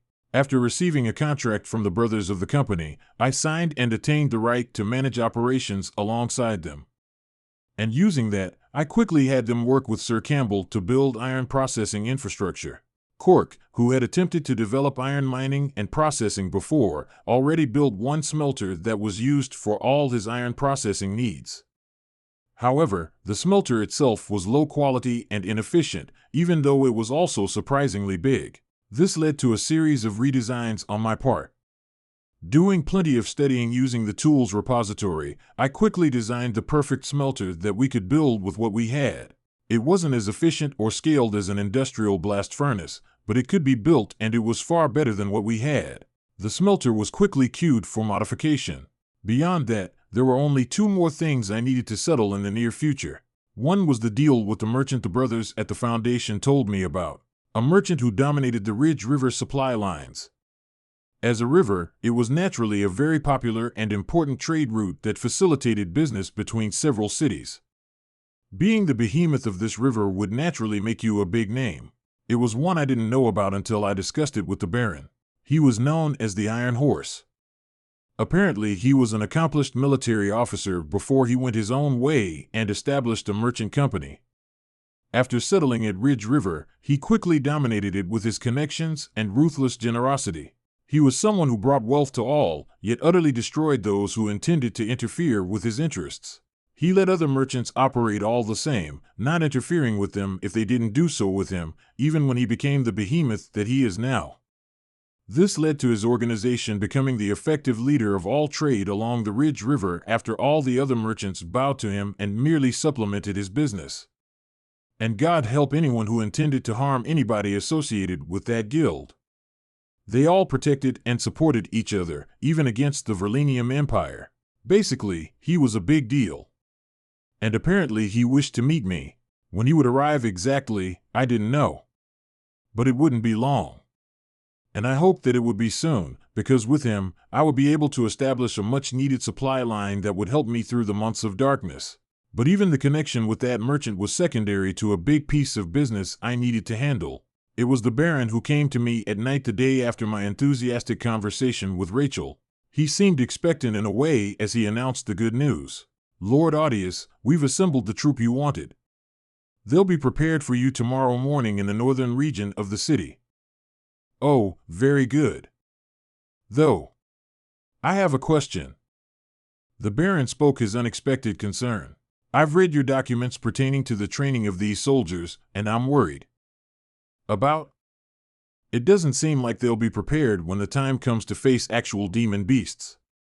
You only intend to teach them all kinds of commands, formations, and what seems like endless conditioning.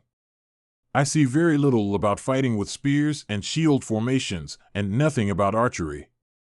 "Ah, about that." I realized the Baron's concern, responding with a smile. "In time you'll realize why I'm doing things this way. Let's just say that this training is designed around a set of tactics and weapons that you've never heard of. Still, I'll be there to oversee everything, so there's no need to worry. I'll be up at dawn tomorrow to head over with you. Until then, get some rest. A long day awaits." "Yes, sir." He simply nodded and took his leave, deciding to wait and see how I would conduct things. And after he left, I quickly got another guest. I lifted my head just as I put it down to do work, looking at the beauty who walked through the door. Rachel flicked the door closed and approached my desk, leaning over its front to face me at eye level. "I'm itchy again. And I know of a few things that'll scratch it. And you're here, Dash. So you can scratch it." I was silent as I looked her in the eye. She looked quite heated. She needed something to stave off the hunger of sensation. And it seemed like she hadn't forgotten what she wanted last night. Of course, it seemed she came here with multiple options as well. She threw a knife onto my desk, looking at me with expectant eyes. "Pick between what you walked away from last night, or what I've been doing that drenches my beds in blood. And I want you to do it. It's better with someone else. Someone who understands." She practically crawled on the desk after grabbing the knife. And when she looked at me, she stuck out her tongue, running the blade down it and drawing blood. The wound healed quickly, leaving her to taste a bit of red liquid in her mouth. It was erotic in a dangerous kind of way. Yet, all it did was cement in my mind how much help she needed. Still, at least she was coming to me. Taking a few seconds, I eventually stood up. With one hand I took the knife, and with the other I grabbed her hand. Like that, I pulled her along as we left the study. But it wasn't a bedroom that I walked to. Instead, I headed to the garden behind the manor. It was a small field filled with a few trees and plenty of pretty flowers. It was also where I did strength training. Outside? That's rather embarrassing. "You wanted me to cut you with this knife?" I asked, overlooking her comment. She nodded weirdly. "Yeah, I guess." "Right, because being hurt scratches that itch. In that case, let's do something that'll help me as well." I spoke while stripping off my jacket and boots, leaving me in a shirt and pants. Then, I began jumping around on my toes, swinging my arms around and loosening my body. She looked at me confusedly, until suddenly, I came at her. And I lifted my leg, swinging it while using the rest of my body as a source of torque. My foot swung around, and before Rachel knew what was happening, she was slammed right in the arm by her side. I could hear a distinct pop as she was sent to the floor. "Ugh! What was that?" She groaned while standing. Then, she lifted her arm. There was already a big red bruise on it, fresh with blood. I had no doubt fractured her arm, but in mere moments, the blood was washed away, and her arm seemed to realign its bone. I watched for a short amount of time as she healed completely, and the entire time, she looked totally unbothered. It was more surprising than anything. I nodded before bringing up my arms. "You want to be hurt, right? Well, I need to teach myself how to fight. So in order to kill two birds with one stone, I'm going to scratch your itch for you whenever you need it through hand-to-hand combat. And there's no reason you shouldn't be learning to fight either, so it'll help both of us in more ways than one." I don't mean to offend, but that only hurt a bit. She pointed to her arm. How will you scratch my itch when only knives have been able to? How about you trust me and watch? Given time, maybe you'll be thanking me. I smiled before diving in again, and she just stood there as I threw a right hook into her gut. My fist drove through her tight abs, and she couldn't help but cough as all the air rushed out of her lungs. After the punch, I followed by throwing up my elbow, striking her in the chin. Her hunched body rose right back up, and as she unsteadily teetered, I grabbed her arm, turning my body and using my momentum to throw her over my shoulder. Her body shook the soft ground as she violently landed flat on her back. After that I backed off, watching as she laid there without breathing. And after a minute or so, she smiled. Hey. Ha ha ha. I could hear her strained chuckles as her wounds healed completely. She climbed back to her feet, looking almost perfectly fine. That was kind of fun. I've never been thrown like that. Made me a bit dizzy for a second. Then your power is just as monstrous as I thought it was. I was burned alive for what seemed like an eternity. Even now I can still feel my skin melt as I recall it. I've had my hands torn off by wolves in the forest, and guards have driven their swords through my chest. A few hard hits won't do much. Good to know. Then let's continue. Diving in again, I started throwing out more kicks and punches, and Rachel responded in kind. She started fighting back, using her superior strength and dexterity, not to mention her pain tolerance, to deliver her own blows. Joint locks had almost no effect since she would actually break her own bones and tear her ligaments to get out of them. She was disgustingly resilient, and her wounds healed in seconds, minutes at most for the worst ones. It took all he had to keep up, when after several minutes she should have died several times over.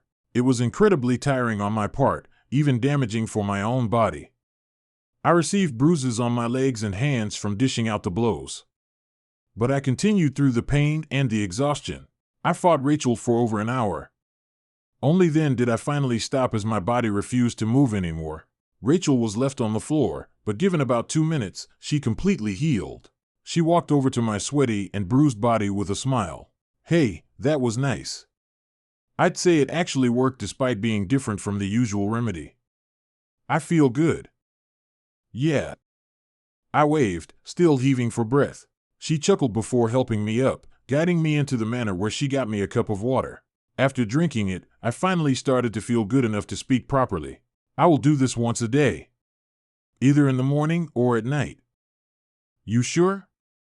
It seemed to hurt you more than me. It's a workout, so it helps me. And so long as it helps you, I'll continue. Well, it's not exactly what I wanted, but yes, it helps. And I must say, your skills are rather impressive. You broke quite a few bones.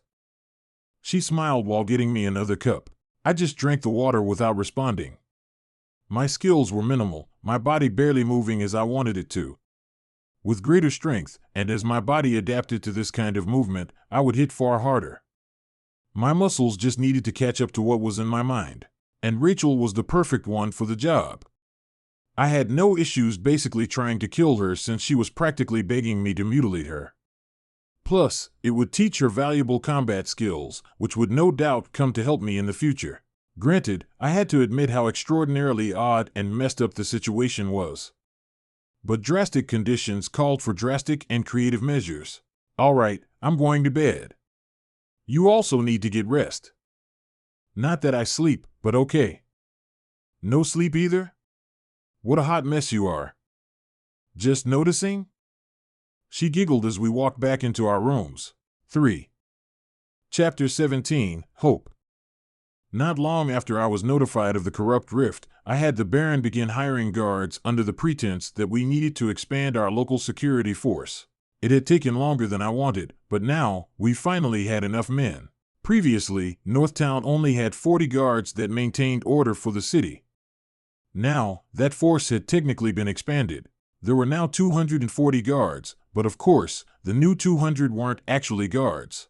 When I arrived at a field in the northern region of the city with Grace by my side, I could see 200 men of prime age standing casually in a huge group. At their helm was Baron Viral and a helmeted knight whose identity was David Point, Taya's father.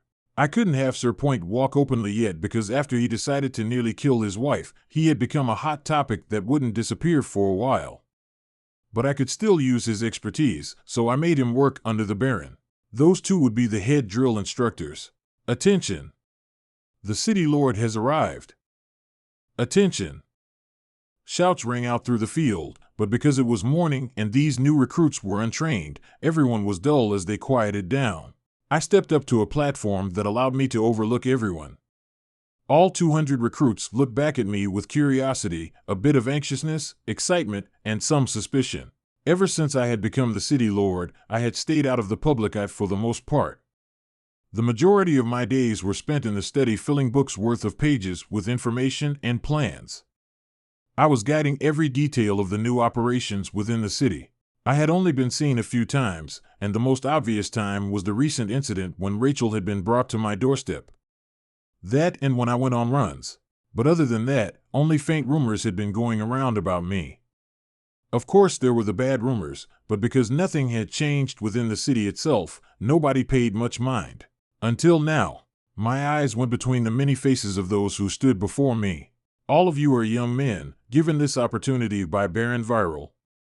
All of you have come here to become guards, those sworn to protect the city from threats both foreign and domestic. I can imagine the generous pay was what brought most of you here. And truly, through this line of work your status in life will be elevated, your families rising along with you. But do not make the mistake of assuming that your work will be anything like the previous 40 guards of this city. You all will be specially trained, systematically pushed to your limits, and educated in what it means to be a real soldier.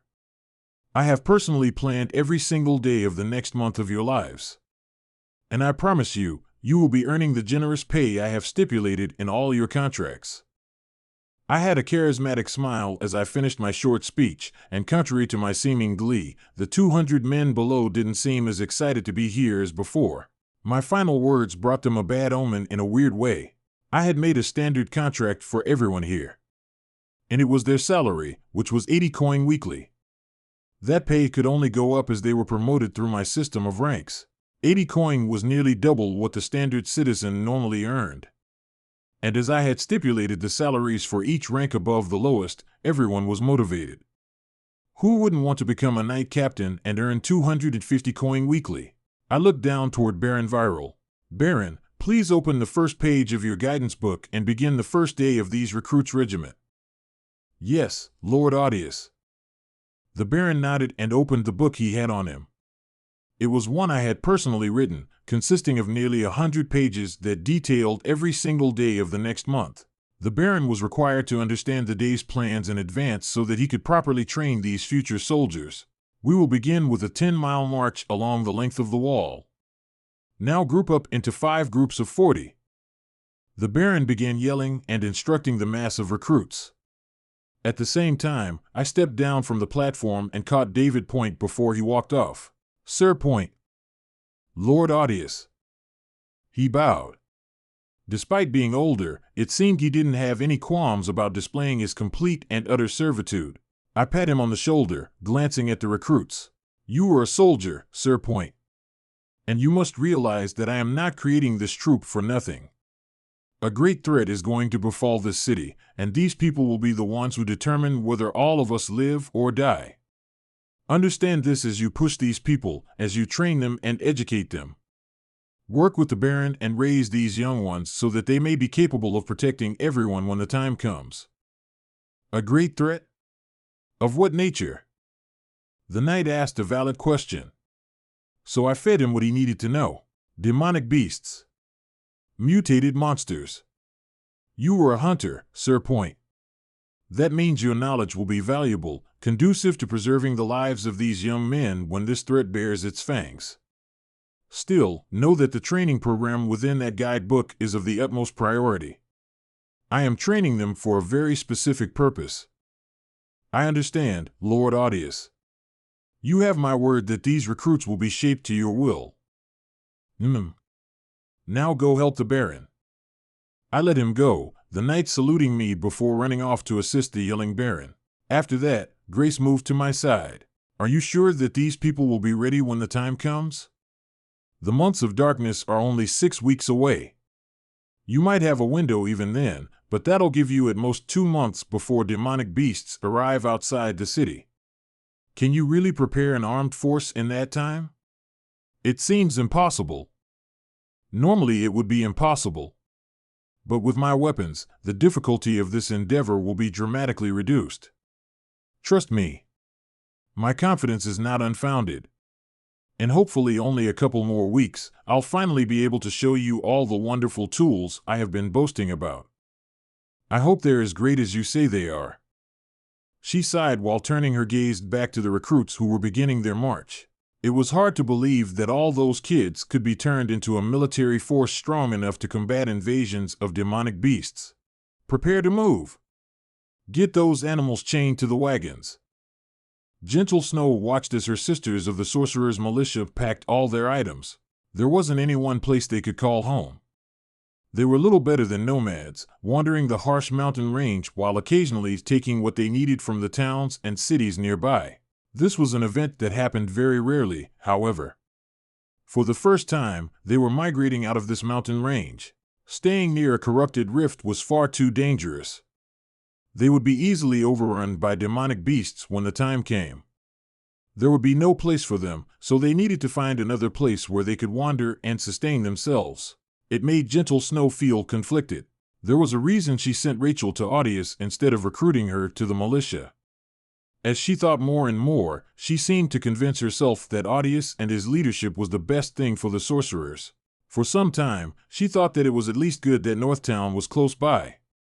But now that they were leaving, she felt insecure.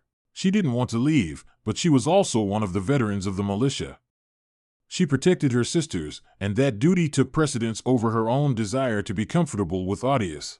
Though, she also wished it were possible to convince Helva, the matriarch, to give Audius a chance. But because Northtown was on track to be besieged by demon beasts and because Helva trusted nobody except herself, such a thing would be impossible to rationalize. She watched as her sisters packed everything in the hideout. They had been making preparations for days, and now it was finally time to set off. When the sun was high in the sky, Helva finally gave the order. The animals chained to the wagons began moving under the command of one sorcerer. The rest were either huddled within the wagons or walking. From the entrance, Gentle Snow gazed into the distance. Near the horizon in a place she couldn't see was Northtown. Only twice was she able to return ever since she broke contact, and each time, she checked in on the situation. And from everything she saw and heard, Audius was proving himself to be far greater than she initially expected. She saw the 200 soldiers he had recruited, and had read the manual he had written for the Baron. Within his desk she had found blueprints as well, designs for what she could only assume were the weapons he intended to make. But she couldn't make sense of them since they had been coded in a different language. Then there were his designs for the iron smelter and cement kilns, his business deals with the rock and stone foundation, and the progress with the wall. It seemed Rachel was being taken care of as well. In her eyes, he was doing everything right. More than that, he was getting so much done that she couldn't believe so much progress was possible in such a short amount of time. Audius had so many secrets that Gentle Snow wished to know. After all, those rumors she had spoken of didn't come from nowhere. He was supposed to be incompetent, a nobody within his family as opposed to his siblings who were vying for their father's throne. And then there was his esoteric knowledge. Gentle Snow, although holding great love for her sisters, felt great resentment at the inability to work with Audius. She could only imagine how much more she could be doing. But instead, she was being forced to live like a rat, scurrying away when a threat bared its fangs. You want to leave that badly? Despite the years of hell we've been through together, you would still think of choosing some noble over your sisters. She heard a sneering voice, which she responded to with a bite. No, Helva. I would choose him for our sisters. Yet I stay, in spite of you. Gentle Snow glanced at the leader of the militia who bore a frown on her sharp face. You've lost all hope of something better. All you do is hide and survive. Years have and will continue to go by, and you will change nothing. I suppose that's the difference between us. Please. I see reality, unlike your naive self. It's why all of us are alive today, including you. You call it naivety, and I call it hope. I want something better for us and am willing to fight for it. But you... Gentle Snow couldn't help but scrunch her face in disgust. As she thought about it more, she was able to see the repulsive nature of Helva's philosophy. All you're going to do is lead us to our deaths. One thing goes wrong and everything will come crumbling down, because you do nothing to give us a strong foundation. What should be a strong militia of powerful sorcerers is nothing but a fragile shell that you've surrounded yourself with. And that's the only reason I'm here. To make sure that when everything breaks, my sisters at least have someone they can turn to. A blanket to protect them. Excuse you? Are you saying that I can't fight? Helva suddenly flared in anger, baring her fangs and exposing the poisonous powers that she dominated the militia with. It was a power that had saved the sisters no few amount of times from the Order and city guards who tried to kill them. But Gentle Snow stood unfazed, her naturally cold gaze seeing through Helva's rage. Watch yourself, Helva. Don't give me a reason to challenge your authority. Because we both know that you can't win against me. And you can't kill me. I don't have to kill you to win. I just have to take everything from you. So unless you want to lose your militia, I suggest you back off while I still feel like following along. Helva was silent, yet faintly quivering in rage. Gentle Snow didn't need to gleam the blade of her knife to threaten her. So she backed down first, storming off with hate spewing from her face. When she disappeared from view, Gentle Snow turned back to facing the distance, imagining Northtown in her mind and all the silent machinations that Audius was enacting. Now more than ever did she wish she could take her sisters there. But she was walking on thin ice within the militia, making her indecisive. She held hope for the future, yet couldn't seem to find the way there. She hated that about herself. 5. Chapter 18, Bastion. 3 weeks before the months of darkness, I stood within a small lab at the Rock and Stone Foundation primarily used for chemistry.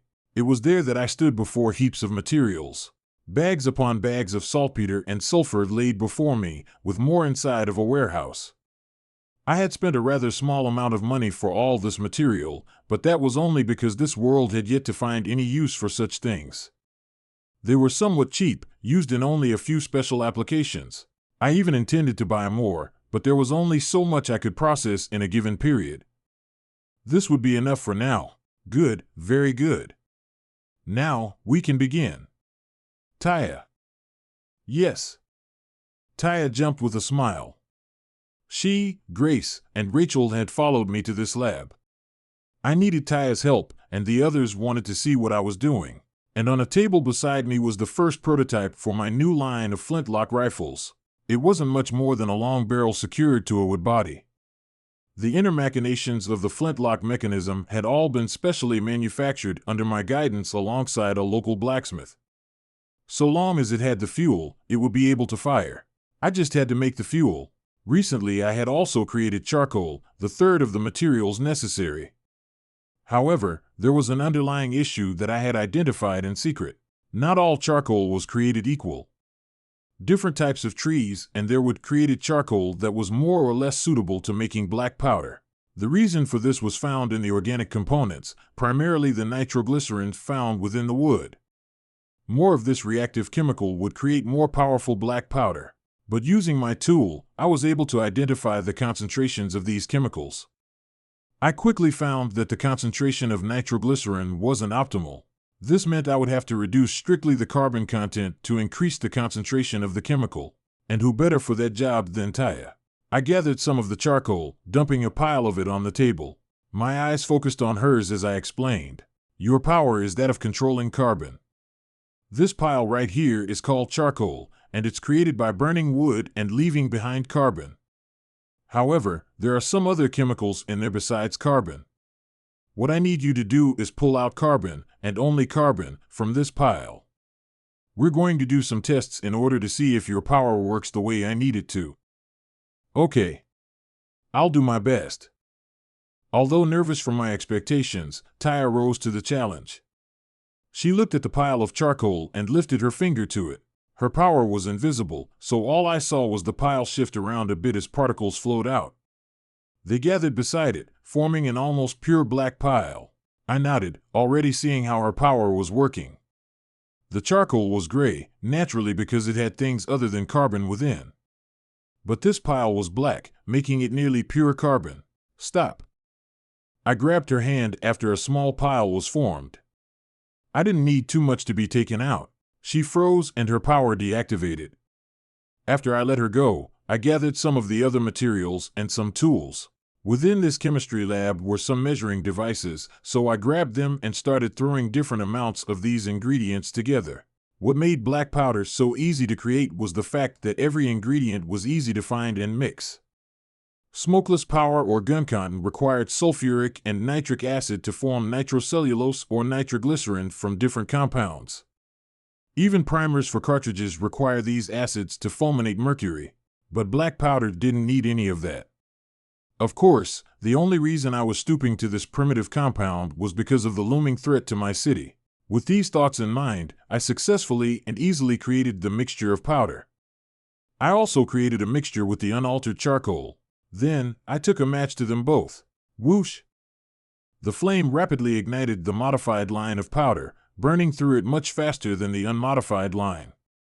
This clearly showed the distinction. Taya's powers had increased the ratio of organic nitroglycerin to carbon within the charcoal. While it was never a significant problem, it would give better performance and efficiency. And with a little standardization, we could mass-produce the better powder. So with Taya's help, I spent an hour or so creating a basic system for charcoal purification. Basically, given a large box of charcoal, Taya was required to pull out a certain amount of pure carbon that could fill a small box. The remaining charcoal would be the final product that could then be mixed to form black powder. Taya's power made this whole process shockingly easy. Since she could only control carbon, she just had to remove a bunch of the dust. It came rather easily to her, though it still consumed her energy. However, I also taught her about the dangers of this process. While the creation of black powder wasn't chemically sensitive, it was dangerous thermally. Over time, the room we were in started to fill with a hint of carbon dust. I grabbed Taya's attention. You see all this dust in the air? I do. Well, this dust is extremely dangerous. I grabbed a handkerchief and covered my mouth with it. One small spark can ignite this dust, causing a massive explosion. It would kill everyone inside the room. That's because carbon is flammable, especially so in that dusty form. Breathing it in can also be dangerous over time, leading to sickness. That bad? Taya was surprised by its danger. It was hard to believe that all this dust could blow the roof off this building with but a single spark. I nodded. Yes, it's that bad. Right now it's not so dangerous since it's light, but any more and everyone's lives are put at risk. That is, unless you are able to pull all the dust out of the air. Can you do it? I can try. She looked around for a moment before waving her hands. With them, I could see the air shift, the dust swirling while congealing above her palm. It formed a small ball of black carbon, but only the air in the vicinity was filtered, and Taya seemed to be strained while grabbing it. While she could do it, it wasn't as easy as controlling a pile of the stuff. She walked around, filtering the air as best she could while moving. And after a few minutes, most of the dust had been captured, but Taya seemed tired. I pat her shoulder when she came back, causing her to smile through a bit of perspiration. Good job. The production of my black powder is important, but so is keeping my workers alive. And your ability happens to be perfect for this job. So I have a proposition. I don't mind working here. It'll help me control my ability more anyway. Good to hear, but I don't intend to have you work for nothing. I turned back, looking at 2 boxes of black powder we had sitting on the floor. I'll write up a contract for you. You'll be in charge of purifying the charcoal and mixing the black powder. I'll be sure to detail every step you need to take, and for the first week or so I'll also be watching you. It's not difficult, so I'm sure you can pick it up easily. You'll also be paid generously for your work. Oh, you don't have to pay me. Please, as if I would let such valuable skills go unrewarded. And besides, I hope that you can continue to help me in the future. Dare I say, this contract is a way to keep you by my side. Oh. Her lips quivered as I gave her a smile. She mumbled after brushing back her silky black hair.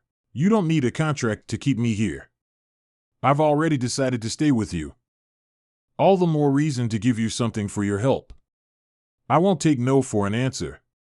You will have your money, whether you like it or not." Hee hee. She giggled while I turned away. Rachel had a raised brow as she watched Audius and Taya get along so well. Grace had left while the two were working out a system of purification for the charcoal, but she had stayed since she had nothing better to do. She observed from a corner of the room, seeing how happy Taya was whenever Audius interacted with her. Subconsciously, she started scratching her arm with her long nails. Each scratch left red streaks which promptly faded back to a healthy white. This lasted for a while, but eventually, they finished everything regarding the coal and moved on to the meat of the topic. Audius called back Grace as he brought his prototype weapon to an open training ground near the northern edge of the city. In the distance, they could see all the soldiers being trained ruthlessly. Some of them weren't even moving, having been so thoroughly exhausted. Audius paid them no mind as he tampered with his weapon. It looked like nothing more than a long metal tube. She was confused as to how such a thing could be a deadly weapon over something like a sword or an axe. She watched as he loaded some of the previously made black powder into the barrel before taking a stick and slamming down a pointed metal projectile into it. Then, he loaded a dash of powder into a pan before cocking back a few levers. When all was said and done, he raised his arms and took aim. About 30 meters away were a few wooden planks sticking out of the ground in a row. Then, bang! An explosion rang out, a plume of smoke bursting from the barrel. The wind carried the smoke away as Audius lowered his arm. The girls nearby were shocked. Even Rachel couldn't keep her normal apathy. They walked over, seeing the leftmost plank completely blown apart.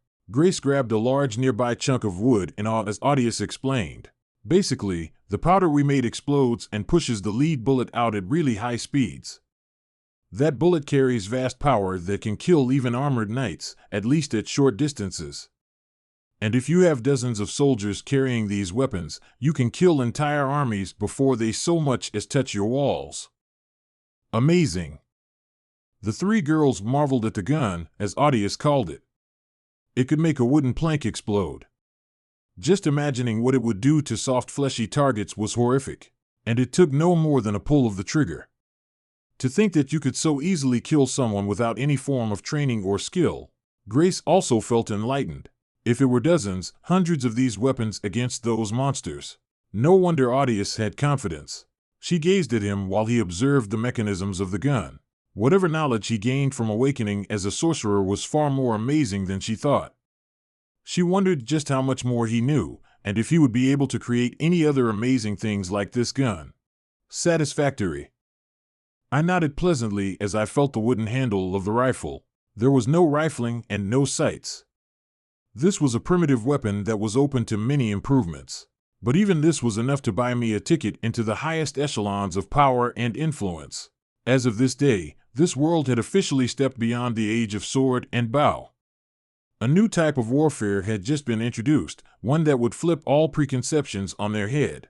And it would afford me the power to fight off any army that decided to intrude onto my territory. Of course, any army that wasn't formed of supernatural humans. I had seen the powers of sorcerers, and I wasn't naive enough to believe these guns could protect me from or kill everything. There were deeper powers out there that capitalized on the abilities of sorcerers, that much was certain. They were the true threat to my rule. I was not the first to imagine the vast potential of sorcerers, and I was many steps behind those that had. But I had knowledge, which took precedence even beyond securing capable sorcerers. With knowledge intact, nothing could stop me. I had these thoughts while running a few more tests. I fired a few more bullets, exploding a few more wood planks.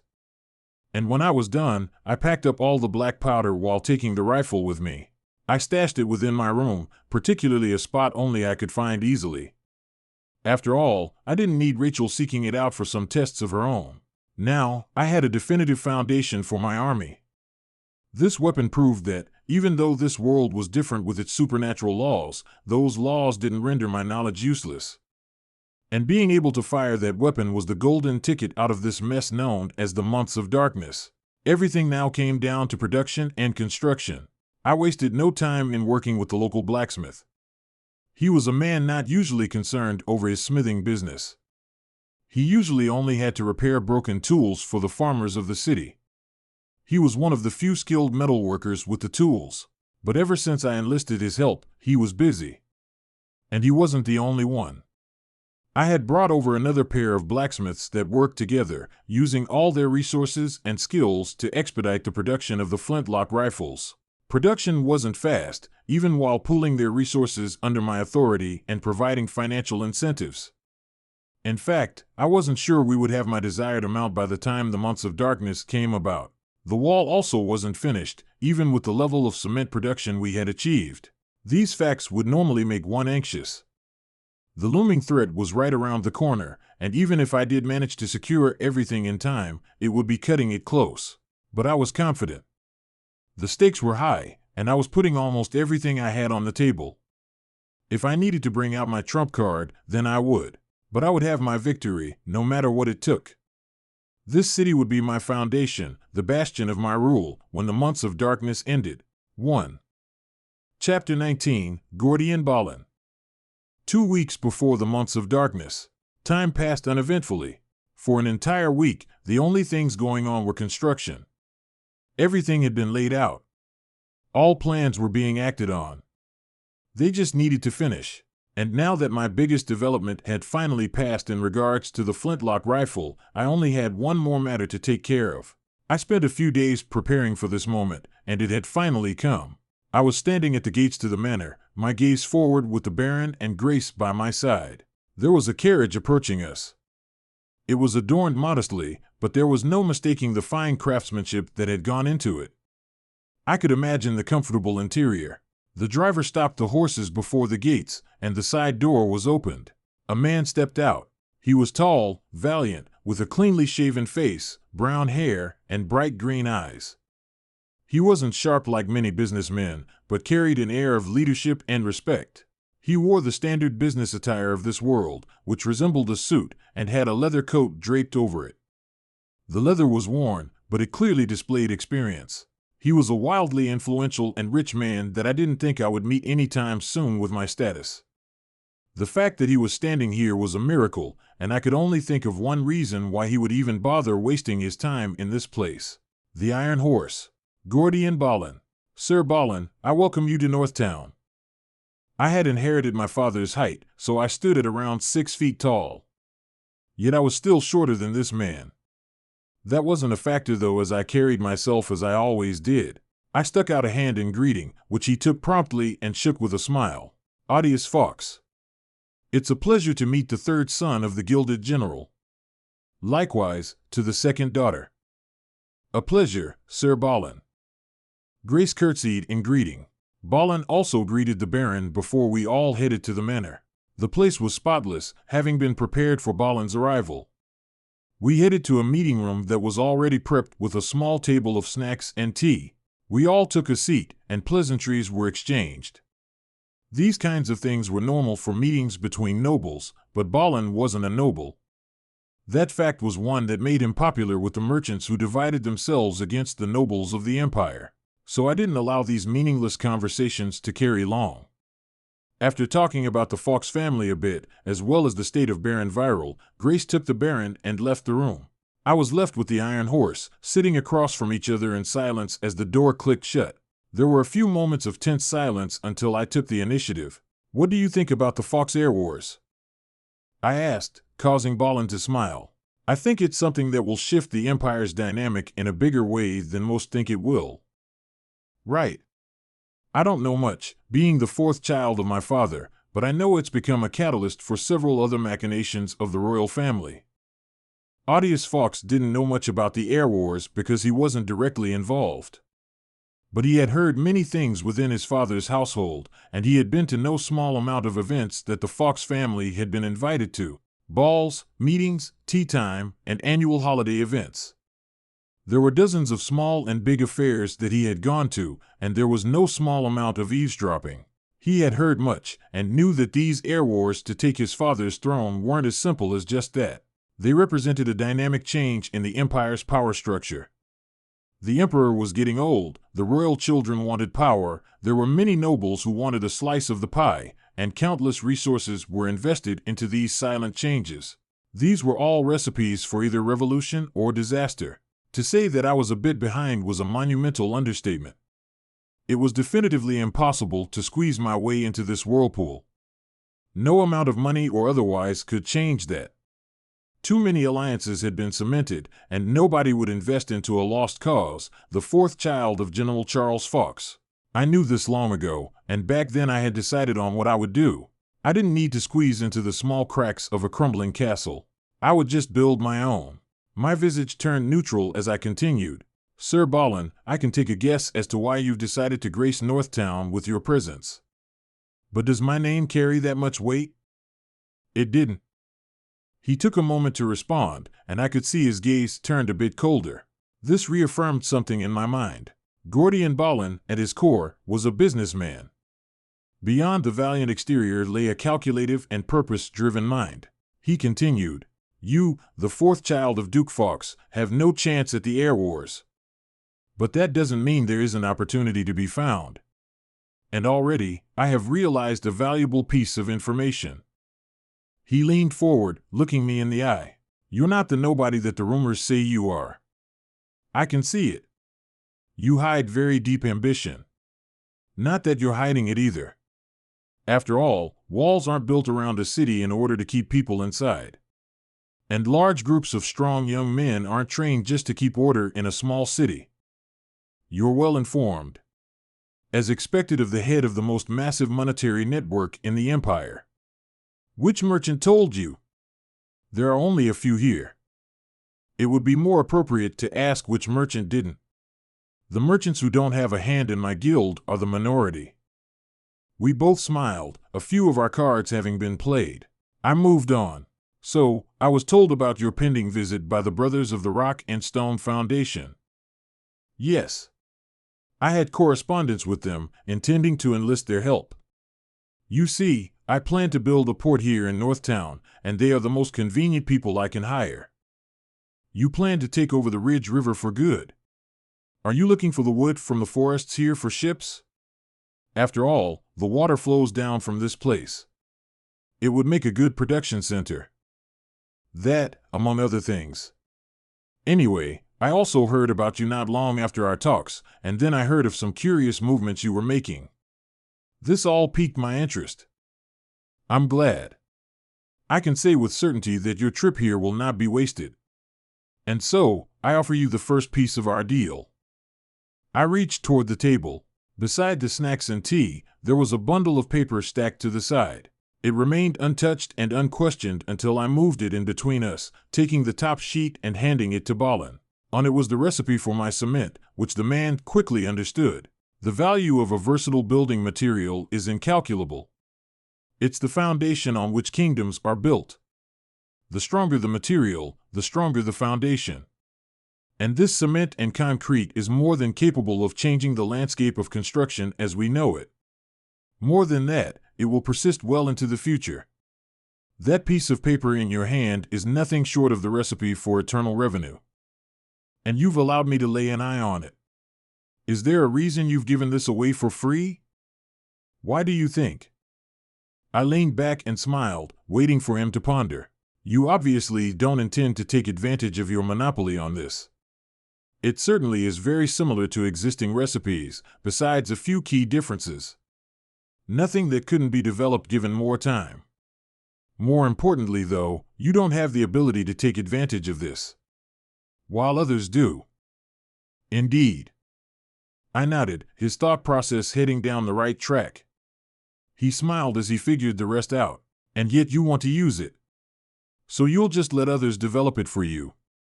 Let everyone else's capital build the market for you, at which time you can just buy it for cheap." "Correct. Except for one small detail. I don't necessarily have the time to wait years for the market to mature. I'm already producing some. My wall will be the first monument to my cement strength. In an ideal situation, I'd become the center of this cement's production and take advantage of this knowledge. But then I'd have to devote all of my resources to it, which I don't want to do." You've other goals. But what could possibly trump, by your own words, eternal revenue? Plenty of things, actually. Question is, will you help me control it? He sat back, smiling at me. We were coming to an understanding. The Baron's manor was filling up, so Sir Balin chose to stay on his ship in the nearby river. It was quite impressive when I got a look at it. 150 meters long with sails and 2 long rows of oar openings on the sides. The river was certainly wide enough to accommodate it, but going against the current was impressive with such manual labor, even if the current was slow. When I developed steam engines, Sir Balin would likely be my first customer.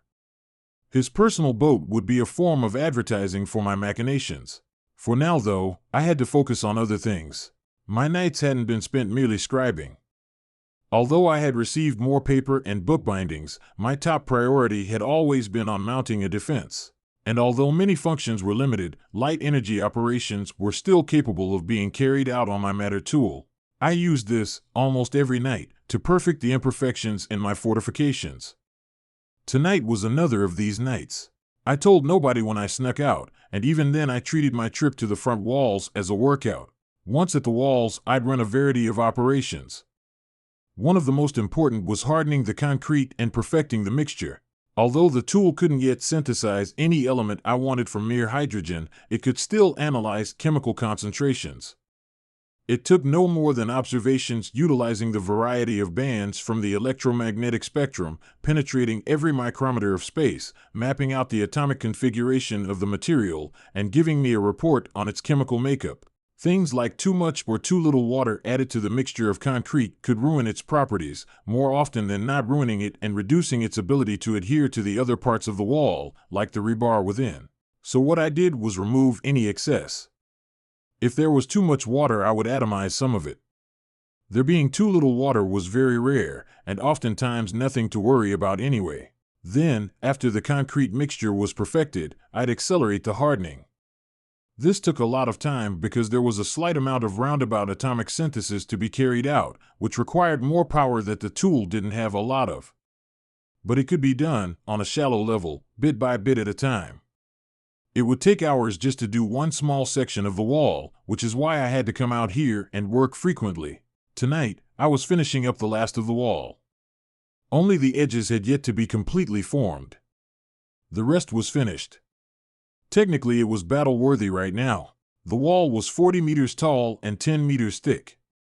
It also sunk about 10 meters into the ground.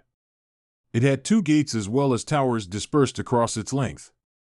It was perfect for a siege of ground-based demon beasts. While I'd prefer to have 2 or even 3 layers for the wall, this would have to do. Financially, we were not doing well. I had dug into my loan as well as the Baron's savings to get it up and make sure those working for me were paid. Thankfully, I owned both the Iron Company and a part of the Rock and Stone Foundation. That eased costs rough to get by. Now, the only issue was the weapons, which I was about to solve tonight. I had told anybody concerned that the other batches of flintlock rifles were being worked on. By who they didn't know, and thus couldn't know that it was me.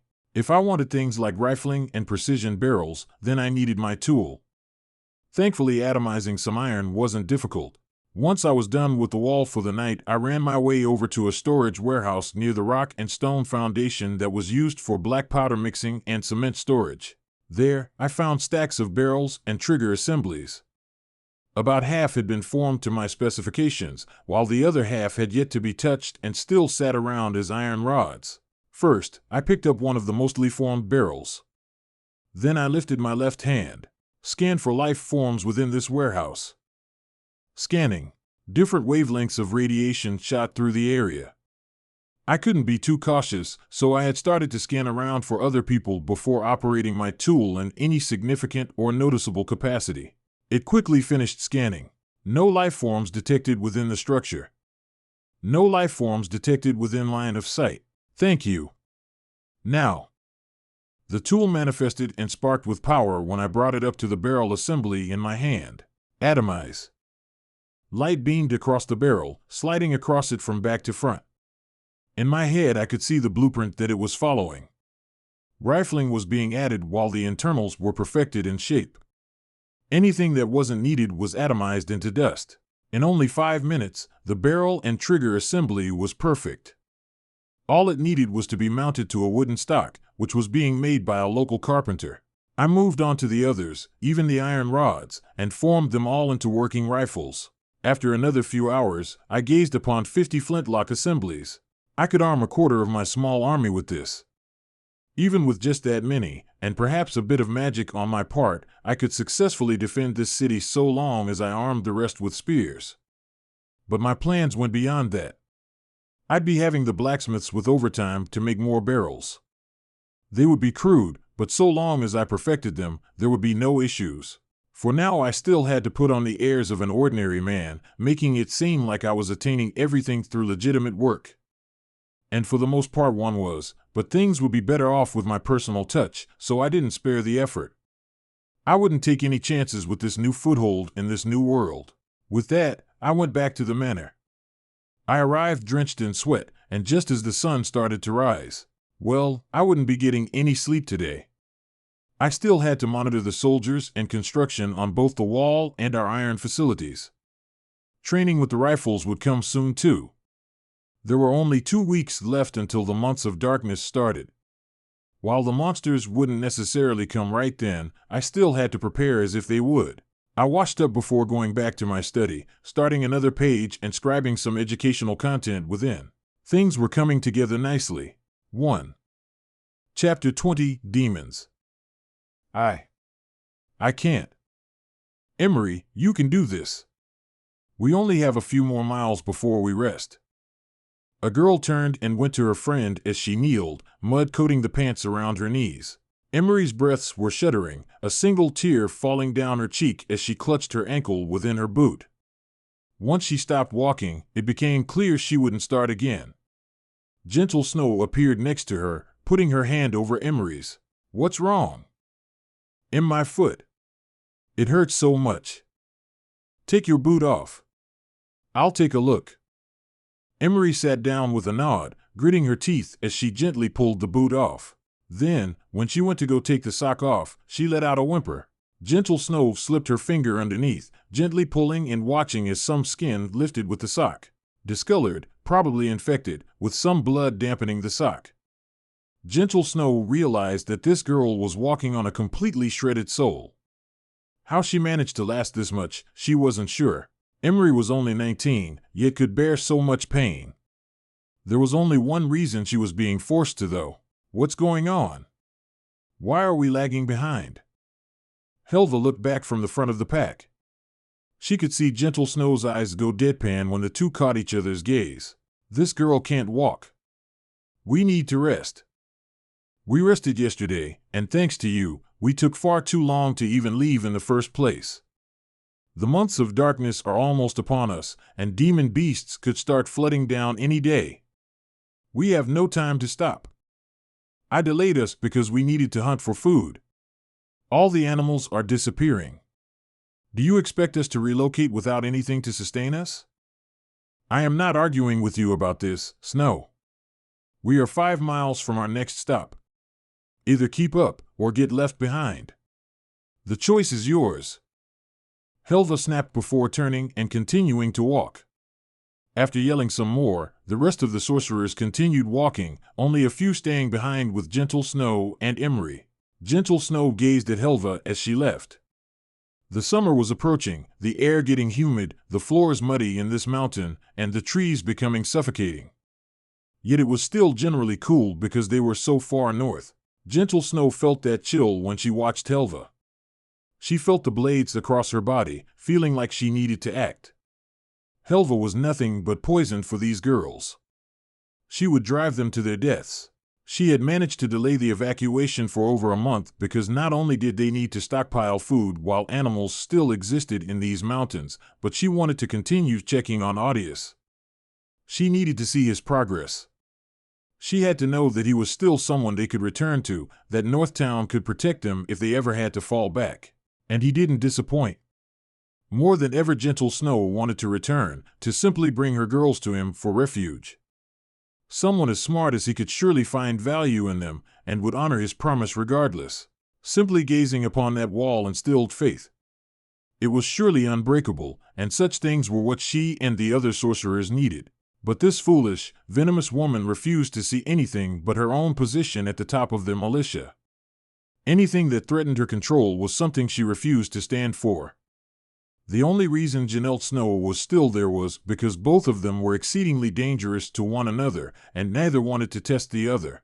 But day by day, Gentle Snow found herself questioning whether it would be worth it. Even if she died, if she could lead her militia down a better path, it would probably be worth it. But, if she were dead, could she make sure that they held the same faith she did? Having been oppressed by Helva for so long, did they have the same hope she had? It was a dangerous chance to take. For now, she could only keep wrestling with herself. Perhaps one day she would find the chance, an opportunity to change things around. Gentle Snow stayed behind with Emery, peeling off her sock and doing what she could to clean it up. It was surely infected, and would require a healer to fix. Otherwise, she might have to lose the foot, or risk dying altogether. About half an hour passed before Gentle Snow was able to wrap the foot with something dry and clean. Then, she gave Emery her back. "Climb on. I don't want to burden you." "Don't be silly. You're our gardener. You fed the entire militia for months on end, and I can't even repay you by letting you ride my back. Climb on." Emery went quiet, sniffling one more time before climbing onto Gentle Snow's back. "Thank you, Snow. We gotta stick together. I'm not leaving any of my girls behind." Gentle Snow smiled, waving the other couple girls along and beginning to walk again. They didn't last 5 minutes though before something happened. Gentle Snow suddenly stopped her steps, eyes squinting before she bolted forward. She went around a few trees before finding one of her sorcerers. She was missing an arm and was skewered through the chest, pinned against the ground. "No." Gentle Snow shuddered before setting Emery down nearby. "Stay here." That was Claudia. "Don't move from here. Just stay quiet until I return." With that instruction, Gentle Snow vanished, turning to the rest of the forest. All color faded from her view, the atmosphere turning into a fog that she jumped into. She rode its power, every step taking her several meters with lithe precision. She jumped across slick boulders and thin branches, traversing more distance and seeing several of her girls dead along the way, the sources of their power reduced to nothing. Her eyes glistened, but she continued until she reached a small clearing. There, she found the rest of the militia, Helva at their helm fighting off towering humanoid beasts. There was a barrier on the other side of the clearing where the fog became deathly black. From there, Gentle Snow could feel some other beasts stalking them, warily circling the militia. Demon beasts, and what she could only assume were demons. They held solid metal spears which they used to cut down any and all attacks and defenses mounted by the sorcerers. It was only when another sorcerer was cut down that Gentle Snow shot in, drifting around and finding the tendon of one of the demons, slicing it with her knife. Her blade glided through, but met with shocking resistance that dulled her blade. Still, the tendon was severed, the demon falling to a knee with a guttural roar. Helva yelled, her body bloody as poisonous whips lashed out from her hands. "Snow! Kill them! Retreat, Helva! We need to go back!" "No! We can kill these beasts if you all just hurry up and do something. Are you sorcerers? Or are you powers worth nothing?" Another whip lashed, skewering a beast which crumbled under the acidic, poisonous power that was infused directly into its bloodstream. Gentle Snow gritted her teeth, dashing around, and continued to do what she could to protect her sorcerers. She used her full strength, killing several beasts by her lonesome as well as 2 demons. She disabled anything she couldn't immediately kill, allowing her militia to clean up. Occasionally, rocks jetted out from the ground, skewering beasts. That was Tesha. Sometimes, little rocks would zip past at sonic speeds, thrown from one girl named Garnet. Another girl, Inia, tended to the wounds of a few others in the back line. They were using their powers, but Gentle Snow knew that their use was crude. None of these girls got many opportunities to utilize their powers beyond the labor Helva would occasionally have them do. They certainly didn't have the experience Gentle Snow or Helva herself did, but their combined powers, given their variety, were able to put up a fight against these demons. The beasts were soon killed, and most of the demons fell to accumulating wounds. Only after many minutes did the survivors abandon everything and flee, though not before attempting to steal a few sorcerer corpses.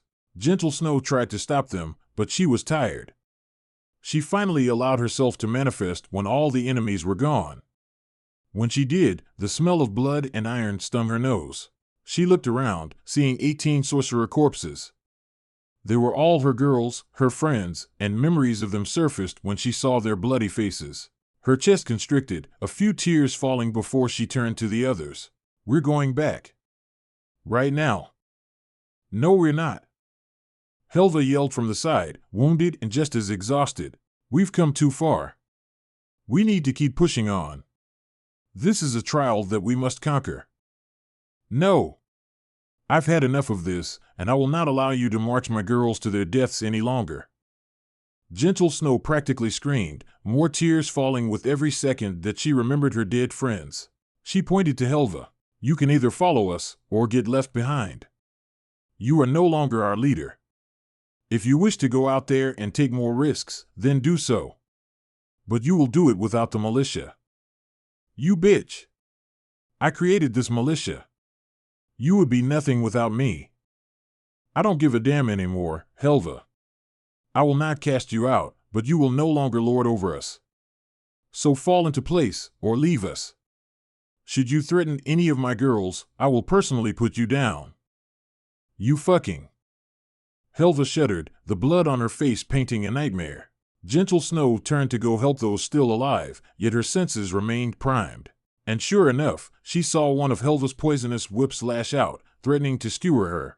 She dodged, her agility on full display before she vanished into the surroundings. But someone as advanced as Helva could still sense her. She continued to lash out, Gentle Snow dodging for a few seconds before suddenly shooting forward. A sharp whip stabbed through her arm, but in exchange, Gentle Snow drove a knife into Helva's ribs. Gentle Snow looked into her eyes for a split second before dodging another whip and planting another knife in Helva's back. She did this 3 more times, for blades stabbed into her chest before Gentle Snow arrived in front of Helva once more. And then, she slashed her neck, blood flying, Helva's eyes widening in shock as she collapsed. Gentle Snow cried as the life faded from Helva's eyes.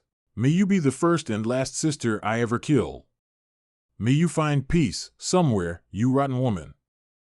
Gentle Snow sheathed her blade, leaving the other knives behind as she collected the surviving sorcerers. And they turned back with but one destination. Northtown, what would be their one and only refuge. It was but 3 days before the months of darkness began. Ironically, as the day approached, I got less and less busy. We almost had enough flintlocks to arm every soldier. We also had more than enough spears to do the same just in case. The only issue was the amount of ammunition. Lead was expensive, even more so when I had to pay to have most of the bullets shaped by a smith. I could do a lot by myself, but I still had to take precautions. Churning out so many flintlocks was already pushing it, and so I had to keep my smiths busy with bullet work instead. As for black powder, we had plenty for our troops to be shooting all day, every day, for the next month. Sir Balin was able to help us procure some, though only after I showed him our flintlock rifles. That's when I learned something interesting. Flintlocks had already been invented. They weren't widespread by any means, and turns out, knowledge of them was being hidden by the Order. That meant that the Order had some, probably a lot, and were trying to hold a monopoly on them. Whether their powders were as perfect as mine or not, the fact that black powder weapons had already been invented was a bit of a game changer. It hinted toward a lot of other technologies being available as well.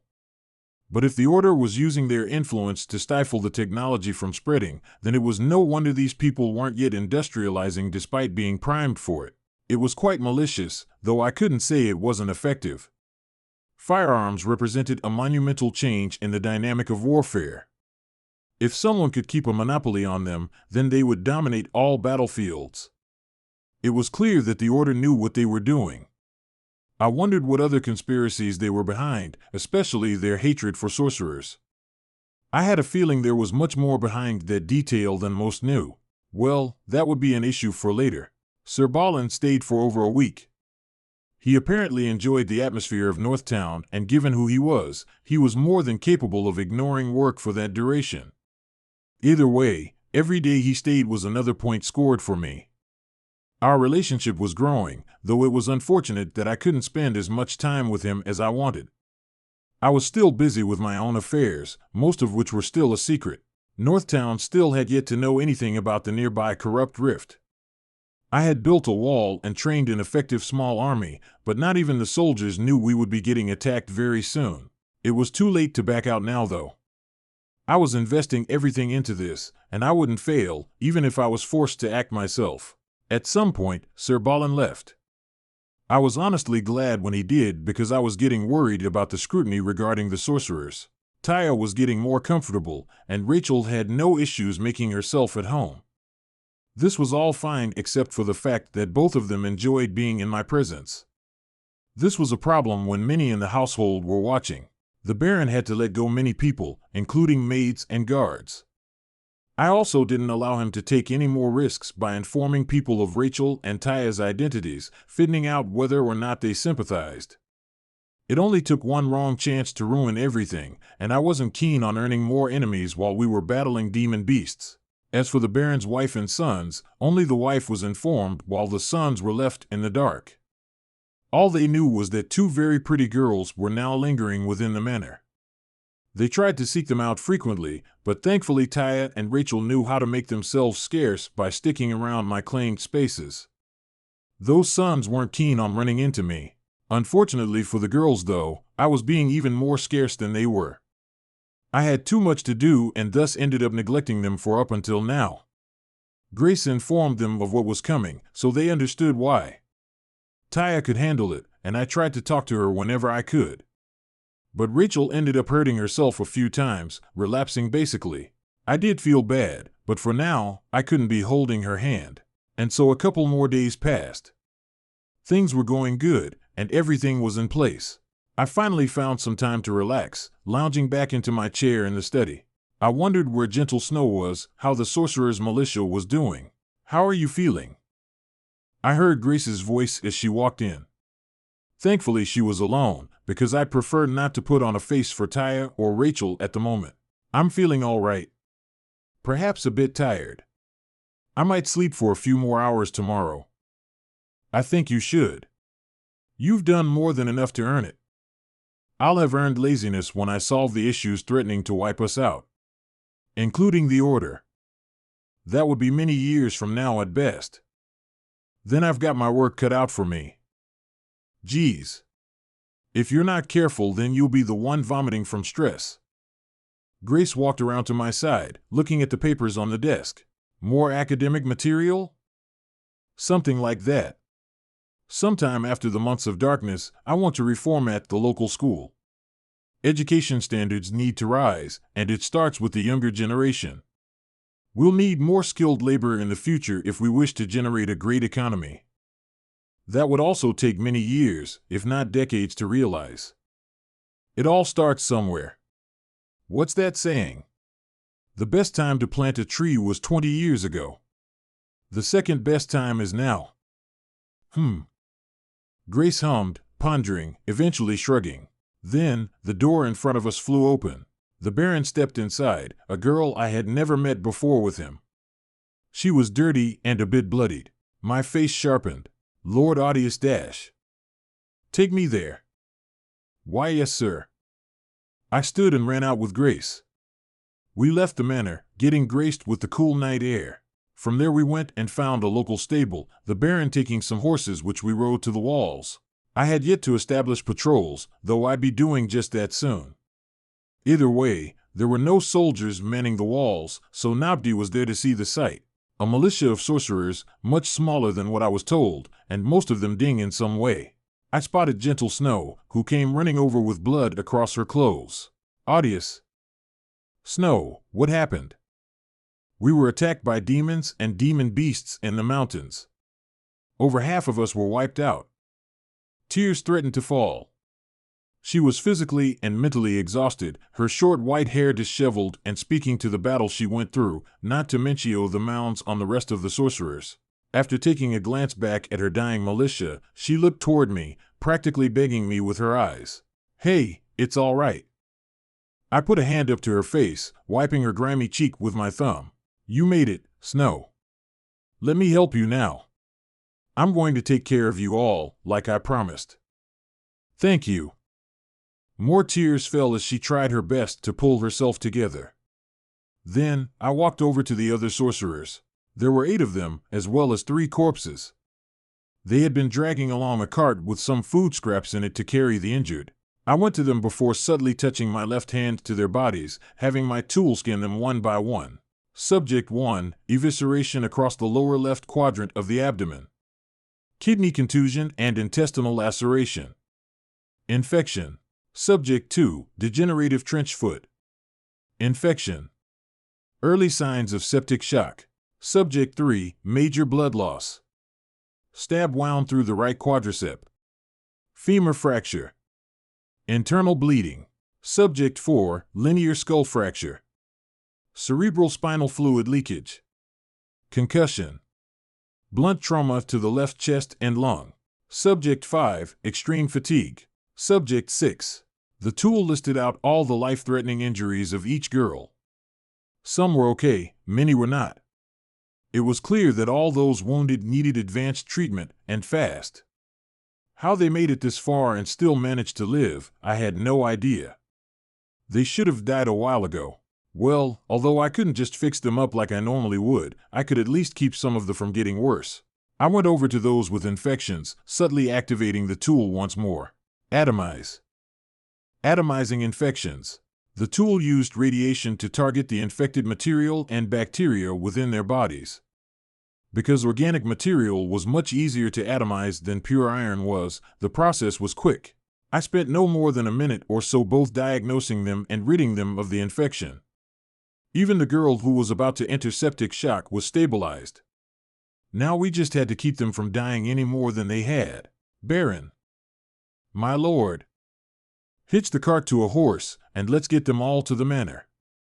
These girls are dying, and if we don't treat them fast, most won't survive past the night. Understood.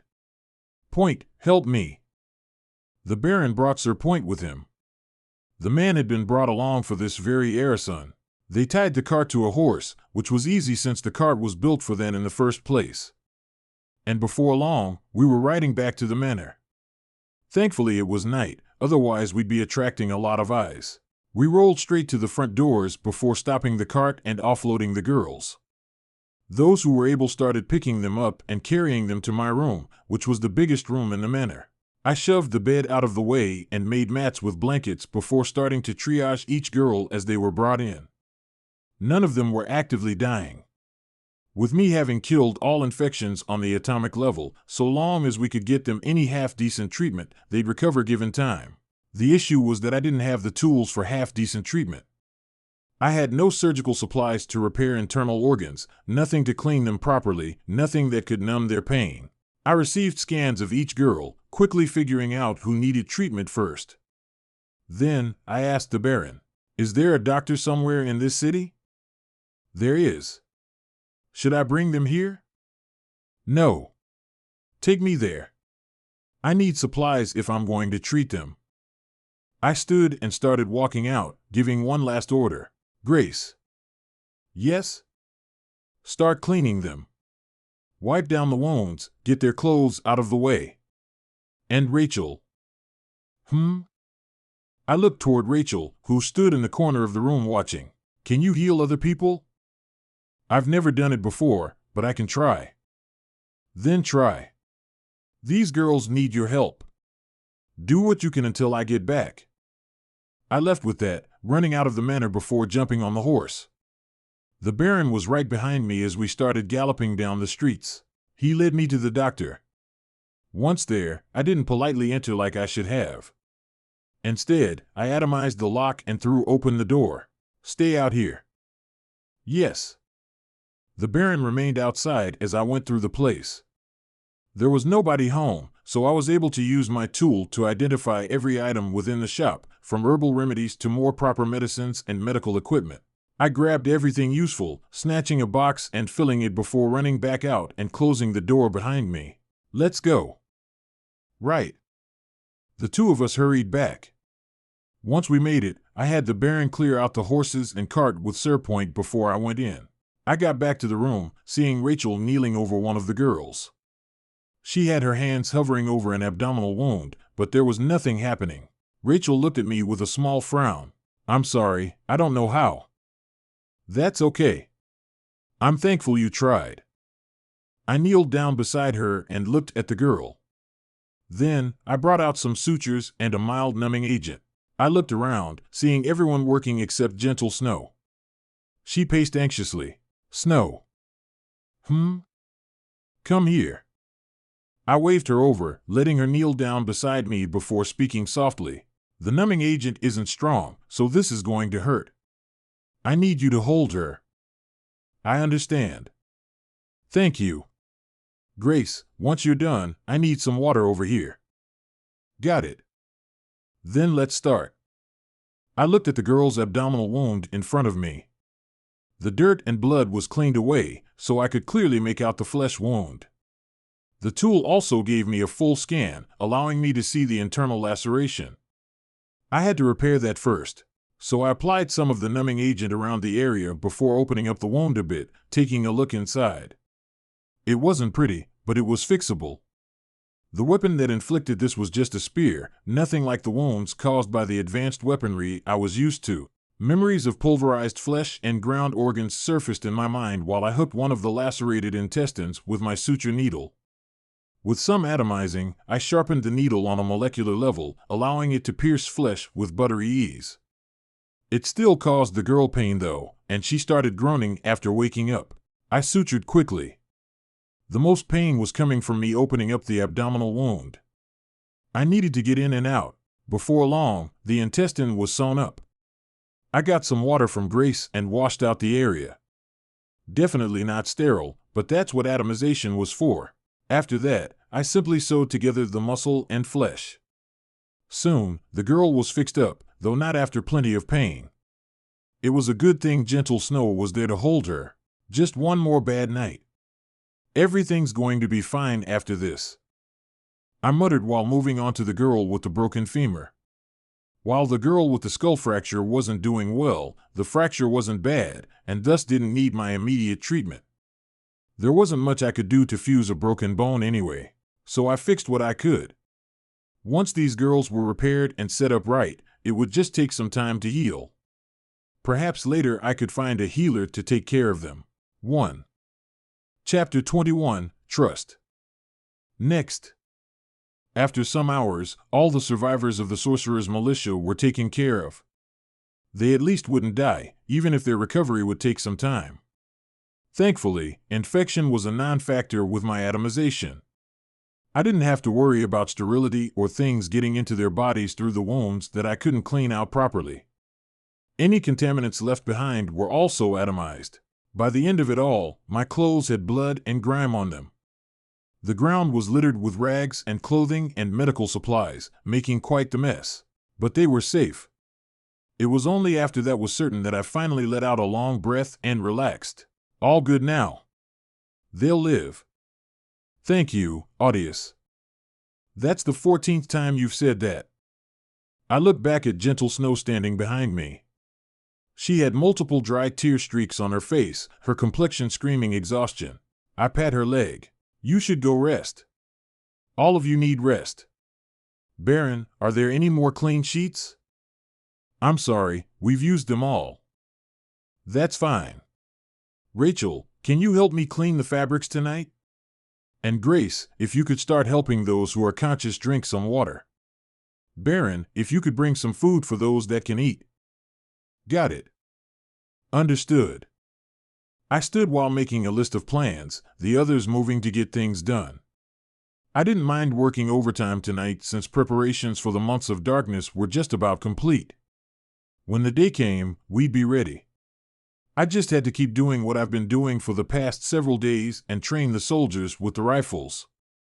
That wasn't that difficult to keep up with. Gentle Snow tapped me as I started to walk. Audius, I can help wash the sheets. No, you need to rest. But. Her voice fell as I turned to look at her. She was exhausted, but it seemed like she had something to say. I looked back at Rachel. Actually, Rachel, if you could help Grace or the Baron. All right. Then Snow, if you could. I started gathering dirty rags, sheets, and clothes, gentle Snow doing the same. Once we had our hands full, we walked to the backyard of the manor where there were some tubs and a water well. We set things down and I started gathering water into tubs. Once all that was finished, I dumped the sheets and started scrubbing with gentle Snow. I remained silent until she spoke of her own volition. I killed our leader. Was that during the battle? It was just after. I wanted to turn back, and she wanted to continue on. But she was killing the others, marching them to their deaths. I refused to let her lead us any longer. And she tried to kill me for it. It sounds to me like your doing was justified. But is that how you see it? I never wanted it to end like that. None of this should have happened. Gentle Snow dipped her head, pausing her washing for a moment. That's when I suddenly had a thought, activating the tool and doing a scan on her. I figured she got injured too, but she seemed to be doing fine. Turns out she wasn't. Subject, laceration to left arm. Poisoned by epibetadine. My brows raised. Epibetadine was a powerful chemical that acted as a potent painkiller. It could cause paralysis in high enough doses. It seemed Gentle Snow wasn't poisoned with a lot, just under the lethal threshold. When I looked at her, though, I noticed her hardly using her left arm, along with a bit of a blood stain on her sleeve. I asked, "How long did it take you guys to return here?" "About 2 days once we left the mountains." "How did you all manage to stay alive? Most of those girls should have died within hours." "We have a healer. She worked herself to exhaustion the entire time, barely keeping us functioning." "I see." My head bobbed before I gave the command to atomize. The tool cleared out some of the poison, enough to keep her safe, but not enough to kill the effect entirely. That poison was acting as a painkiller and was probably one of the only reasons she was continuing to function normally despite being so worn out. Plus, I didn't want her to notice the sudden change. We were silent for a little while longer. It was only when I heard a whisper that I finally raised my head, the water in my tub completely colored red. "Can we really stay here? Will you help us?" Her motions paused again. We looked at each other, her eyes full of hope. She was painfully vulnerable. She lost her leader, most of her sisters, and was traumatized and mentally drained. Now she was pleading. She was putty in my hands.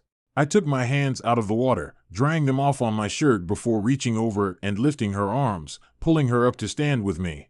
I spoke gently, giving her the relief of my soothing voice. My goal isn't to make a refuge for sorcerers.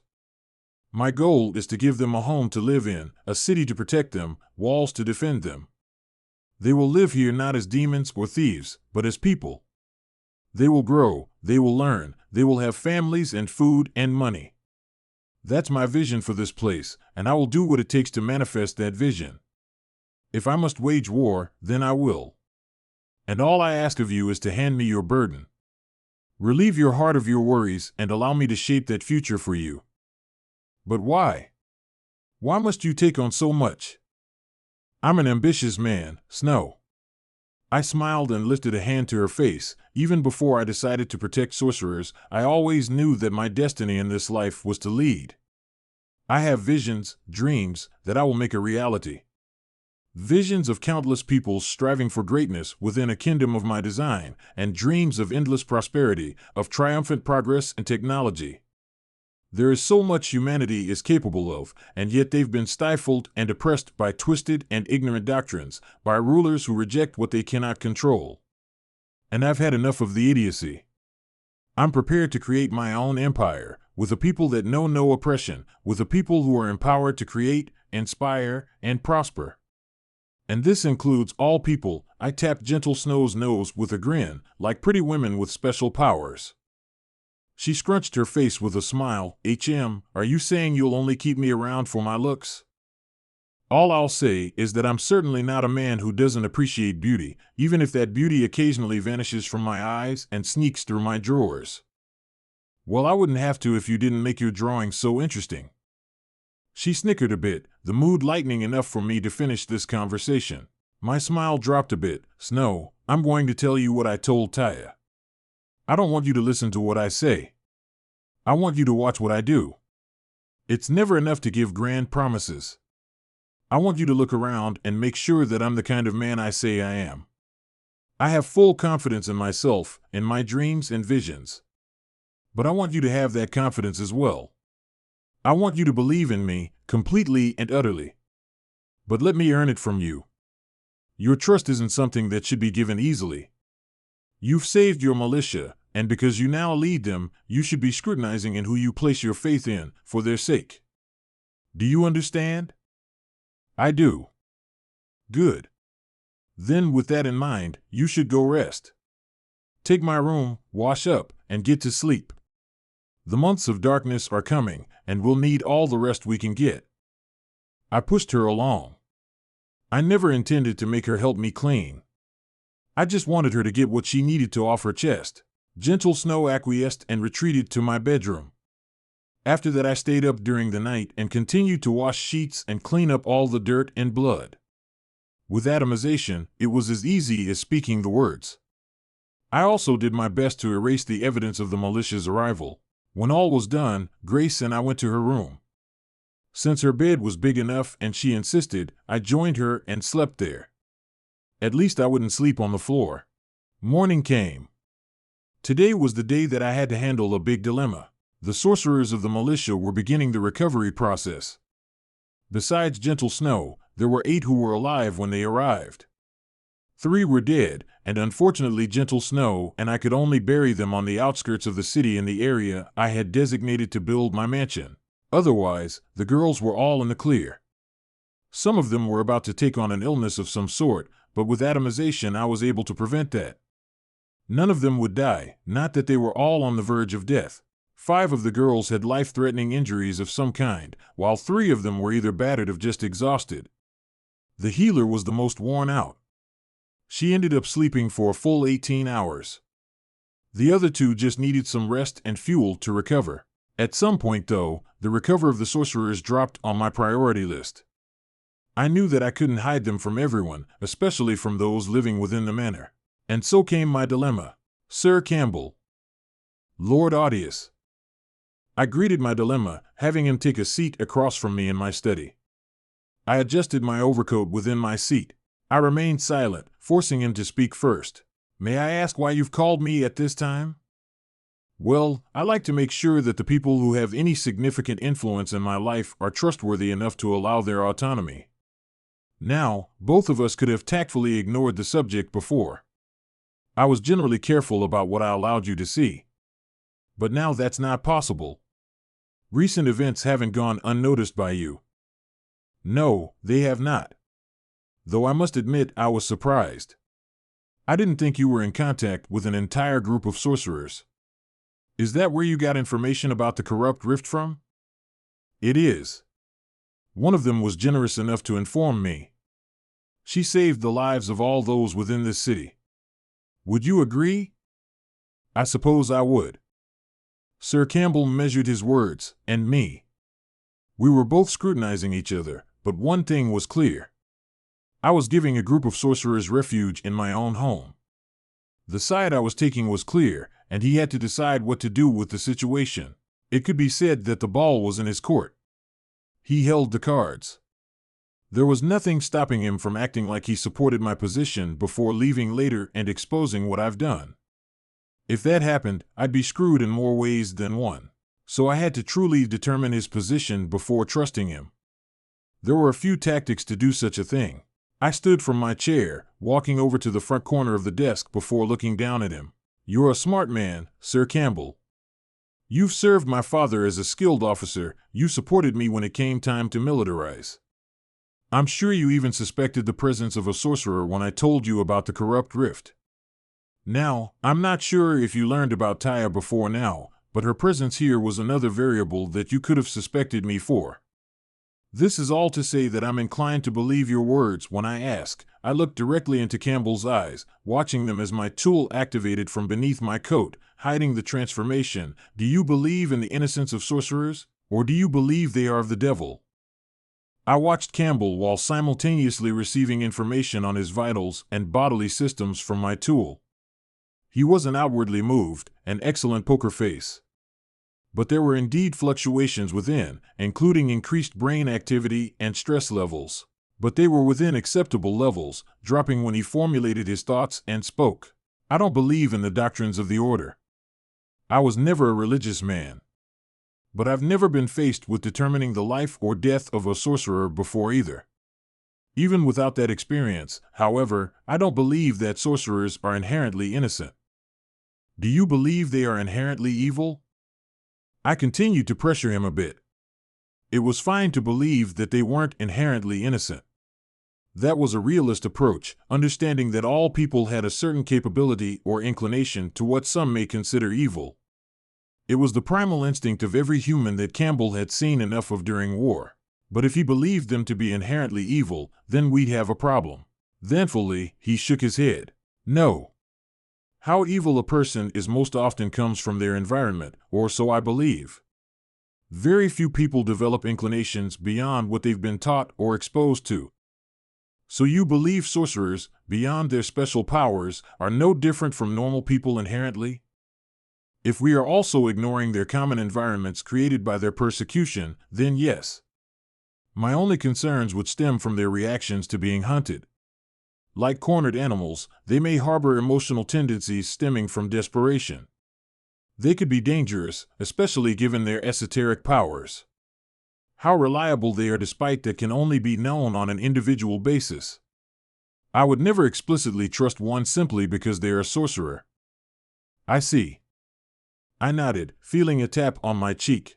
I smiled, smirking to the air in front of me before turning back around. It didn't seem like he was lying, but there was always the possibility of him simply being a good talker. There were plenty of people like that, plenty of people who could easily lie without the slightest change in vital signs. No matter what, I wouldn't trust his words. So I played another card. Sir Campbell, I want you to know this. Sorcerers will continue to come under my banner. They will find refuge here, a home free from the oppression of the order and anyone and everyone who may seek their demise. And I truly mean everyone. If my father were to march into this manor and demand that I kill these sorcerers, I would reject him. If he sought to kill them himself, then I would kill him myself. I will protect this place, and my people, from all that may come to harm them. And those who are not of like mind are threats to my security that I won't refrain from putting down if they are unable to be convinced. I'm sure you of all people understand how important it is to have homogeny among a single functioning unit, especially when dissent or disaccord means death. Yes, I do. His eyes narrowed at me. I was telling him that I'd kill him should he do anything that threatened me or mine. He had to understand that I wasn't spineless like the rumors made me out to be. If he was against me, then my words here would drive him to a corner and eventually force him to leave. If that happened, I'd know for sure. Under normal circumstances, I'd just plant a parasite on him. Then his life would be in my hands, and I wouldn't have to worry about correctly deducing his thoughts on the matter. But unfortunately, my tool wasn't there yet. I'd have to do this the old-fashioned way. I knew people who were much better than me at deducing someone's true nature, but I was no slouch myself. I couldn't be, otherwise I would have died a long time ago. For now, I'd bet on Sir Campbell being on my side. I would prepare for him to betray me. I would hope that he didn't. After some silence, I smiled and sat back down in my seat. It seems we have no conflicts, Sir Campbell. Your philosophies are sound. It's no wonder my father trusted you. You know what you believe and why. It's unfortunate, but people with weak principles readily succumb to challenge or temptation. I don't believe you're one of those people. You'll operate as you believe and won't allow others to sway you in the wrong direction. I appreciate that, and sincerely hope it stays that way. I too will strive to meet your expectations. I intend to utilize your management skills completely while guiding the mining operation in the right direction. Given all this, I imagine our future endeavors will be quite profitable. Yes. I think so too. Then I have nothing further. Please let me know if you need anything or if there are any issues. I will. Sir Campbell stood, as did I. The two of us shook hands before he left. When he closed the door behind him, Gentle Snow appeared. So? I sensed no lies. But I ask that you don't completely trust my judgment. Why is that? This ability of mine is relatively new. I've been burned before after mistakenly trusting the wrong people despite me sensing truth. She dipped her head, her pearl-white strands of hair falling past her ear. I looked at her, appreciating her exotic beauty while responding. Lying is a complex thing. I'm not sure how your ability works, but there is little, perhaps none, that can truly detect a lie. You can only observe the changes to a person's body, both on the outside and the inside, in order to guess based on the changes whether someone said something true or false. But something as simple as being nervous could come across as stress caused by lying, so we can't know for sure. That's why we don't rely on observation. No? What do you rely on? You must try and dictate their actions, force them to react one way or another. I told Sir Campbell about what I was doing explicitly and that I'd kill those who didn't align with my principles. That means, if he were lying about what he said and he believed in the doctrines of the order, he would do what he could to escape and expose what I've done. So now, we will watch him and see if he tries to escape. If he does, then we obviously know whether he's on our side or not. That's risky. What if he stays and decides to lie and wait, only to stab you in the back later? That would be a problem to deal with when that time comes. I sat back and sighed. All I can do is ensure that even if someone were to backstab me, it wouldn't hurt too much. For some time I won't delegate any particularly vital functions to Sir Campbell.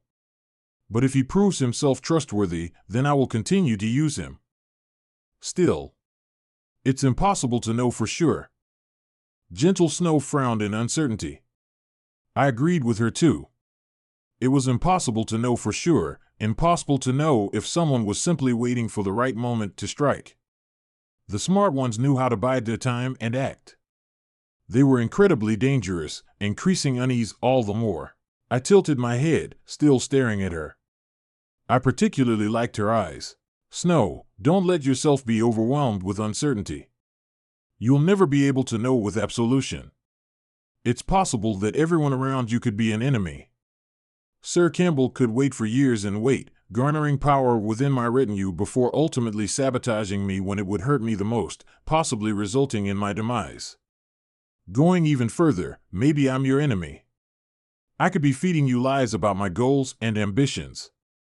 I could be a member of the Order, creating a city that would collect sorcerers who heard my name and my deeds, who came to me for refuge. Her eyes trembled as I continued to speak. I would gather them all, and then years later when the time was right, allow the Order to come in and slaughter every last one of you, this city being nothing more than a death trap. It's entirely possible. Gentle Snow was quiet, looking at me with wide eyes and slight aversion. She ever so subtly tilted her body back as I smiled at her. Snow, do you understand that technically, that is possible, even if the chances may seem abysmally small? Yes. Good. Then I want you to take this as a lesson in what it means to get a grasp on your enemy. I stood, walking until I was face to face with her. My face became dead serious, my eyes inches away from hers. If you want to conquer your enemies, then you have to understand exactly what your enemies might do to destroy you. You have to be capable of conceiving the most vile, cunning, and evil tactics they may employ to deceive you. You have to understand that anybody can be broken, and many people can be bought or tempted. You have to think about who your weakest and strongest allies are, and have to judge them, scrutinize them, understand who may give in to bribery or temptation, how likely they may give in, and prepare against that.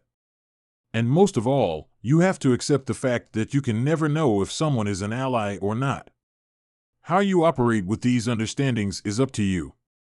The most important thing is that you're aware.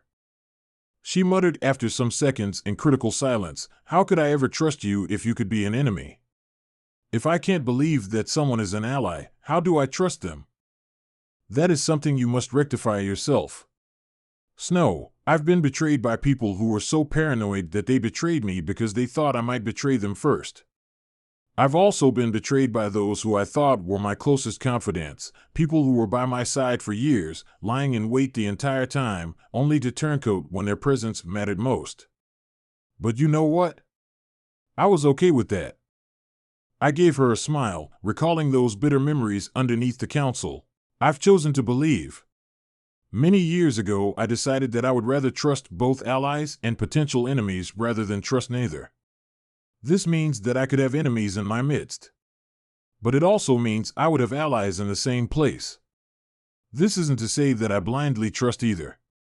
It's a balance that you must find for yourself, a balance of trust, scrutiny, and caution.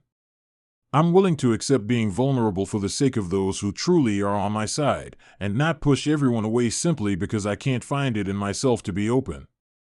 I think I understand. Of course, I could be saying this to trick you too. Who knows? All right, no more teasing. She shouted and kicked my shin, making me take a step back. I came to this city because I wanted to believe in what you said. And people like our leader Helva are exactly the kind of people who are incapable of trusting others. That's what got my girls killed, so I don't intend to make her mistakes. Still, some people will need to prove themselves. For now, I'll watch Sir Campbell for you. I smiled at her. I appreciate it. Don't stress yourself out though. He need be only monitored when he's away from the manor and during times like the night when he could sneak away. And if he's going to escape, it'll be within these next couple days. Why is that? Because the months of darkness are coming. I'm sure if he sees us as enemies, then he'd want to get out before monsters show up on his doorstep as well. Either way, watching him will have no purpose once the attacks start. But if he escapes, he could alert the order. Then this entire city would have to face their wrath. We can't survive that. Well, that may not be entirely true. I thought about the contingencies I had in place for such an event, smiling. It would certainly place more pressure on us, but don't think that we are any less capable of defending ourselves. There's much more where those weapons came from, and unless the Order makes generational jumps in technology, they won't be capable of catching up to us. 1.